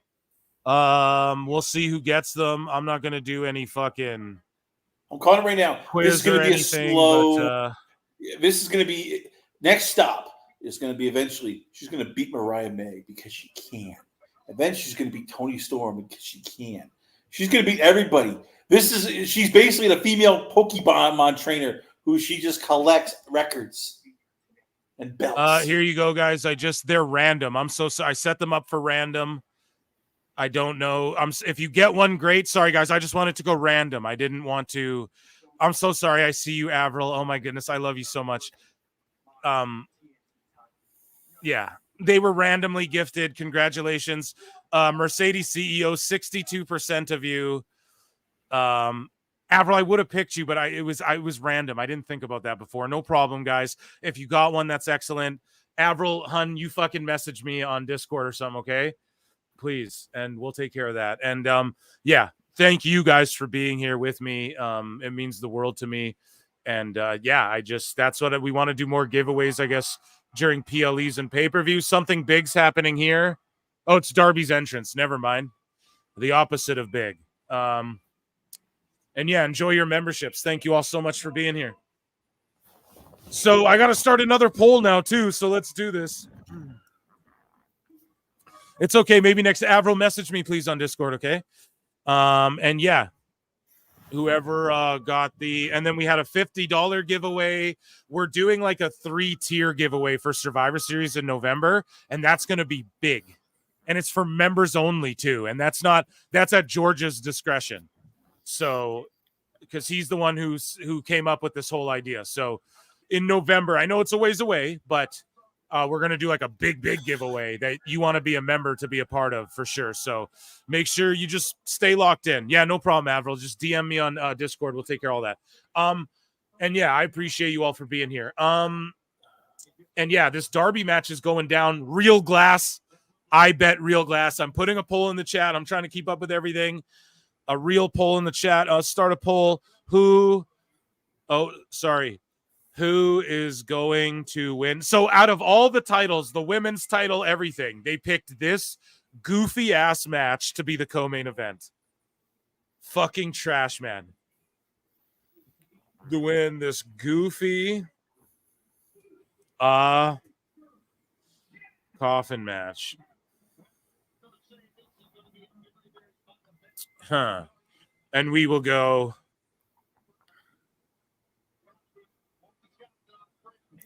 Jack Perry or Darby Allin. There we go. There's a poll in the chat, guys. Make sure you vote on that. And let me know who you guys think is going to win this silly match where we're going to get real glass and see the glass in his entrance too. The glass is part of his gimmick. So much of a goofy is. Breathe, Phil. Darby Dumas versus Jack Picante is up next. The best guys, Tony Khan. Thank you, Scully Vibes. You're the fucking shit. I'm breathing, dude. Gifted Ooh, who's the? Oh, me. Awesome. Sweet. Round of applause for me, everybody. Thank you, me. Aren't I the best?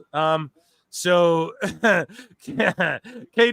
for $5 says, so Britt hits a Canadian destroyer. We do not claim that move. And then the stomp and Mercedes kicks out. But Britt can't kick out of a moneymaker. That makes no sense. Yeah, Chris, you might be right. She might be fucking beating a woman. The best sooner, guys, I mean, a man sooner.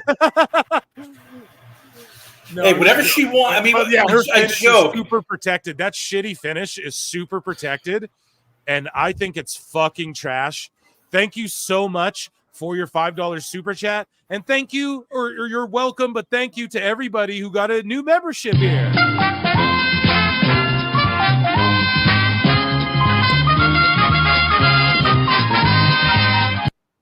Okay. Thank you.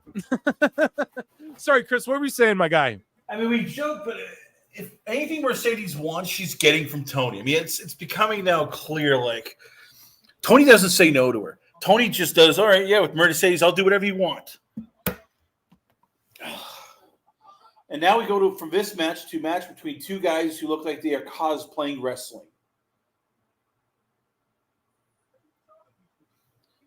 What the fuck is in Darby's face?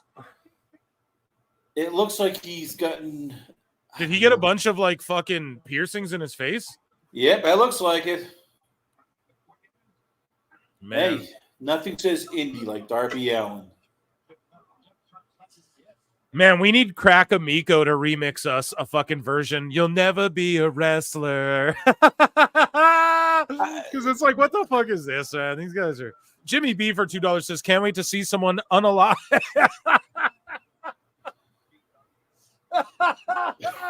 I don't mean to laugh. Can't wait to see someone unalive on live TV. You what? Oh my god, dude. I was gonna say, imagine this guy is the world champion of your promotion. Like TNA at least has it's had Josh Alexander. They've had Dolph Ziggler.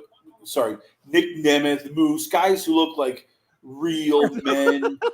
And There's Tony wants to on put his face like fucking Pinhead. This guy is a pinhead. and that's who Tony wants to put the belt on. Oh, this is starting to piss me off even more. Oh man, it's too good. It's too good. Oh man, it's too good to even be true. Oh God! Speaking of piss, I'm going for a piss break. Chris, talk to the good folks. Oh, let's see. Well, we are having it's once again. They are. It's a spot fest. Hey, we got to drop these guys on everything. Is it going to get a pinfall? Nope. Screw this. Jack Perry flipping the crowd off. We've got. As I said, and I hate this because I know there's AEW fans who like AEW, and I feel bad for you because imagine Tony putting the belt on Darby Allin, a guy who looks like a small child. Imagine going to the people and going, hey, yeah, this is pro wrestling. We're big fans. And they go, well, who's the world champion of AEW? It's Darby Allin. And they look at Darby and go, oh, my God. It's the guy who's probably smaller than Charlotte Flair. I get it. You know, I loved Eddie Guerrero and I love Daniel Bryan. Those guys at least, like, oh, God.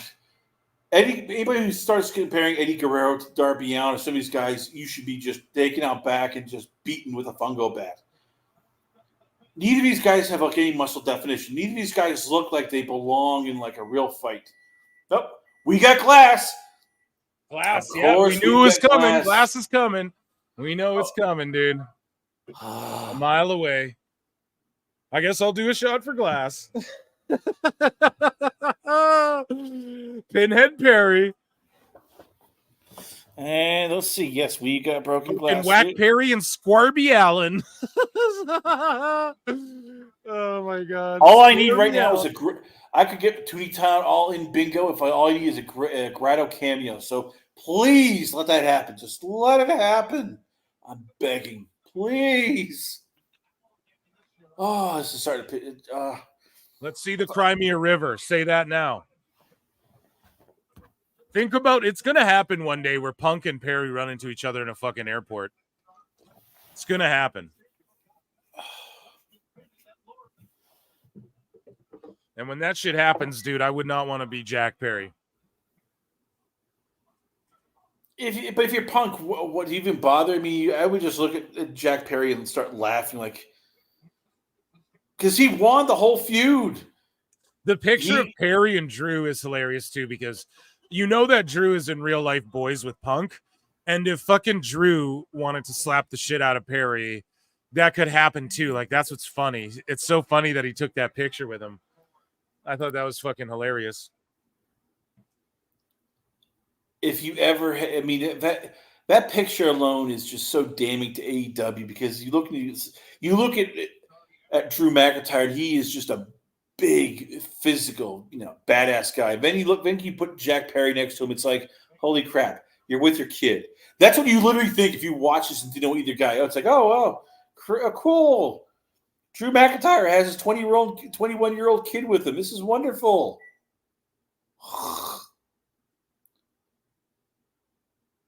No, you're So right. we have Glass. Oh, we got adhesive duct tape.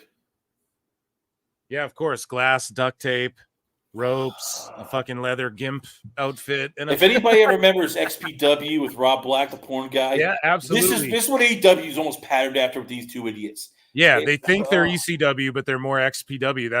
That's the perfect analogy, actually, like of what AEW is. Like, people like to say Herb Abrams. Yeah, that's Tony, but the actual, like, it was XPW, right? That's what it was?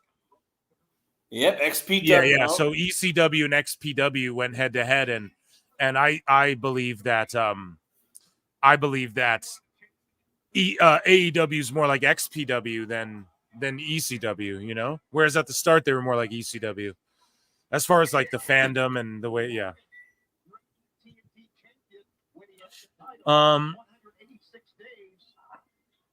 I know, dude. So you're saying here that AEW putting the title on Darby, it's gonna happen one day. Darby's gonna be your champ, and one day fucking Orange Cassidy's gonna be your world champ too. Maybe not Cassidy, but these guys will all be your champs. Jack Perry, Darby. This is the future they're building towards. See, at the beginning, we were okay with them taking all the WWE guys being misused, and then if they had to build a federation around that, awesome. That's what happened with WCW. You know, like that would have been great if they did that at the start and just stuck with their main dudes. But it's the fact, like, you bring Miro in and he doesn't get a world title run, or like he's not just your reigning international champion who's just reigning supreme or whatever. Like the fact you couldn't have like home grow a handful of guys, but you know, it should have been right when the company started. It should have been Kenny and them winning all the belts, and then the fans would have went. And then, like, the fans who wanted AEW to be good would have been like, "Oh, that's what I wanted, yes." And then the other people would be like, "That's bullshit. They just have all the belts and everything." And then they turn and then they drop them to the new blood or these ex-WWE guys who come in. And then it's like, "Oh, it's just ex-WWE guys." Then you drop it to the new blood that you've been building up. Like, where's Wardlow? Where's Hobbs? You mean to tell me that this match between these two Wardlow couldn't have been on this card against Hobbs Ricky is injured. In defense of that, Hobbs is injured. He said that Wardlow's like, what the hell did he do? Did he like molest Tony's mother, spit on Tony's sister? Like, what did he do to basically get like excommunicado from AEW? Yeah, fuck. JBL showed up in GCW. Yeah, that's where's right. Samoa Joe? What happened to Joe? That's what I mean. Where the fuck he was teaming with Hook? Where's Samoa Joe? Like, maybe he was hurt because Jericho just drove him through the wall. But I don't want to talk shit, but like his contract could be up. I don't know, but I think he maybe has a lingering injury. But all I'm saying is that it's just silliness. They just botched. They didn't build these guys correctly. They didn't distinguish divisions and things like that. But here's somebody, Jamie Earhart for $2 says, "Do you think Tony went to Meltzer's meet and greet?" Yeah. Of course, dude. He was backstage signing shit and shaking hands for sure. Like, what do you mean? He got an autographed fucking Meltzer 10x10, dude. Oh, no. Tony has Meltzer over for dinner. Man. Yeah, of course he was there, dude. That's crazy. Like Meltzer can't even bother himself to go to like WrestleManias and shit when they're by him, or like events, WWE events when they're near him. But he goes all the way to London to do a meet and greet Q&A show and then attend All In and all this shit. Like, he's such a fucking Dave Meltzer. We'll just play his ass a flute because I don't know if we'll get to one today, but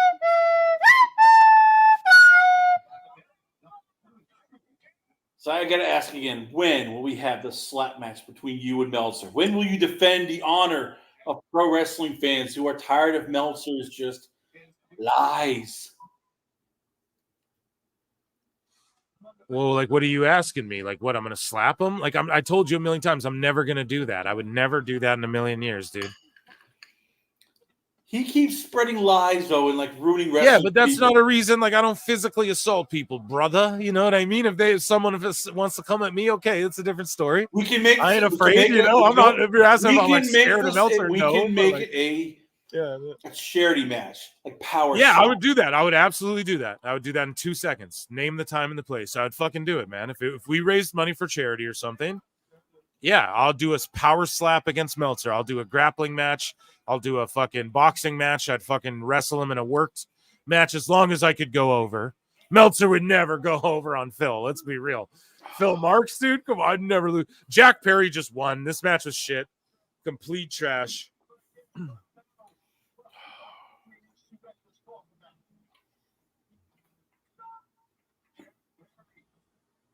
Oh, I'm just. At what point have you? I'm just surprised people are even paying attention to that and left. Like, all right, complete ass. Place. Yes. No, dude, complete ass. No, you fuckers. See, when the polls go to end, I look at them, and after the match is done, I see you fuckers getting your last second little votes in. Those don't count. Those don't count. And now the Bucks are coming out. The Cucks. Oh, I'm sorry, YouTube. Oh yeah, but they're gonna now burn the casket. Hey, they're gonna light it on fire. If they do that, that will be crazy. 58% of you said Jack Perry. 41 said Darby. Okay.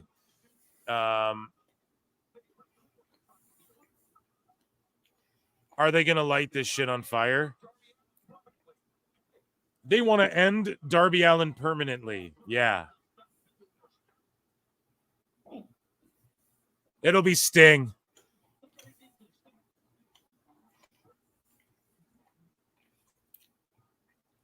Complete ass other than Sting. Yeah, it's going to be Sting. I told y'all, because they had him on the advertising. If you looked at it, like they're trying to be all WWE with it, but it's way too obvious.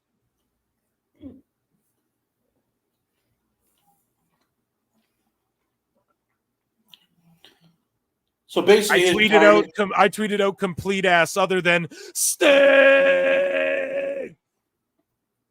Did they announce the audience numbers for half in? That's awful. You're awful. Yeah, see, Sting. So I talked a lot of shit. He does have a Legends deal with WWE, guys, in the sense that like they can use his likeness and stuff if they'd like to, but they don't like to because he's in AEW. So him showing up here, just I think Tony's keeping him on retainer. Like, think about this, man. These are supposed to be your big bad guys. What does the show Darby when Sting's no-selling this guy and he went undefeated in AEW and nobody ever beat Sting in AEW? What does that say to everyone? But good on the Bucks for like giving the fans this moment and making themselves look like fucking geeks.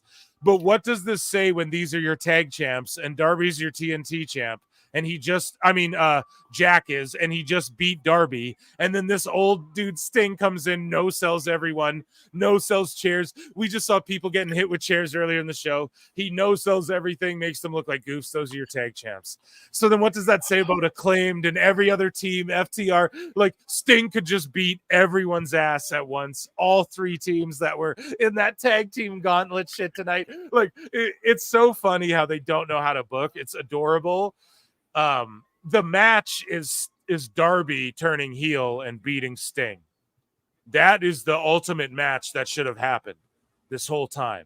Or Sting turns heel and then Darby beats him, however you do it. But he's retired. I mean, he already retired. So exactly. That's I know they fucked it up. That's what I'm saying. And then here he just shows up and wipes out the roster. So, okay, when Cena came back at Mania, what did he do? He helped everyone.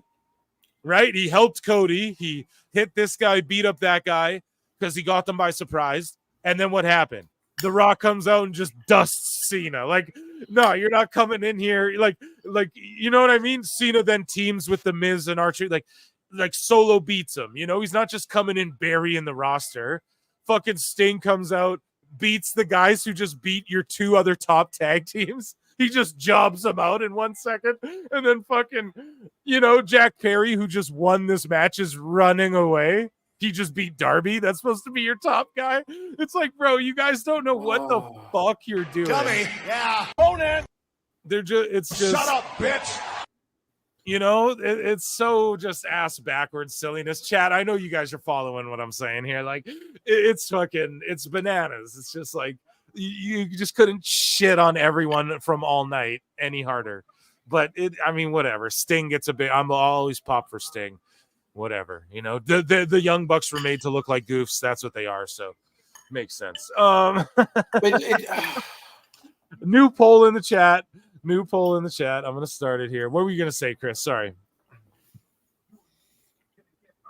The problem you have is what does it do going forward? You've already said that Sting is retired. So is he not retired? Or are you going to bring him back? Is that whole? No, he's not. He is retired. Exactly. That's why it's just garbage. He just shat all over everything, dude. He's retired. No, he's just retired. Your tag champs just got made to look like goofs. If WWE brought Hogan in and did the same thing, the IWC would shit all over it.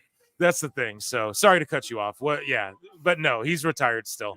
That's ass. It's complete ass. Unless we get Darby and Sting versus the Bucks again for the. But that's not going to happen. We know that. We already saw that shit. So I don't know. And even if they did do that, so the retirement meant nothing, man. That whole retirement thing was basically just a work. You worked the fans. You showed everybody how silly they are. And yep, that whole thing. Yep, no problem. We're going to work you. Oh, this company just.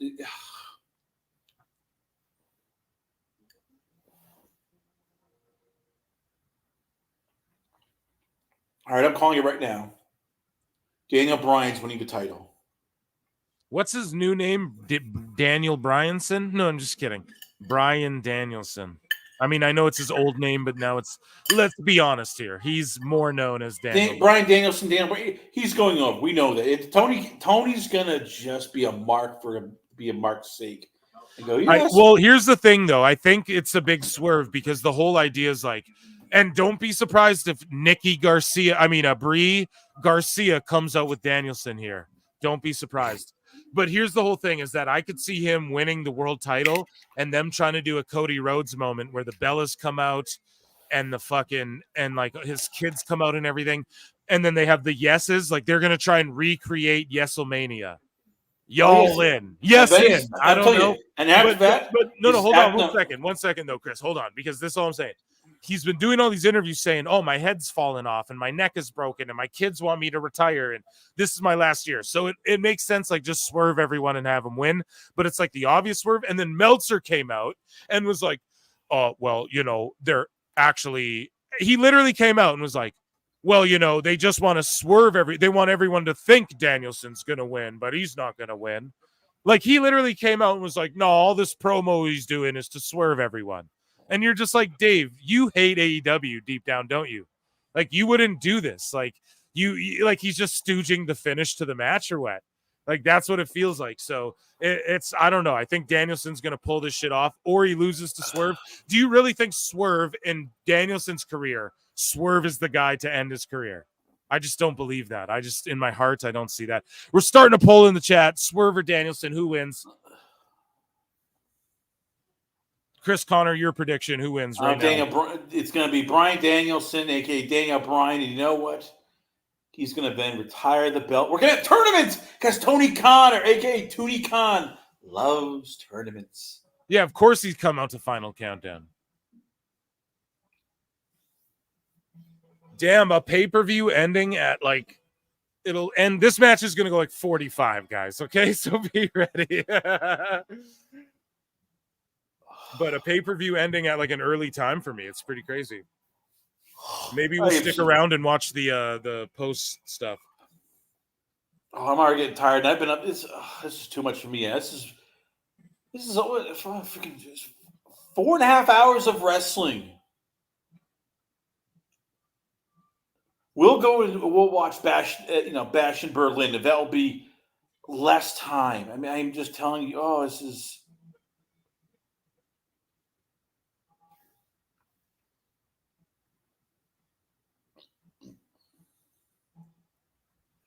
The final countdown.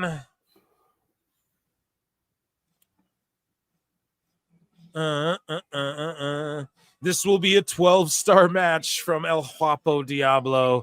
Y'all in.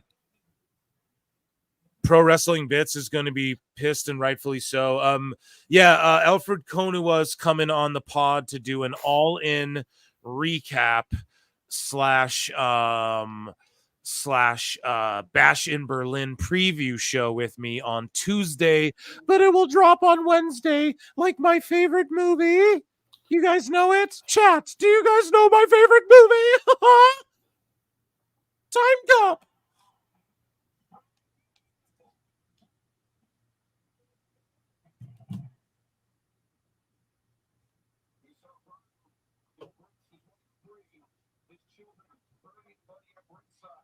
Yeah, I don't think it's been that bad of a show either, Derek H. I appreciate what you're saying because it's been okay. I've been thoroughly sports entertained. I won't lie.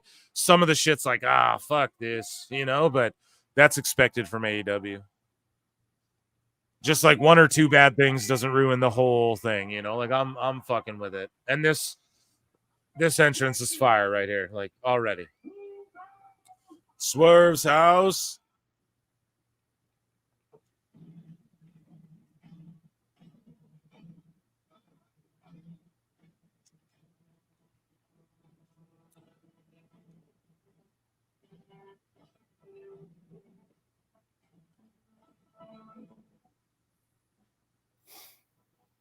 Okay, let's see this big epic entrance for Swerve.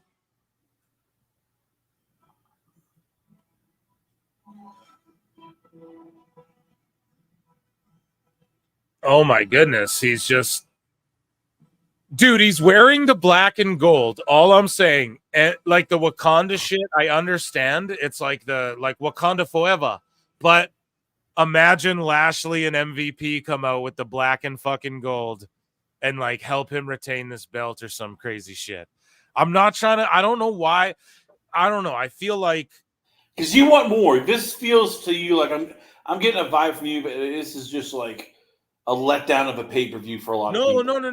No. Honestly, like I've actually enjoyed this. I had a great time today. This has been one of my, I don't know, this is a top live stream for me for sure.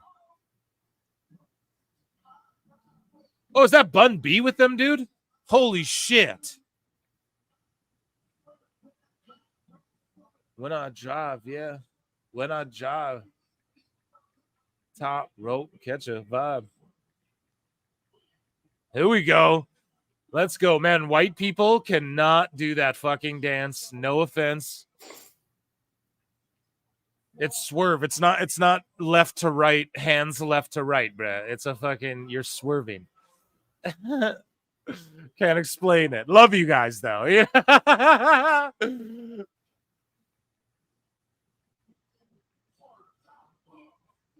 Dude, this remix goes way harder than the original. Let's fucking go.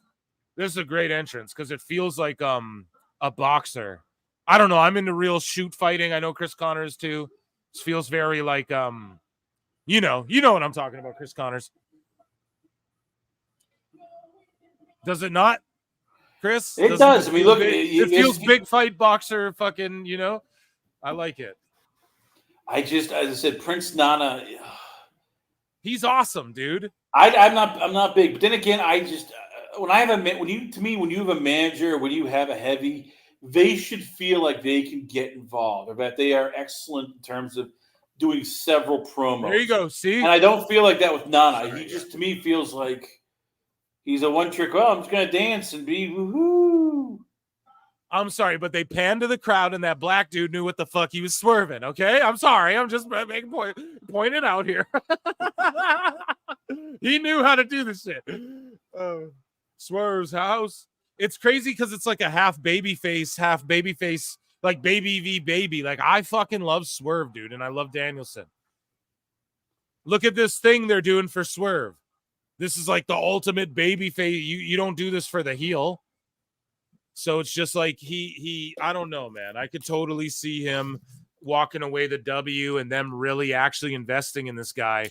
But they got to do better, like show to show, week to week graphics. With the graphics, Uncle Bully pointed it out. Like, yo, why you got fucking Swerve with the world title in little letters? I'll say this. Yeah. They could do the heel because you know who comes out to similar entrances like this? A lot of boxers like Adrian Broner, like the Charlotte. Right. Yeah, that's what I'm saying. Yeah.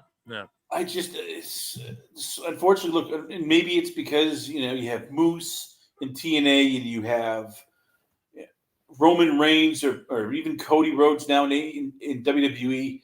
Swerve just feels so minor league to them. And it's terrible because I like Swerve. It's just the way they booked him, the way they portrayed him. He doesn't come across like a dominant champion. Yeah, not yet for sure. He was being no-sold by Ishii and being taken to the limit by fucking... Look at, there's Brie Garcia. They showed her in the crowd. Bella Twins to AEW confirmed. But, like, I don't think they'll ever do that. But, yeah, they showed her on camera, of course. They did a little promo as well for AEW, like here's a little Twitter post. And I don't know if they ever debut or anything, but yeah, they're gonna come in the ring. I don't think Danielson loses this shit. I think they all come in the ring and fucking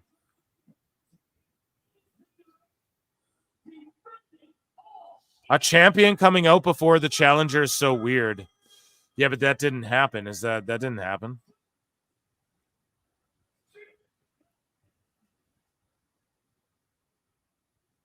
Yeah, you're right, dude.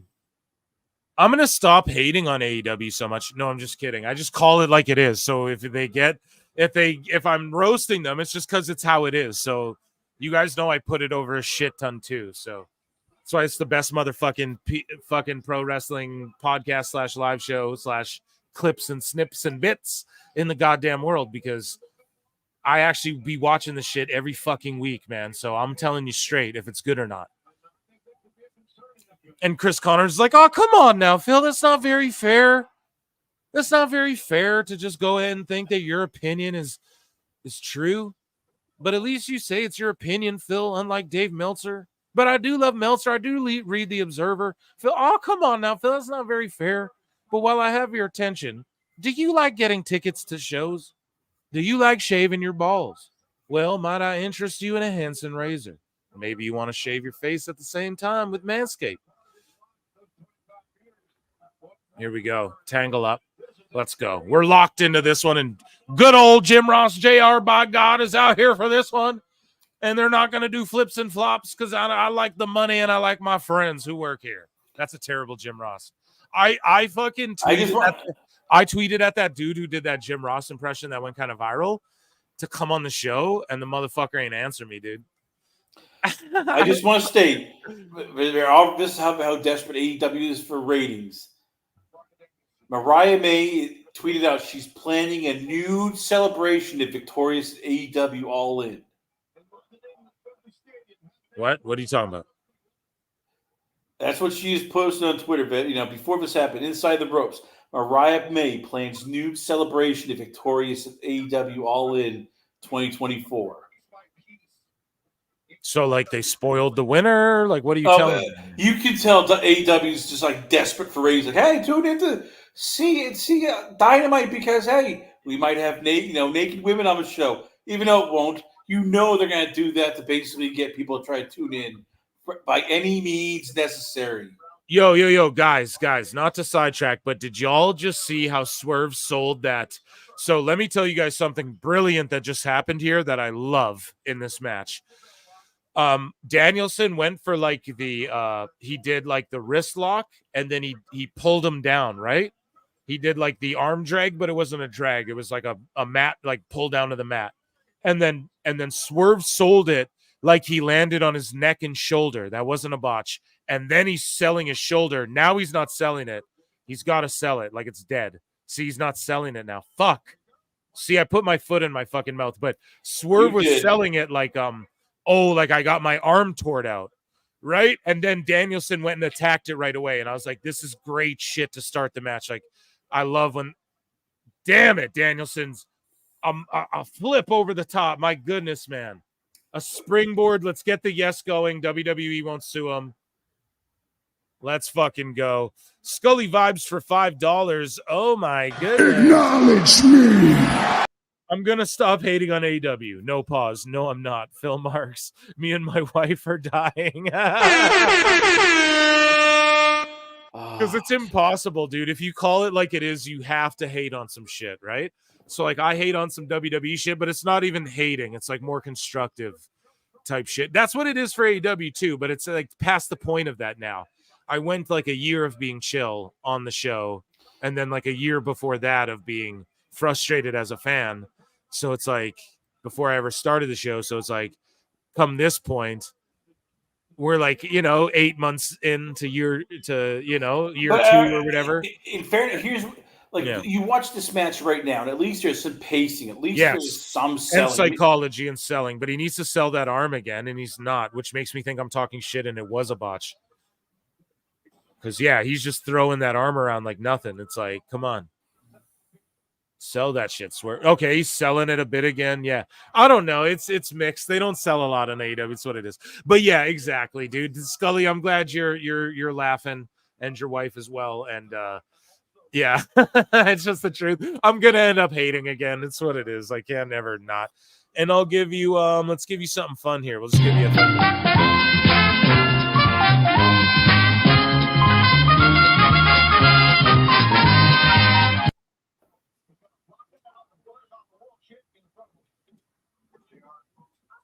Okay, attacking the left leg now. We're going to see some selling from Danielson. Swerve, sell your fucking shoulder, idiot. Jesus Christ. Stop taunting the fucking dead crowd and sell your shoulder. Here we go. Is the crowd dead? No, is that just me? I feel like the crowd's a little dead. or a little burnt Remember, out. it's now 4.5 hours. Yeah, like no one's on their feet. Everything should be on bated breath. Every time Phil puts over AEW, they stick it to him. It's the truth. Every time I start going, no, this and then, and I start trying to point out, they like do something to immediately go, nope. To go, oh, come on now, Phil. That's not very fair. You're judging us fairly right now, and that's not very fair because you know that we're not very fair. And if you need tickets to a game, might interest you in StubHub. Oh, shit.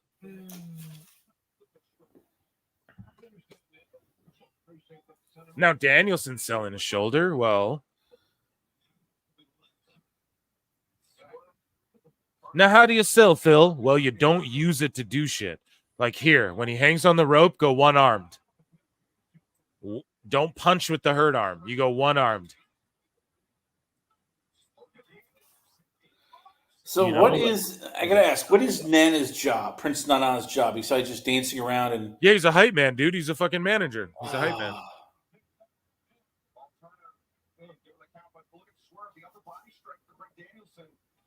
Who's getting the tattoo this year?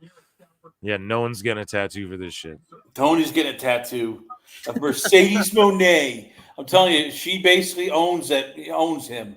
You know, it's basically if you had to look at me, there'd be a sign going, Mercedes Moné owns this bitch. Property of a CEO. Because anything she wants, he does. I mean, she's the one who figured out, as somebody pointed out on Twitter, how to defend Britt Baker's DMD. Okay, but why? Can we just stop? I'm sorry, Chris, but why? Why the fuck are they brainbustering him on the ring bell on the apron? Just do a brainbuster on the outside. Just do a brainbuster on the apron. Cooler. Just like, why is the ring bell there too? It doesn't make it like, oh my god, it just makes it fucking stupid. Like, no. We know his neck's hurt. Just do a move to his neck. We don't need also the bell so that you bury. I don't know, man. It's like putting hats on hat, and now he's bleeding. Hold on. What made him bleed? You what? You fucking mark! The best guy is Tony Khan. Shut up, bitch. Nope. Okay, sorry, I spazzed out there, but like, what? How the fuck did you get DVD'd, Death Valley drivered? This isn't 2K, bro. It's not like, this is a head attack move that makes you bleed like in 2K when your head is at red. That's not what this is, bro. He dropped him on the back of his head on a bell. Now his forehead's bleeding. What the fuck, Chris Connors? I'm going to explain this one time and one time only, because I've heard this from my sources over AEW. Enjoy all wrestling. This is cool. This is high spots. This is some fucking WWE 2K17 shit. Where you get dropped with a head attack and then it makes you bleed no matter where you're, it's like a fucking neck breaker, but it's a head attack. You start bleeding. That's what this shit is. Like 2K, like 2007 WWE, whatever the 07 game was. I don't know. Fucking terrible, man. And you keep saying I'm making conspiracies with Mercedes and other people here. This is proof. This whole show is just certain people. Hey, we got to do everything. Because this is the Daniel Bryan playbook. He wants to bleed. Brie Garcia on the screen while he gets stomped. Of course.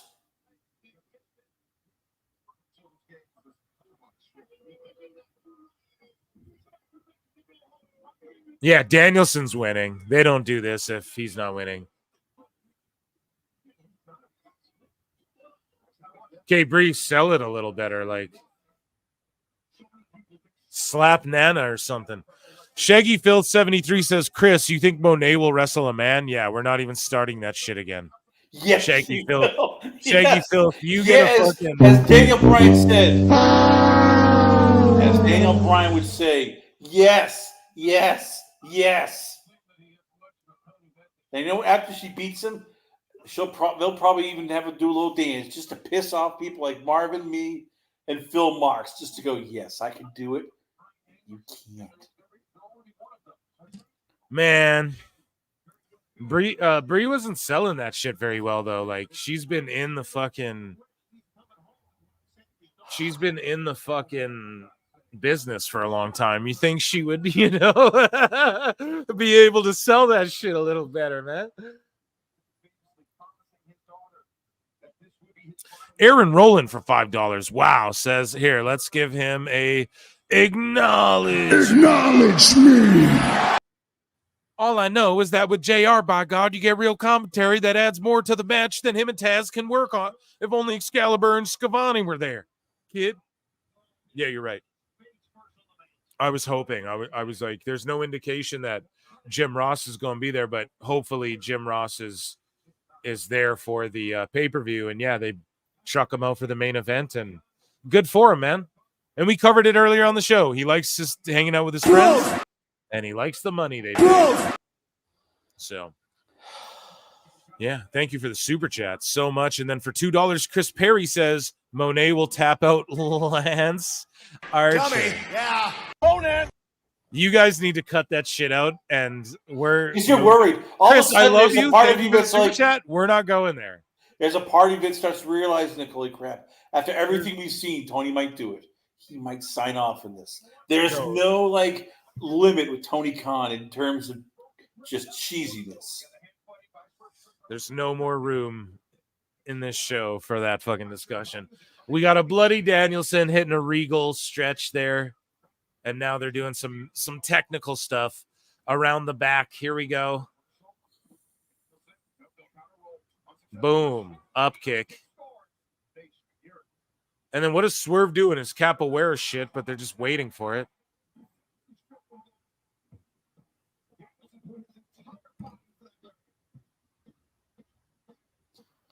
Monet versus Hornswoggle. Yeah, I can see that.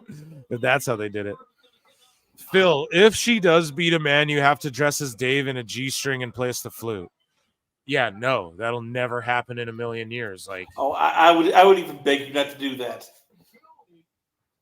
So if she does, then you'll wear a G-string and play the flute. Who? You the hell no. If she You. does that, I'll just cry. I'm not doing that. What are you talking I'll about? start crying. I told you shouldn't do it. I'm not either. a fool. You guys need to understand. I'm not a lolcow internet fool. That's what you need to understand first. No, of all. you just have more faith in Tony than I do. I have zero.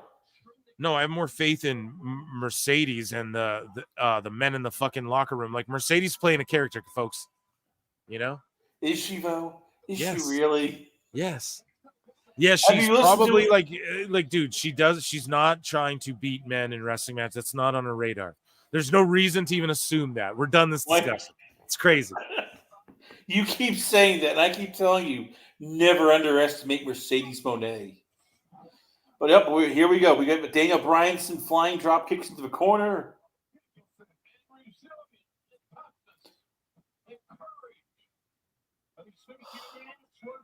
Who has defeated 9 world champions this year.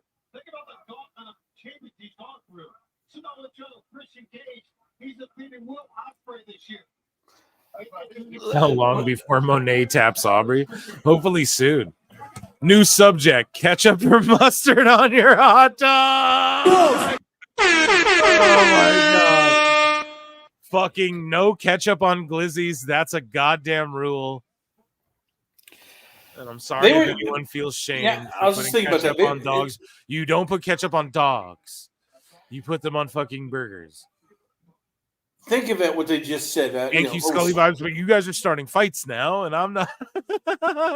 Let me jump in quickly, though. They said, oh, yeah, Swerve's beating all these world champions, and you start thinking that. It's like, holy crap, he has. And he still is not a big enough deal in AEW.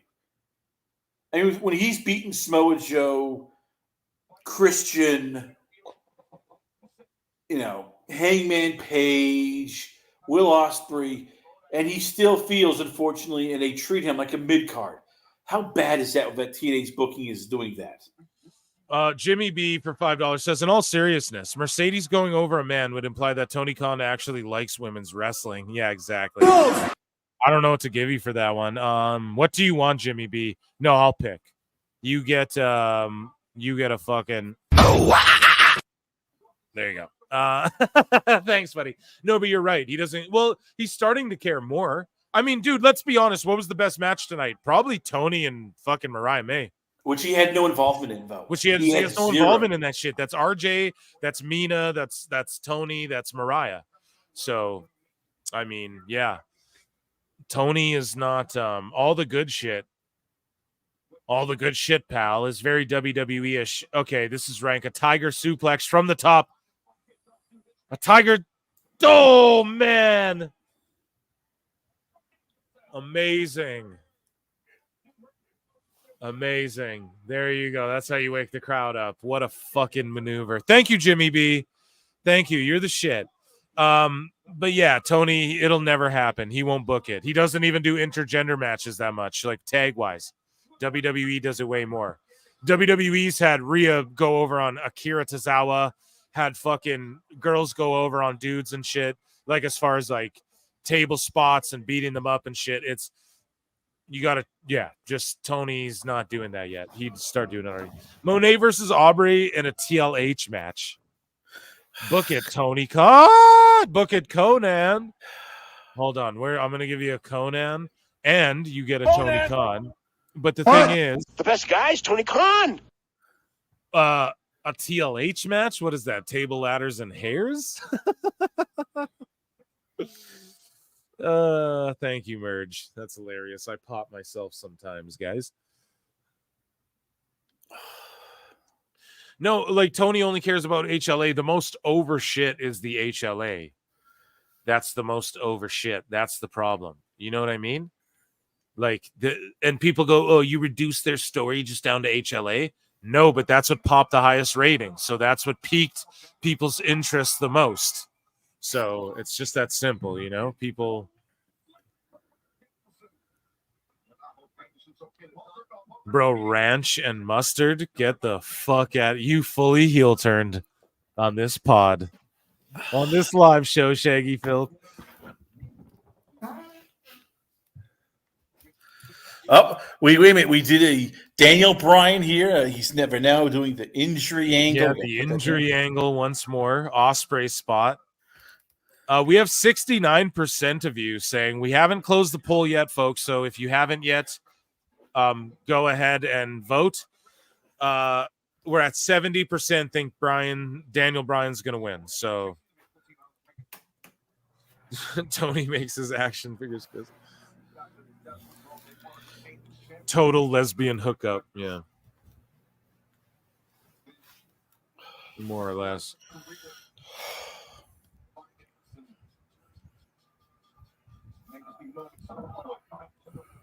Swerve stomp.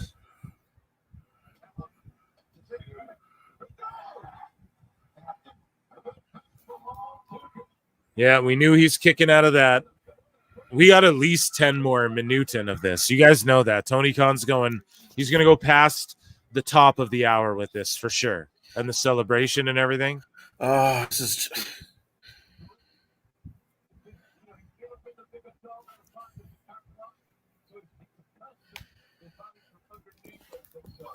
Oh. I just want to know. We remember when he said, "Oh yeah," so you were saying Darby Allin's going to be world champion. This is how they do it. Danielson wins, retires. They do a tournament, and thanks to Sting, Darby Allin becomes your new champion. Get excited, Phil. Man, you're trying to trigger me, Chris Connors. The only thing better about the only thing more like Indy that would be all of a sudden if he enters Mariah May and she wins the heavyweight title. And you know what? We can't even say that won't happen because it's Tony Khan and he is peak Indy.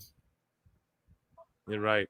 No, but dude, hot chicks for sure. And like, why do you think girls like wrestling in WWE? You mean to tell me women see Drew McIntyre and don't fucking, or Roman?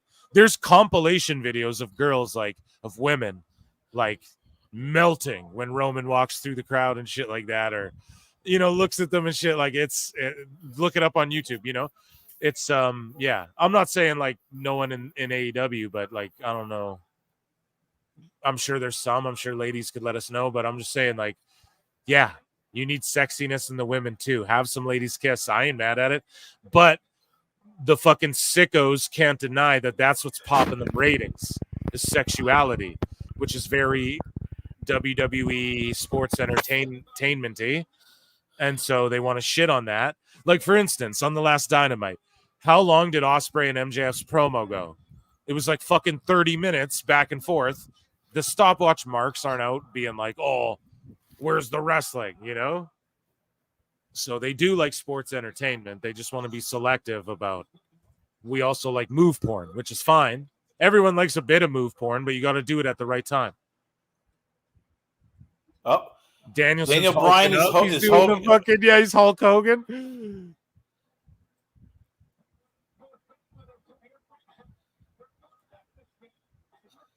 Yes. Way to make, your champion look like an idiot. He's doing it with the Nate Diaz, the triangle choke elbows, the Anderson Silva, rather. Sorry.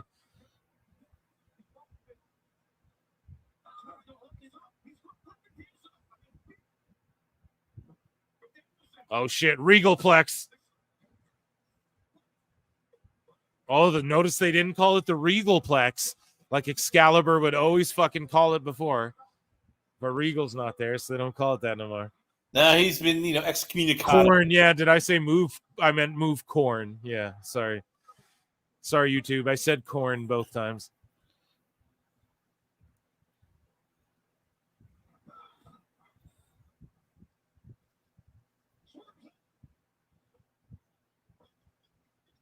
Are you guys fucking kidding me? What is this, like Dragon Ball Z? He just shakes off the Busaiku knee and then swerve kicks him.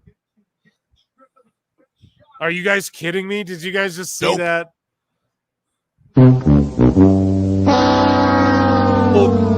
The whole crowd's like, what? He just so you're fucking Frieza? Like, what is this, Dragon Ball Z? I went to a Raw in 03, and as soon as Jeff Hardy's theme hit, every girl in the crowd went nuts. Sex sells. Dude, Jeff Hardy is fucking full-on mainstream to this day because the bitches love... Sorry, I don't mean... I've been drinking. Ladies... I'm so sorry. Listen, ladies fucking love Jeff, okay? Let's just be real. Sorry. Dropping the B-bomb. Sorry, ladies in the chat, but listen, they do. Does anybody still think that Swerve's going to win this? I mean, the way they are setting this up, it's just like, okay.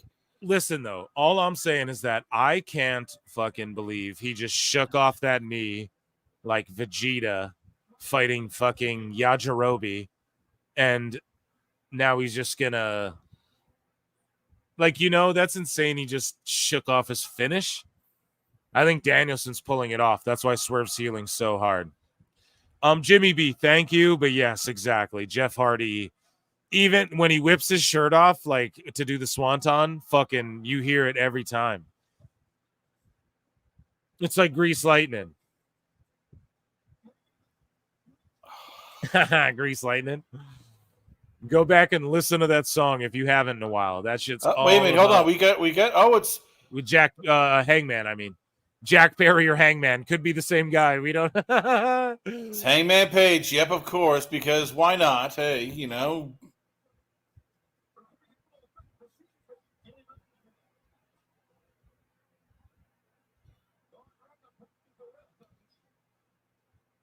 Boom. Yeah, bitches love Hardy, the Hardys, dude.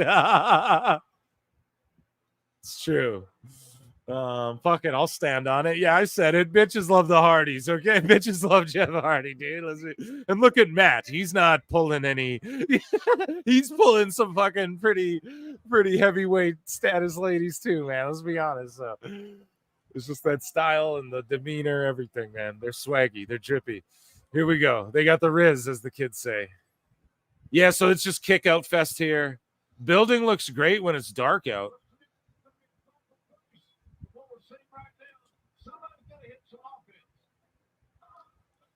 This is awesome.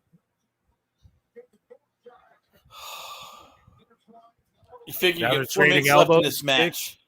What's that, Chris? It's 4:56 Eastern time. You figure at least 4 more minutes of this match. And then, yeah. No, they're going to go over. I told you. They're going over the top by like 10, I bet.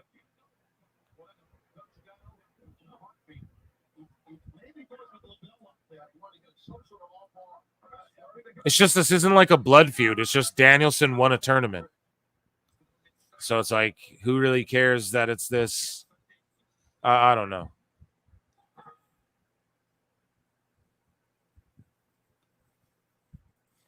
Damn, that was a good fucking reversal there. That knee, that flying knee to the.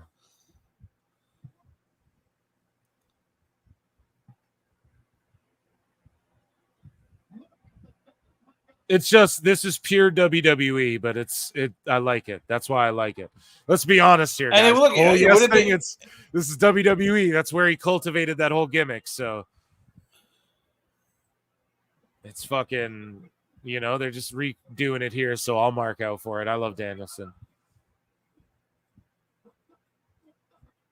Dude, you can't shake off the knee like Perfect Cell, then tap to a fucking label lock here. Like, let's get honest. Break his fingers. Marty Scurll. Oh, damn. He's got him in the rings of Saturn. He's going to tap, dude. See? I told y'all. Your boy Phil told you guys, man.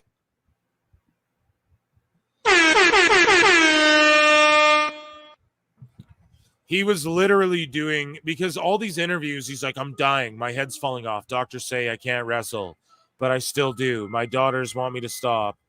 Whatever. So either he wins this, he vacates it.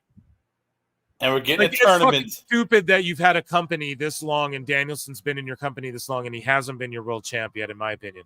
So, but he didn't want, he even said he did not want to be a champion. Sure, but like when he comes to the company and you have all that bullshit going on with Punk and fucking all these goobers, Moxley and all these goobers, just Danielson, give him your fucking belts. Like, it's crazy to me it hasn't happened. But here's the thing.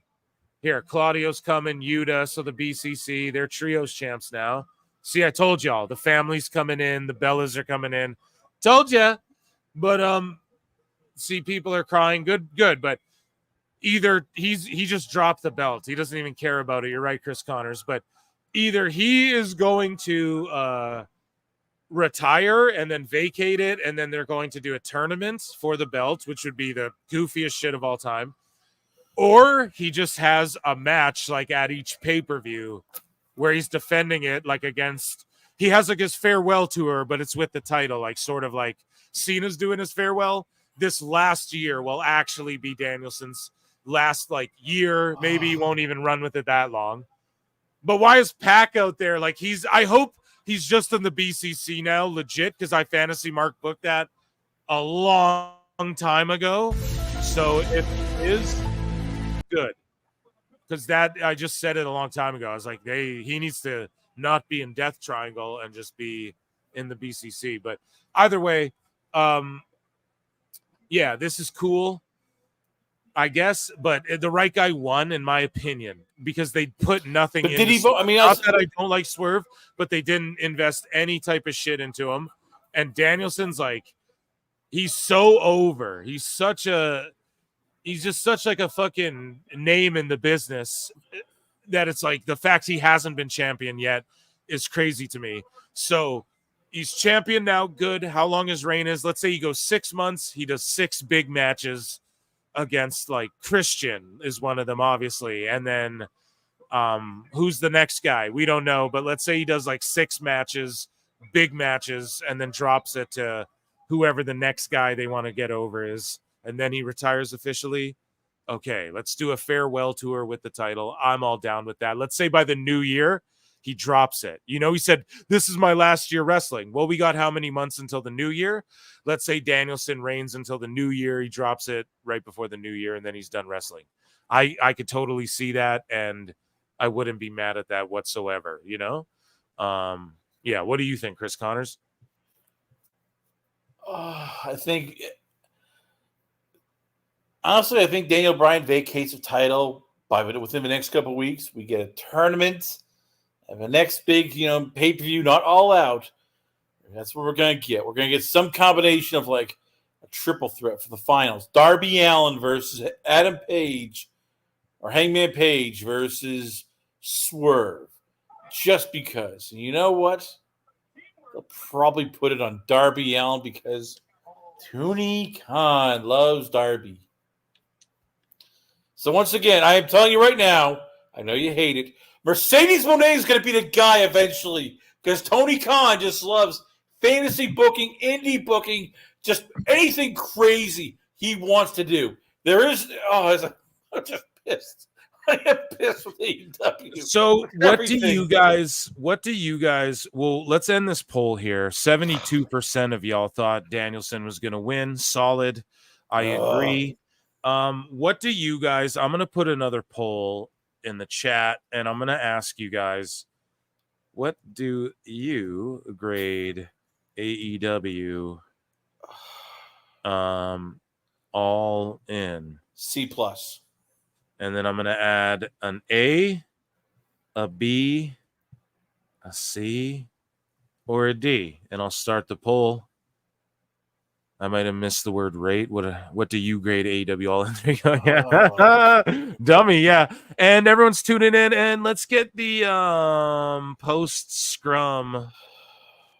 Here, I can share this. Why? Why do we need a post scrum when nobody's going to ask any tough questions? Well, I don't know. It's going to be fucking hilarious, and we're going to EFAP it together because why the hell not? I'll give it a like. And yeah, let's go. We're not going to get Don Stevens. I'm going to scroll it down so we don't get bullied for anything. But yeah, we're going to EFAP this together. So overall, what did you think of the card, Chris Connor? Tell me what your highlights were. Tell me what your lowlights were. Let me actually just share this until it starts. You know what I mean? And yeah, let the good folks know. And then, yeah, we're just going to go into the fucking post media scripts early enough. Fuck it. I'll hang out with you guys. So yeah, I'm going to take a leak though. I broke the seal. And yeah, tell the good folks what you graded. What were your highlights? What were your lowlights? And what do you see for AEW in the coming future? All right. Well, let's see here. We have, where do I begin? The highlights were Mariah May over Toni Storm. I thought it was an excellent, match for their standards. I thought the right person got over. I was happy about that. I guess you could go with Will Ospreay. MJF was pretty decent. Oh, well, that ran 25 friggin' minutes long. The low lights were so many. As I said, Mercedes Moné versus Britt Baker. Once again, Mercedes the only person who could figure out how to stop Britt Baker's, signature move by biting on her fingers. Jack Perry, Darby Allin was just hot garbage on a sidewalk of New York City. The fact that Chris Jericho is still wrestling and people You're like, what are the lowlights? Oh, there's so many, he says. Oh my God. Versus Acclaim was basically a spot fest. And the fact that the Casino Gauntlet, we could have given it to Ricochet, would have been a great choice. We could have given it to Hangman Page, would have been a great choice. Hell, you know what? Even, I'll say it, Jeff Jarrett for sympathetic reasons or sentimental would have been great. But no, we get a future AEW World Championship match with Christian Cage again. Oh, I know, dude. Sweet baby Jesus, as they would say. This card is just, Well, so nothing good came of it. Like, what do you think, though? Do you like my idea of Danielson going on a run of like, here's me just versus like, I'll fight Kenny again. I'll fight Christian. No, because this company needs to invest in young talent. They need to start building people who are not WWE, cast-offs or, ex-people. I'm just pissed off here. I would have rather Swerve get a big signature win and show them like, hey, we believe in Swerve. He is our guy. But no, they're not doing that. As I said, it pisses me off at this company for all the talks they say. Hey, we're not WWE. We invest in young wrestlers. Everybody has a chance. No, they don't. It's WWE people who are basically getting over. Yeah, getting over. I know what they should have did was early on. What you do is you like put the elite guys over like in year 1 and 2. And then when the WWE guys all start flocking in, you just put them over. a bunch, like all of them over. Like you get Danielson with your title, you put your tag belts on WWE, all that shit. And then the company starts getting accused. Oh, you're like TNA, you're doing the W. And then this while for 3 years, you're just building up all these young guys like Starks and Wardlow and all these guys. And then they come and beat all the ex-WWE guys as like the homegrown AEW dudes. And you've been building them up, and then they carry everything forward. That's what it should have been. But instead we had all the elite guys, like Cody booked himself out of fucking ever winning the world title, and the Bucks, I think maybe who won the tag belts, right? I think it was SCU, the first ones or so. So I don't know, they should have all just won the belts first thing and then fucking not had them after, and then help get people over, and then do the dream feuds and all that, and then let the WWE guys, just so you have name value. Like, it doesn't hurt to have Danielson as your world champion at any point, like when Jericho was AEW's first world champion, it made sense, and it was over, Like, this is just TNA, for example. Next week is going to be Emergence for them. Next Friday, well, it's just going to be one of their TNA Plus specials from Louisville, Kentucky. It's 6 matches. It's Kushida versus Frankie Kazarian on the pre-show.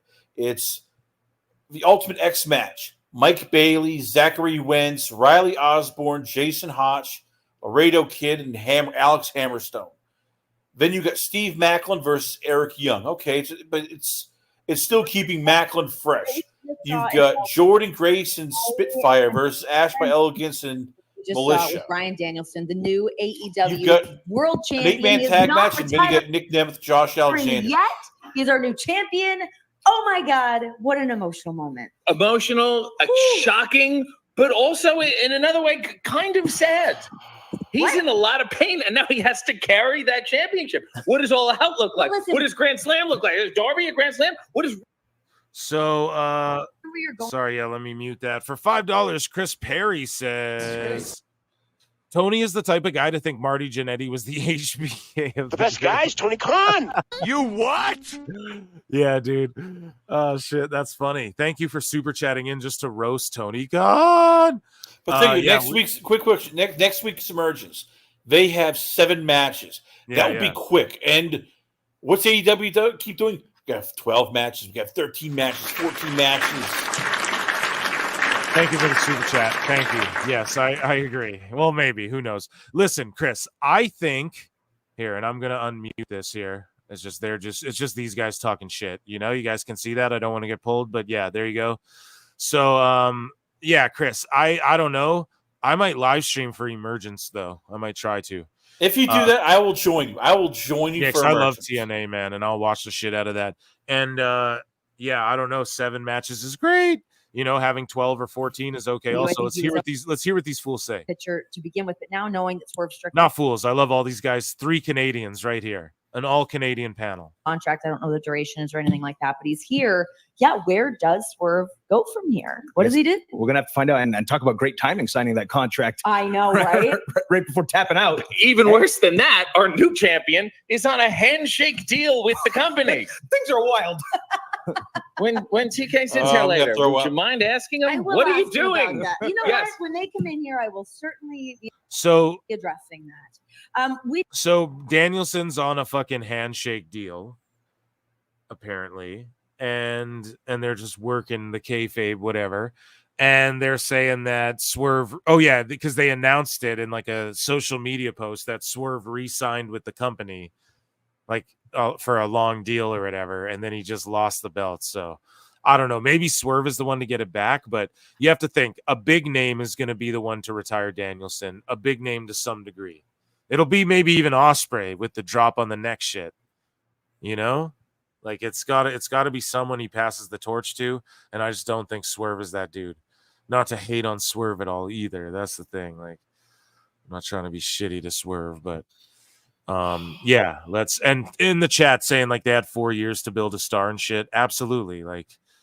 Absolutely. So, okay, here, let's see if someone's coming up. Yeah, here. Gives you my star. I'm the star of the show. Well, the audacity of you to keep me waiting down all these bunch of fucking marks walk down Holy the ground. shit. Waiting for them to sit down. I'm so sick of it here. This is the I'm internet. sick of being treated like crap.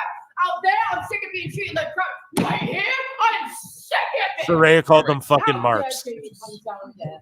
I get in my face. Does she know who she's messing with? Trying to embarrass me in front of my family? Oh, God. Yeah, put the mic down, RJ. You're talking too fucking much. Okay. Sorry. I'm sorry. We got the whole family here. Shut your mouth. This is a message for Jamie. You ever do that again, I'm gonna beat you fucking ass. You hear me? She's just cussing up a You storm. hear me? Oh. I hear you. And don't report it. Don't say anything bad about me. Even you in the background, I'll smack your fucking face. I see you look at me like shit, reporting bad things about me all the time. I'm the fucking star of the show. This is so cringe. It's crazy. She's cussing up a storm and just going nuts and This is just sorry guys, I gotta fuck cringe. around so I don't get, you know what I mean? We're fucking around with the audio here a bit and stuff, but yeah, she's going nuts. I'm sending every one of my family members to a house.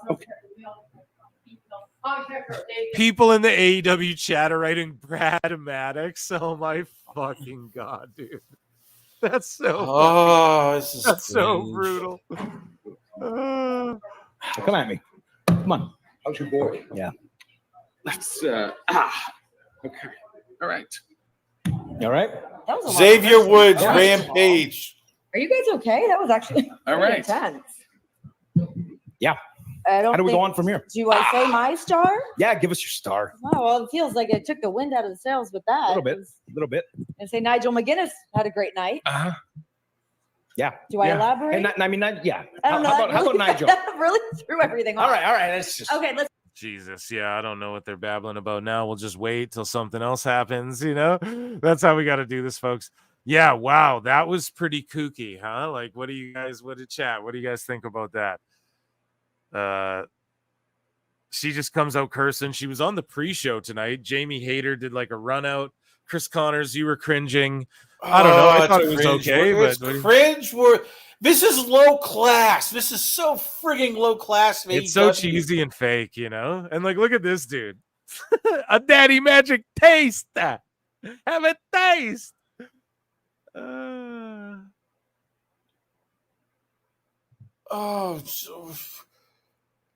I'm telling Renee you, looking fire. it's gonna get worse in this company until Tony like literally gives up the book to somebody who knows what they're doing. This company is gonna be just no one knows what they're doing. That's the fucking problem. Like, who knows what they're doing? Who do you give it to? Jim Ross. I've told this before. I've written on NoDQ.com. Let Jim Ross run the whole thing. Have him be sort of like that CEO figure where he can pick his people. Go, all right, you do this, you do this, you do this. I will just oversee everything. And Tony Khan literally steps back. He can hang out with all his little wrestling bros all he wants. He can do all of this crap. This is not a profitable company. I know I'm sounding pissed because nobody does this, what Saray just did. And I know it's part of the act. It's all of it. It just makes your company look so friggin' low class. Literally low class. Like, did anybody even pay attention to what happened to pre-show? And you're leading off with, I'm getting pissed. You know what? Screw Tell this. me what's You know new, what? I really Connor. want this now. Just have Mercedes Monet beat a guy and literally admit how just cheesy this company is. Go full in, Tony. I'm begging you. Just forget even trying to be like WWE at all. Just go full on XPW, like Japan goofiness craze. I don't care. Well, I don't know. You're regretting the- Overall, do you think people will try and say this is the greatest show of all time? Like, do you think people will, like Meltzer will be like, oh my God, like MJF and Of course, Ospreay they're on was the a payroll fantastic-" because they're on the payroll. Should we just admit this now? It's Dave Meltzer is on the payroll. He probably has dinner with Tony. They does. probably even like have drinks afterwards. They had dinner in fucking at Wembley for All In, dude. They probably all had dinner This company, together. I hate to say it, this company needs like Jim Cornette. The best guys, Tony Start Khan. chasing people out of a company. Jesus, man, the chat. This guy in the AEW chat is spamming Punk's rapist. You guys know what I'm saying? Like a grape, like grapes that you eat, but like you guys know what I mean by grapist. And then someone else is spamming Brian did 9/11. Like, what a crazy chat these people have, man. What's going on in there? These are the sickos. This is what this company gets. It's sickos. Literally. It's just, oh, Jesus. It's nuts, man. It's crazy.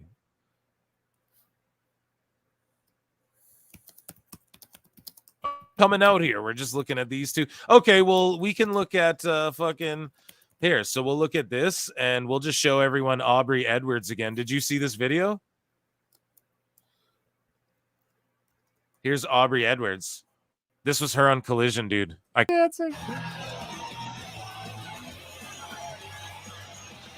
start me again. oh, this is so cringe. Oh, this is dude, it's pissing me my off. favorite shit of all time. This is pissing me off.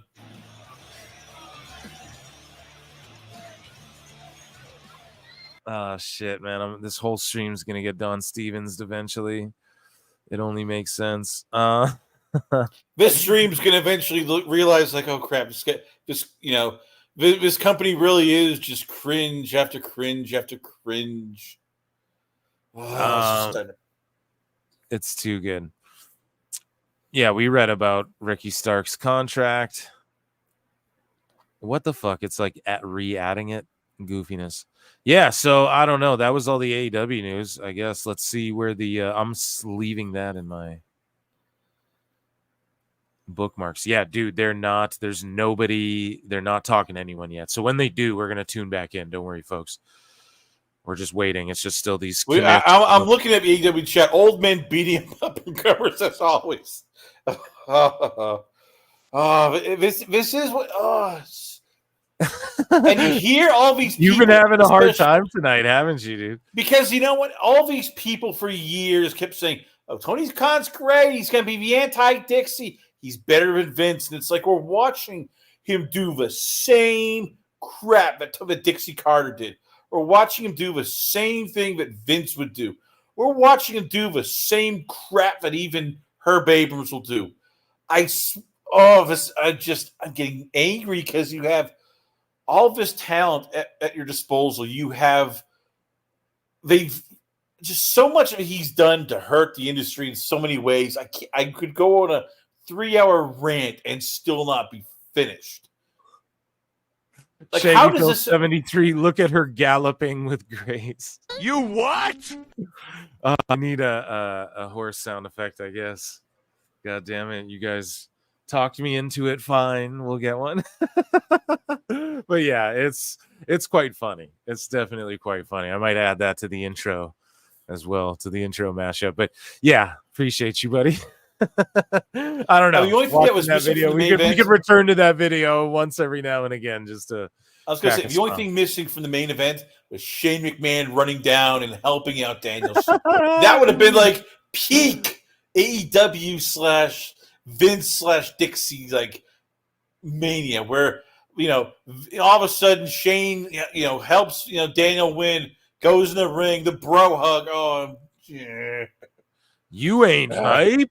Cornette for $2 says Tony versus Mariah was the only bout worth the purchase. It was. Yeah, I know. That was a great match. Honestly, the color, I'm okay with it, but it just, I don't know. I feel like it was like the perfect length as well, which was good.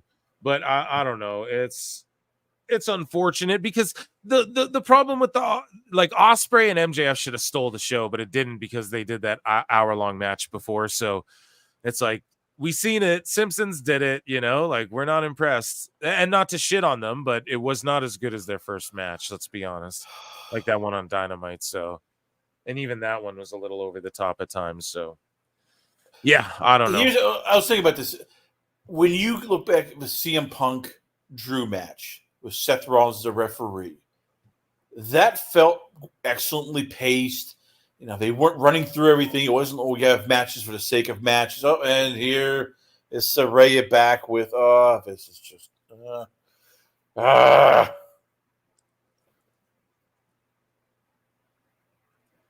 why? Why are we doing this? Well, what are you watching, Chris Connor?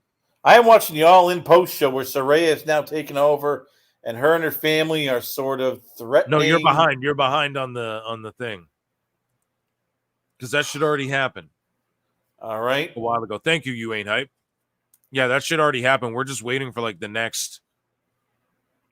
Return to essentially its rightful owner. Hook now being the first ever three-time. Like they're still recapping the show, trying to like someone's gonna come out. You know, people are even like people are ripping it in the chat, in their chat. They're writing like Z's and shit. Oh man. Once it's again, too this bad. just shows you how bad Tony is. Like usually there should be people like ready and going right off the bat. Oh, this is pissing me off. This company. He'll dust himself off.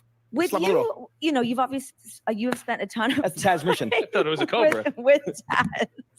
That goes this way and then like this. You've spent a ton of time with Taz. Shout out Santino Marella on that one. Yeah, Daniel Garcia. What the fuck is that? What do you think of Garcia being the dude who comes in, gets involved in the fucking like it was obvious that's what was gonna happen too. You know? Well, MJF got paid. I think that's all he really gives a shit about at this point. And why?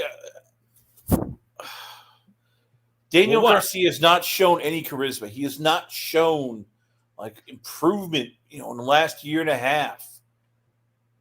This makes no sense. I'm just Well, they tried to work the bidding war thing and shift that over to Garcia, I feel like, because he you know, we started doing that like the rumors started spreading, you know, Garcia's gonna fucking sign with NXT and WWE's interested, and I'm like, where the fuck are they interested in him? It's just dirt sheets saying that, no actual evidence of that anywhere. And he was obviously coming back. Like they wouldn't have like sent him off the way. I don't know. I just feel like they tried to shift that whole little idea to him without like saying it explicitly. And then MJF just went classic MJF as like a, I don't know. Are they booking it week to week? Who fucking knows? I don't know. We got to see. Someone's got to come out here. When? Another hour? 2 hours? Hey, maybe Tony Khan will come out and, you know, hey, talk about Time Cop. Time Cop. Just, he's going to talk about Time Cop, dude. I know he is. This is. The tarp was the best part of the show. The tarp was the best. They're just spamming in there like, dude. Yeah, they have tarp. Okay. You know, like, I just don't think, like, I get it. They don't draw, like, the first one when Tony's like, it's the biggest of all time. And everyone's like, no, it's not, man. They fucking, you know, like someone rigged these numbers here. And then, okay, that's funny. You know, it's just like WWE. Do you want to know why? Do you want to know why? Because we clown WWE in hindsight for the same thing. But the only problem is that in 2024, we find these shits out in real time. Not in the 80s and the 90s and shit. You couldn't track these gates 100%. Now we look back and can figure it out because the internet. Like in real time, you get fucking, you know, that's how shit happens in today's society. So the reason AEW got clowned so quickly was because they were able to figure it out so quickly, but because of the internet. But like ultimately, we clowned WWE for the same thing. Yeah, it was 100,000 people. Really, it was like 80,000 people or whatever. Yeah. So it's just funny how you're not allowed to roast AEW for doing the same shit Vince did. Like, no, everyone's carny fucks. It's pro wrestling. You know, that's my opinion on it. I don't get mad for people carnying it up. How has no wrestler come out yet? When they did the fucking post show and John Cena was, because it's Tony friggin' Khan running this crap show, bro. John Cena was fucking back there talking first thing, like right after that one, the Money in the Bank where you returned or whatever. This is I keep telling you, this is basically Romper Room over there. Literally, this is a Romper Room organization. This should have been like, all right, hey, we're doing the presser. Okay, why is Mariah May out there? Because she's just started wrestling like literally 3 hours ago. You could have put her out there. Why isn't Christian Cage out there? It's been an hour since he wrestled. Dude, I know. Oh, I am getting pissed. Ricochet. How isn't Ricochet there fielding like a million questions and then just pass it over to Tony Khan? I'm just saying, a week from now, WWE is going to roll in Bash in Berlin with 5 matches: Gunther, Orton, Rhodes, Owens, Terror Twins, Judgment Day, Punk, McIntyre, an Unholy Union versus Bianca Belair, Jade Cargill. And you know what? More people will be talking about that and watching that, and it'll be a better show than this crap. Dude, I told you about that fucking tag division and the women's tag division, bro. They're building that shit up, man. No, I don't say that. It's Bianca Belair and Jade Cargill were the replacements for Mercedes Moné, and unlike Mercedes, they're not demanding anything, and not throwing hissy fits. Right, but I told you they're going to reestablish this women's tag division. And I've been saying forever that I know you are. They got to do it around. They got to do it around Isla Dawn and Alba Fire, or Katana Chance and Kaden Carter. And I've been saying that for fucking ever. I was like, no. You're also behind the Tonga Twins because you are the president of a Tonga Twins fan club. Yes, I am, dude. They're going to come into WWE and they're going to be a fucking epic women's tag team. That should be on a Twitter poll. Who does basically Phil Marks love more? The Tonga Twins or CM Punk? We should put a poll out for that one. It's neck and neck here. I'm getting this like, wait a minute. Do I stand Punk that hard? Closely, yes. Not as bad as the Tonga Twins. I even think, you know what? That might be next because she wants Mercedes Moné is going to bring in backup as the Tonga Twins. They'll get 6-figure deals. They'll wrestle once every month because whatever Mercedes wants. And then you can appear in AEW as the Tonga Twins manager. Just play your cards right, and that can happen. I'm down. I want to see them get a bunch of money. I want to see them come in and be a new tag team in the WWE. Let's do it. Okay, where the fuck? Oh my goodness, we might have to do like a Dave Meltzer dumb moment of the week here quickly. We might have to tap out of this thing here because it's getting long. This is a Dave Meltzer's dumb moment of the week. So Meltzer says, we've heard talk of Darby Allin getting a run as AEW champion, no matter who wins at Wembley. We know that he's been talked about seriously, but as to when, that's less clear. So in other words, he's pulling things out of his rear end. Right. Well, he's going to end up being our world champion. Notice how I claim them? No. So Meltzer said sent me this one. And he says, Dave, you picked a hell of a week to talk about your business analysis skills. You got fooled by the most basic Excel spreadsheet that said guess in one of the columns and claimed it was a Warner internal memo. Drop the condescending act. You got exposed. So I covered that, I believe, on the last show. And so somebody says, Meltzer, you know what bothers me? The ratings talk. Give it a break already. It's been decades with the same talk. Enjoy your show. I don't care who lost viewers after a week. Only pro wrestling fans do this. Grow up. And then Dave goes, my job is business analysis. Getting mad? We do business analysis on a business analysis show is quite weird. Meanwhile, he fucking did this whole, we covered it, right? On the last show. Go and check it out if you haven't.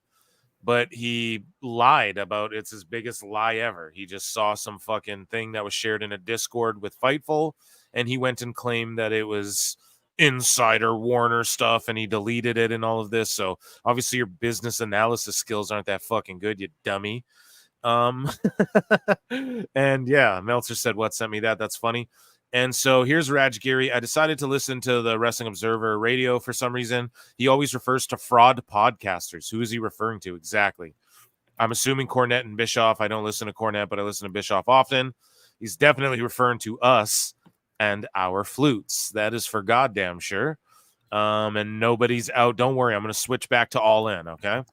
The press conference. But in order to explain how losing viewers during the overrun is totally normal. It can go up, it can go down. You just have to study. So here's Meltzer talking some dummy shit. Let's hear this. or after they had a long overrun. And if you look at the quarters again, and this happens all the time, the overrun totally died. Oh, in It was the 1834, lowest. it only went down a little bit. It was the least watched segment on the show. Yeah, but the last segment's always, they always decline. They held up better than most. The overrun should never decline. Well, sometimes it never declines on NXT. No, you're wrong. It declines on NXT all the time. It didn't. I just it declines. I studied this stuff. It goes up on AEW frequently. It goes down on AEW frequently. It goes up on NXT frequently. It goes down on NXT frequently. It's based on basically. It's based on a couple of things. Number one, what's on competition television, 10 o'clock, and number two, the segment itself. I mean, I've seen plenty of overruns in AEW that go up. Plenty of NXT overruns go down. The overrun did 564. But that's not a little drop. What's the 18 to 49? 293. And what was the segment before? 304. Bro, Dave is I don't know. He's just so funny. He always has some sort of cope. It's hilarious. So it dropped a little bit. Yeah. It's still a lot of people didn't see it. That's normal. That's a normal last quarter. That's a normal last quarter. Oh, Tony Khan. Not unusual. I mean, it's like, yeah, it went down. NXT went up. So it went up this week. But the point is like it can go up, it can go down, and it basically depends on more, again, you're going against the convention. So that's like the RNC, the DNC, the hockey game, the football game, the fucking. Would we just ever just call it as a show and just say what it is? Major competition, but it also depends on. It just depends on what you got, and if Danielson and Swerve was something that they thought was great, it wasn't gonna go down. So there's your answer. There's plenty of times it goes up.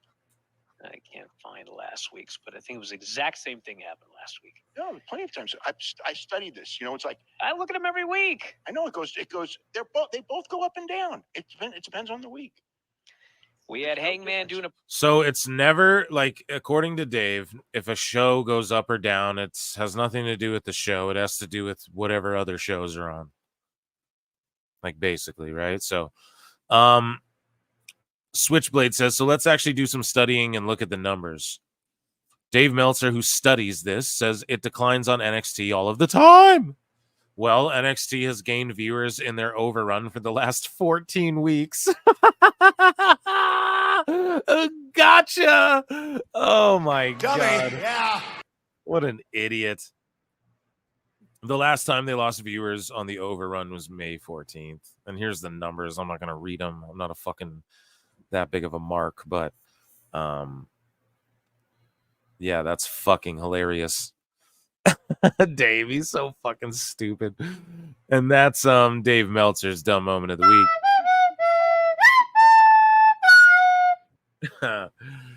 Chris Connor, what do you think about Dave Meltzer right there with that epic fail? This is a guy who Frank DeFord once said was one of the best combat sports writers in the world. Imagine how fallen this guy is. He was respected. That's a sad part. Like at one point, people like legitimate, MMA writers, sports writers respected him. Bring a little drink. And now he's become like the joke, but everybody looks and goes, "Oh my God, it's Tony Khan. It's Tony Khan's little butt buddy."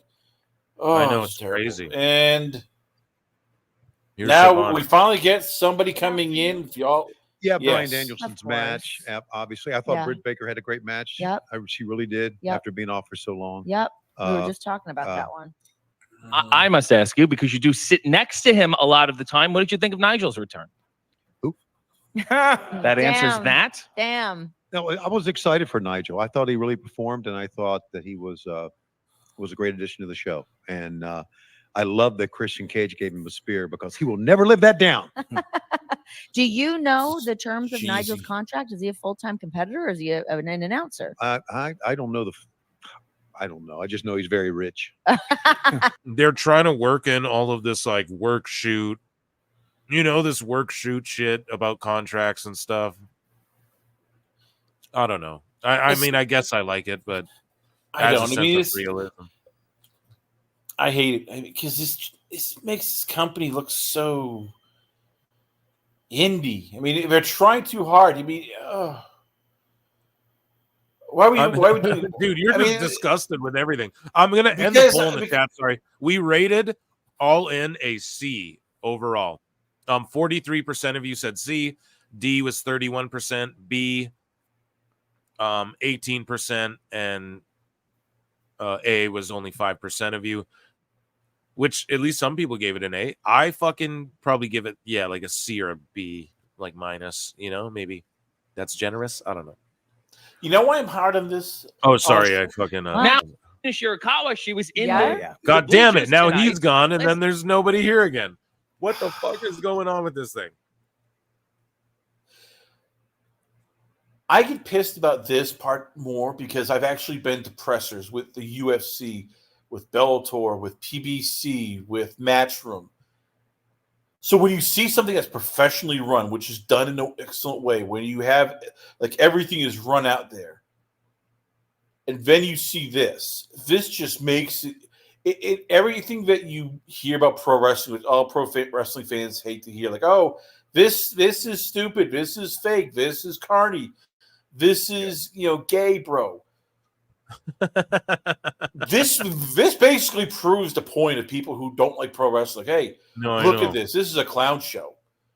And it just hurts because WWE at least it makes it, and granted, all this is they're not going to have any real media out there because real media is going to ask questions that are going to be sort of not pleasant to answer, but well, when the fuck is anyone even coming out? This is ridiculous. As I said, they've had people who've been in the back for 3 hours. They should be showered, changed, ready to go. This should be all right, we're going here quick. And instead, it's 40 minutes now. Nobody's come out from any of the wrestlers.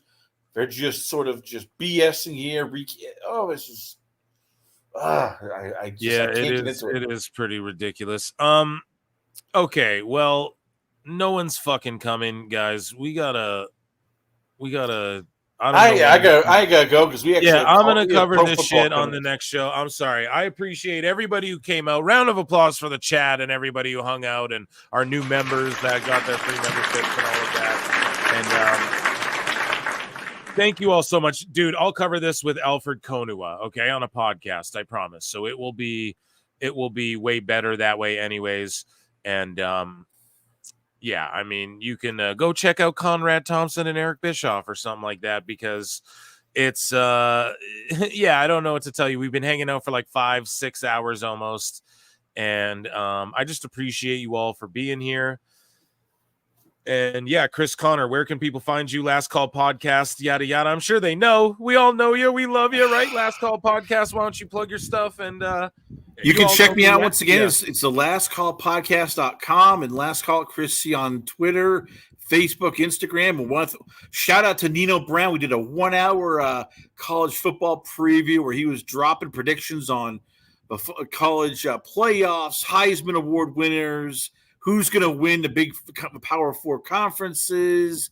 He's calling his shot. Oregon winning the whole national championship. You heard it there from Nino Brown. And this week we're going to be having none other than Into the Lap Podcast's own Ernest Silva. He'll be talking Houston Texans and Dallas Cowboys after the cutdown day, previewing the opening season. And Phil, as always, love being on here. Thank you for everything. And yes, even though I drive you crazy, I enjoy being on here with you. Well, I enjoy having you here, even though we love to bicker, but that's what we do, man. That's what pals do. And yeah, Alt Jake, his GoFundMe right here. Make sure you guys check that out if you can contribute or just share it. Yeah, Alfred, I'll fucking do. I'll have timestamps and I'll clip it, and then I'll do that with him and do a review, and then we'll do a preview of Bash in Berlin. Did you miss the entire show? Yes, you did. It's ending.